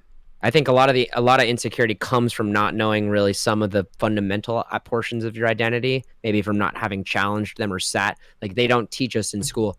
You know, today we're just going to sit and think on this idea of what life should, like what we should be as adults. And yeah, so like, how can you expect people in their 30s who have never thought about the ideas of honor or integrity or discipline, and then just expect them to behave like kosher adults when they get in relationships. Yeah, exactly. And I really did want to stress on that whole no shame thing, because I don't think there's any shame in knowing your boundaries and noticing that, you know what, I do struggle a little in this department and I might need some help. It's okay. It's okay to feel that way. It doesn't mean like you love your partner any less. If anything, you're honoring that relationship and that promise that you made, and you want to do it. It's not like a guilt thing. Like, oh, I mean, I'm also okay with my partner. I'm okay with my partner flirting with somebody else too. I fucking am, so, because I live in the entertainment industry. If I wasn't flirting at my job, I'm doing it poorly. And that's your definition of like, this is okay for me. That's my boundary. Like, I'm okay with this, right? Like, we need to establish our boundaries. Like the reason that the biological attraction is so blasé is definitely because like how many weddings and corporate events do I go to? I've had as many opportunities to cheat as a performer could. I don't embrace it because it's not as simple as hot plus hot makes tension, blah, blah. It's like, definitely, it's more than that. And I do feel like if you are in a situation where, I just lost my train of thought. Where you were saying, hot. Again, just get over it. It's more than that. Like, we find people attractive, and that's okay. And I also want to say, from the male perspective, women just maybe be a little easier on the fact that so many like men are just very forward about the whole attracted to you portion, and maybe the ones that are more comfortable, give them the benefit of the doubt to just be like, okay, you're attractive, let's move on. Because people are having a hard time doing social interactions nowadays. Like they sit behind computers a lot of times. People are having ladies, you got to make it easier for men. You got to lower the bar just a little bit. They're having a real hard time right now, and I get it. I'm trying to help. So is Viva. I swear, we really are. We're working hard. But fuck it. It's really hard. It's rough in the streets, folks. Yeah. I think I'm the same way. Like, I am a flirtatious person, but I'm weird in the sense, like, actually, when I'm in a relationship, I don't think I flirt. But like, if I'm not in a relationship and I flirt, I'm really weird, guys. Like, I will flirt with people that I am not interested in, but then if I'm interested in you, I won't really flirt with you. Try to ignore you. You're so kid school. No. I don't ignore you, but like, I suddenly, I lose my, I can't talk. I suddenly can't talk. I was just tongue-tied. Yeah, I can't flirt with you because you the real. Yeah, you're sitting there like, if I flirt with you, I'm thinking of you naked is what your mind's at, Solo. No, like, you're like, no, it is. Don't be lying to us. No, for me, it's actually like, I don't know. I suddenly get like super shy and like I start blushing and I'm just like, why am I like this? Like, I'm like, I can talk to people. I'm an extrovert when I need to be, but for some reason I just like. Now, Exotics nailed it. It's way easier to flirt or be smooth with people you're not attracted to or interested in. Okay, but let me phrase this, because that fits perfectly. That fits perfectly into a theory that I've concocted over the last 10 years. Tell me. It's called the ABC theory. Okay, what is it? You have to hear the whole thing out. Okay. Every person fits into a slot, and whoever you are trying to see fits into a slot. A is for the person that you basically put the pedestal on. Like, they are better than you. You absolutely want to date them. You would marry that person in a fucking heartbeat. They're deadly attractive. You click with their personality. It's never going to happen. The Bs are where you mostly do a lot of your dating or your flirting, and they're still attractive, and they're just reasonable within your gauge of attraction. And then you have Cs, who you have no sexual attraction to, but you keep them there because they have sexual attraction to you and they pump you up. And that's exactly what Exotics was just talking about, is like, the C's are the ones that you're not attracted or interested in, but they're attracted and interested in you. So you can flirt your ass off and it will just grow that attraction to you. Interesting. Like, you don't feel stressed out about it. You only feel stressed out about the A's. The B's are the ones that it always seems to click, and the C's are the ones that you have absolutely no interest in. Until you become an adult and you realize that this whole hierarchy is total bullshit, that you're an A and whoever you pick is an A too. Yeah. And you just rise above it, is where I'm at. Yeah. But not what me I specifically, have noticed as well, and I think also maybe this stems from my lack of experience with flirting and boys. I've always had them as friends first, right? Like, we've been friends for like 6 months or whatever, and then it organically turns into a relationship. Like, oh shit, I got some feelings for you. Oh my god! And then we like maturely talk about it. Like, so like, I can sense we're flirting a little bit. Do you want to like do the thing, or like, do you want to take it to the next level? Like, are we dating now? What you want to do? But I've never like been in a situation where I'm at a party and I don't think I've flirted with people like in a party or something. I don't go out. I don't talk to people, guys. So, but I do know like if I'm into someone, like I'll be straight up with you. Like, I don't play Straight games. up. I don't play games. Straight up. I'm straight up. I met a girl that I'm still fucking crushing on so hard like 8 months ago. I met her at a nice club in downtown Little Italy or whatever, and I was passing a drink to my friend, and I grazed her boob as she was coming out of the bathroom. And I was like, oh, fuck. Like, hey, I'm sorry. She didn't hear anything. I tell my friend, oh, you know, she's actually really attractive. Maybe I could use that boob grazed line. Hold on. And I walked up and I go, hey, I just grazed your boob, but that's a great opening line. How's it going? I have not stopped crushing on the person basically since that, like 8 months. I've just been like, hey, what's going down? I'm very forward about that. Whatever. I think if I that's one thing, guys. I don't play those kind of stupid games. Like I'm games are fun. You so that you can like notice me, senpai, and all that. No, like if I like you, I'll actually like go when texting was a first thing. Like like just living in LA for the first time. I moved there on my 19th birthday. I remember trying to navigate texts is like a minefield back in the day where you're like, they double text me. They must really like me. Yeah. This one was longer than 3 sentences. Yeah. Or like I'll leave them on red to build up anticipation so that when I text them, they'll like run to their phone. She read it? Yeah. Where did she go? Yeah. Oh my gosh. Oh my yeah. God. I fucking. Or like, oh my God, this message was too long. I don't want them to think I'm really into them. Maybe I still get that. Like I meet people that I'm genuinely interested in and they'll be like, so like you said, you're a musician. What's your favorite taste of music? Well, I don't know, Daft Punk, but that's French techno. So if you're gonna go into like the compositional kind of stuff, like if I did the full paragraph it up, yeah, I'm like that too. If you're not cool with that, I'm gonna scare you off. Me too. I'm gonna come off as way too intense for you guys. You're already coming off way too intense for me, Rave. Okay, just fucking cool it, dude. I'm sorry. It's just how I am. But yeah, do you guys have any other suggestions that people can take into account when they're having these feelings of like they're starting to crush on people, they're starting to notice that they're gravitating away from their partner, might be pursuing or looking for variety? Yeah, I think because it was talked about in chat, I think that response, especially having been on the receiving end of, well, this happened to me, so I'm going to do it. I think that's a very normal response, like a first instinct. I think you need to take a moment and say, who do I want to be as a person? Like, yes, where's my level of character? Because this horrible thing was done to me. Am I going to allow that to change my character and make me do this and be that same person? For me personally, that was when my son is 15, 20 years old, and he looks at his dad. What kind of man is he going to look at? Is he going to look at a man who cheated or responded in hurt and anger and did things that were not great? And that was for me the motivation of, no, I'm not going to do that. Yeah, I'm hurting. Yeah, I'm torn up. Yeah, I'm conflicted emotionally and all these things. But I still want to have a level of character, and this other person doesn't dictate my level of character. I think what you guys both said was spot on, where it's like, if there's that temptation, if it's seeping in, if that's a thought that's running through your head, you need to just pump the brakes and just assess life. Yeah. Because it's easy to go from temptation to reality. Oh my God. Much easier than we can think it is. Yes. So well said, dude. Yeah. Fucking well said. 100%. You need to just take stock of life, and that could be that goosebumps, like, dude. That was so good. Like nailed it. Oh, well, I'm glad I said something good tonight, because I've like felt that from you guys all night. What you mean? Get the fuck out of here, dude. Seriously. I've just been like, woo, Lord. Yeah, like my hand hasn't hurt this. Yeah, go ahead, Mari. Sorry, I was making a dumb joke real quick.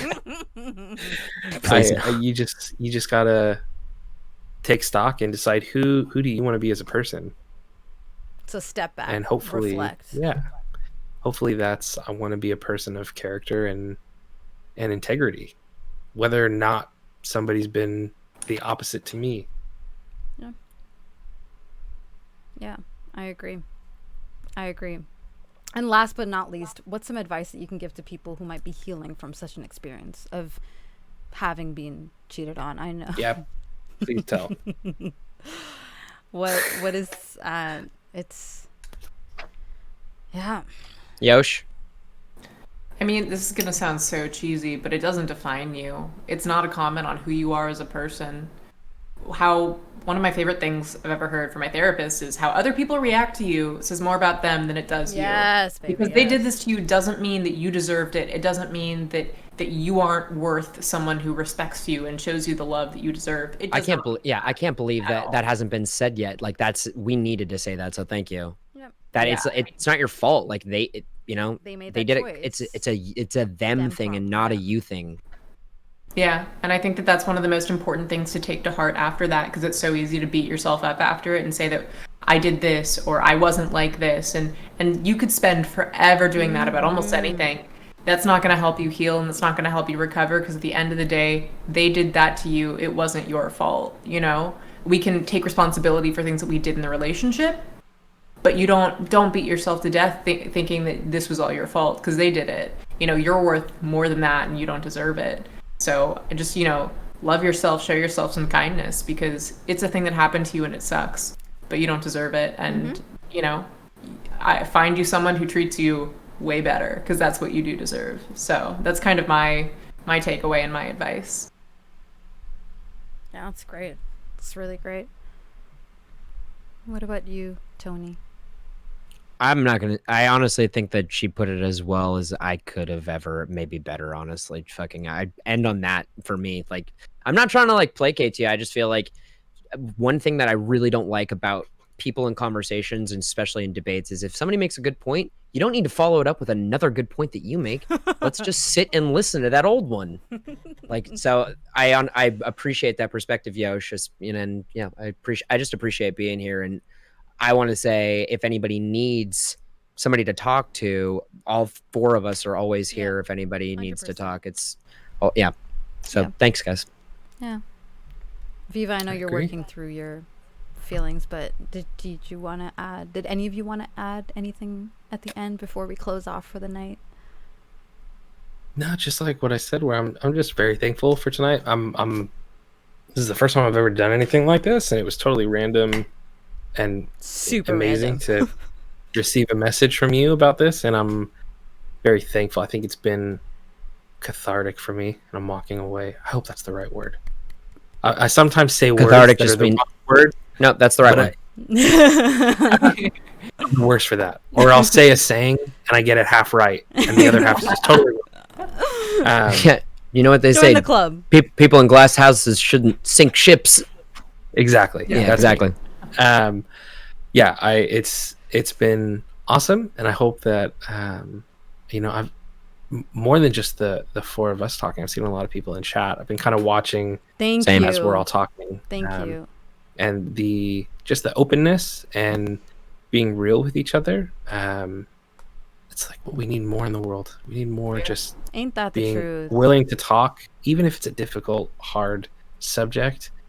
We see too much in like politics now, where it's just like a line drawn, and if you're on opposite sides, you're enemies. And I think just being able to discuss things, even if you have different viewpoints or are on different sides, and learn from each other, is something we need a lot more of. So I'm super happy and thankful to have been a part of this tonight.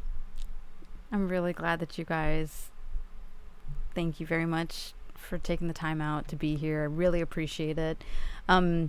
It's so dope making new friends. It's so Right? fucking cool. Like, it's actually really cool. It's really cool. No, it really is. If you guys want to go ahead and say bye to chat, I'm going to take you guys offline for a couple minutes just to say goodnight to you all. Once again, please definitely check out these damn scrumptious streamers and friends. We got Hey Tony, we got Ayayoshi, we got Viva La Maxter. Please check them out. Stop by the Mac streams. Daddy. Show them that good loving, as you know I like y'all to do. And I shall be back in 2 minutes. I'm just going to say goodnight to these scrumptious friends. If you guys are sticking around, I will see you in a bit. If not, I hope you have a great night. See you guys in 2 minutes. Bye, guys. Bye. Hello, guys. I am back.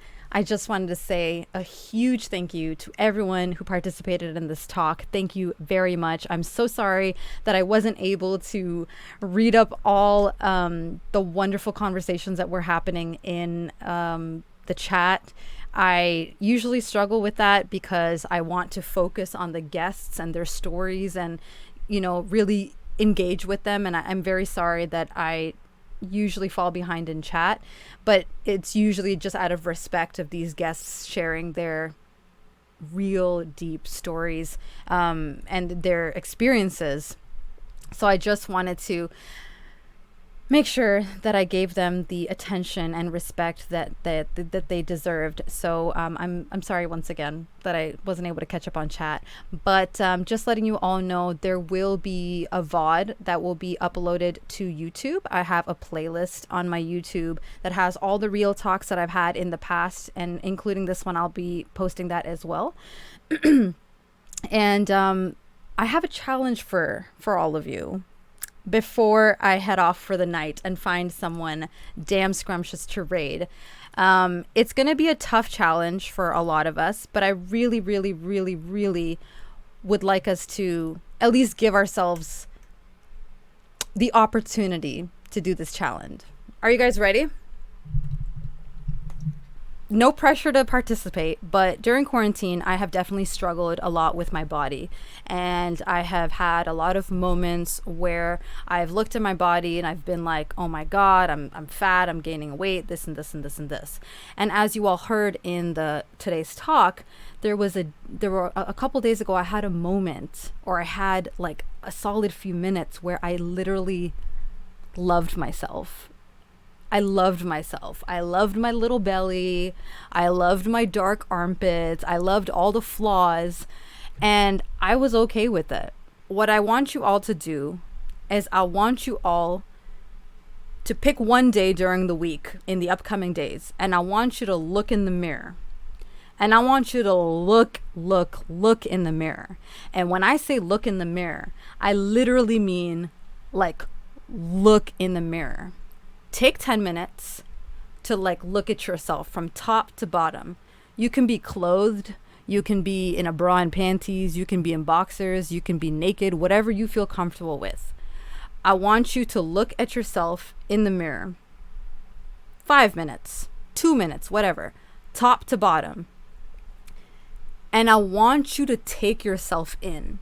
I feel like we are so critical of ourselves that it makes me uncomfortable looking at myself for too long in the mirror. I'm exaggerating 10 minutes. I just mean like take a few minutes to look at yourself in the mirror. Look at your hair, or look at your head. Look at your eyes, look at your eyebrows, look at your eyelashes, look at your nose, look at your freckles, look at your pores, look at your ears, like look at everything. But look at it with a sense of like reframe the way that you look at your body. Look at your eyes. They might not be the color that you want, but they help you see beauty in the world. And I know this sounds cliche, but just hear me out. Every day you wake up, you have the sight to go look at things. You have the sight to take in the beauty. You have the sight to look at your family, look at your loved ones, watch Twitch, stream on Twitch, whatever. Look at your, eyebrows, your hair, your ears, whatever it is. But I really want us to get to that place where we're able to look at ourselves and we don't look at ourselves and look away with disgust, or we don't look away like, oh my God, that's too much. I want us to get to a place where we look at ourselves in the mirror and we're like, I'm okay. I'm good. It's really hard. And for the first day, you might only be able to look at yourself in 30 seconds. But I want you to really take yourself in. And I think that that's going to help us love ourselves, because when I looked at my body and I started looking at myself and I was like, you know what? Yes, I'm not body goals like where I want to be, but like my body puts in work. My body works out. My core is sore from the workout. Like my body does so much for me. I put it through so much. I put it through 20, 30 minutes of cardio, of ab workout, whatever. Like it does that for me. And like, it's amazing. It's amazing what it does for me. And that's the challenge I want to give to ourselves. And if you want to take it a step further, I want you pick one day during the week. And when you're doing this self-analysis and looking at yourself, I want you to also say something that you find cool about yourself or nice about yourself or something that you appreciate about yourself. It could be like, these hands, they make art. These hands create art. Like, this is what these hands do for me. If you're a musician, these hands make art. If you, I don't know, if you, what's that called? If you are really good at running, like cardio's your strong suit, look at your body, look at your thighs, look at your muscles if you have any, and like really examine them and be appreciative of them. If you have a hobby that you're really good at, or you know what, you're really good with strategy or decision making or whatever it is, like acknowledge that about yourself. Because I feel like sometimes it's so hard for us to recognize good things about ourselves. And we're so easy. Like, if I tell you guys, pick something that you don't like about yourself, it's going to be so easy. But when you are approached with the question of pick something you like about yourself, it's going to be so much harder. And I want us to work up to a place where we're going to be comfortable with ourselves and happy with ourselves. We're going to have days where it's ups and downs and we don't really like ourselves, and that's okay. But the status quo for us should be like, I'm okay with the body I'm in. I'm okay with the way I look. And if you're not ready for that, that's okay. But if you would like to join in this challenge, you are more than welcome to. So that's the challenge that I give to all of you. Feel free to join in. What's a funhouse mirror? Oh, I know what you're saying. I just jiggle my belly and laugh. And that's fine too, because you've accepted it. You're happy with it. That's cool. I promise to try, but that is something I do struggle with. Good challenge. Thank you, Will. Can we look at webcams with Snapchat? Baby girl, no. I think I'm a good looking guy, and the mirror only reminds me what I have to work on. But I run and I'm getting better shape and I'm healthier generally. And that's the cool thing. You can literally look at yourself and be like, my body puts in work. My body puts in work. This challenge is easy for me because I always look at myself shirtless before I go to bed. And that's amazing, X. I think I want to go with the asking someone out. Maybe I could finally ask Habibi. If the challenge was looking for things you want to change, that would be easier than finding good. And that's why I'm requesting the opposite, Snow. I totally understand that. I hate my body. Oh my God. I've been looking at my scars for at least a decade. My veins would be an easy stick. I hope everyone else can do this, and that I'm not the only one who's psychologically disconnected from my experience. And that's okay too, Cass. Oh, we're talking about scars. There's one near my chest, and I'm gonna. Hey, that's your battle scar. That's your battle scar, Slay. That's your skin healing. Okay, your scars. That's your skin healing. That's a big deal. Let's show that good loving over to Mishmash TV. Take care. Stay scrumptious. And Raven out. Bye, guys. Let's go.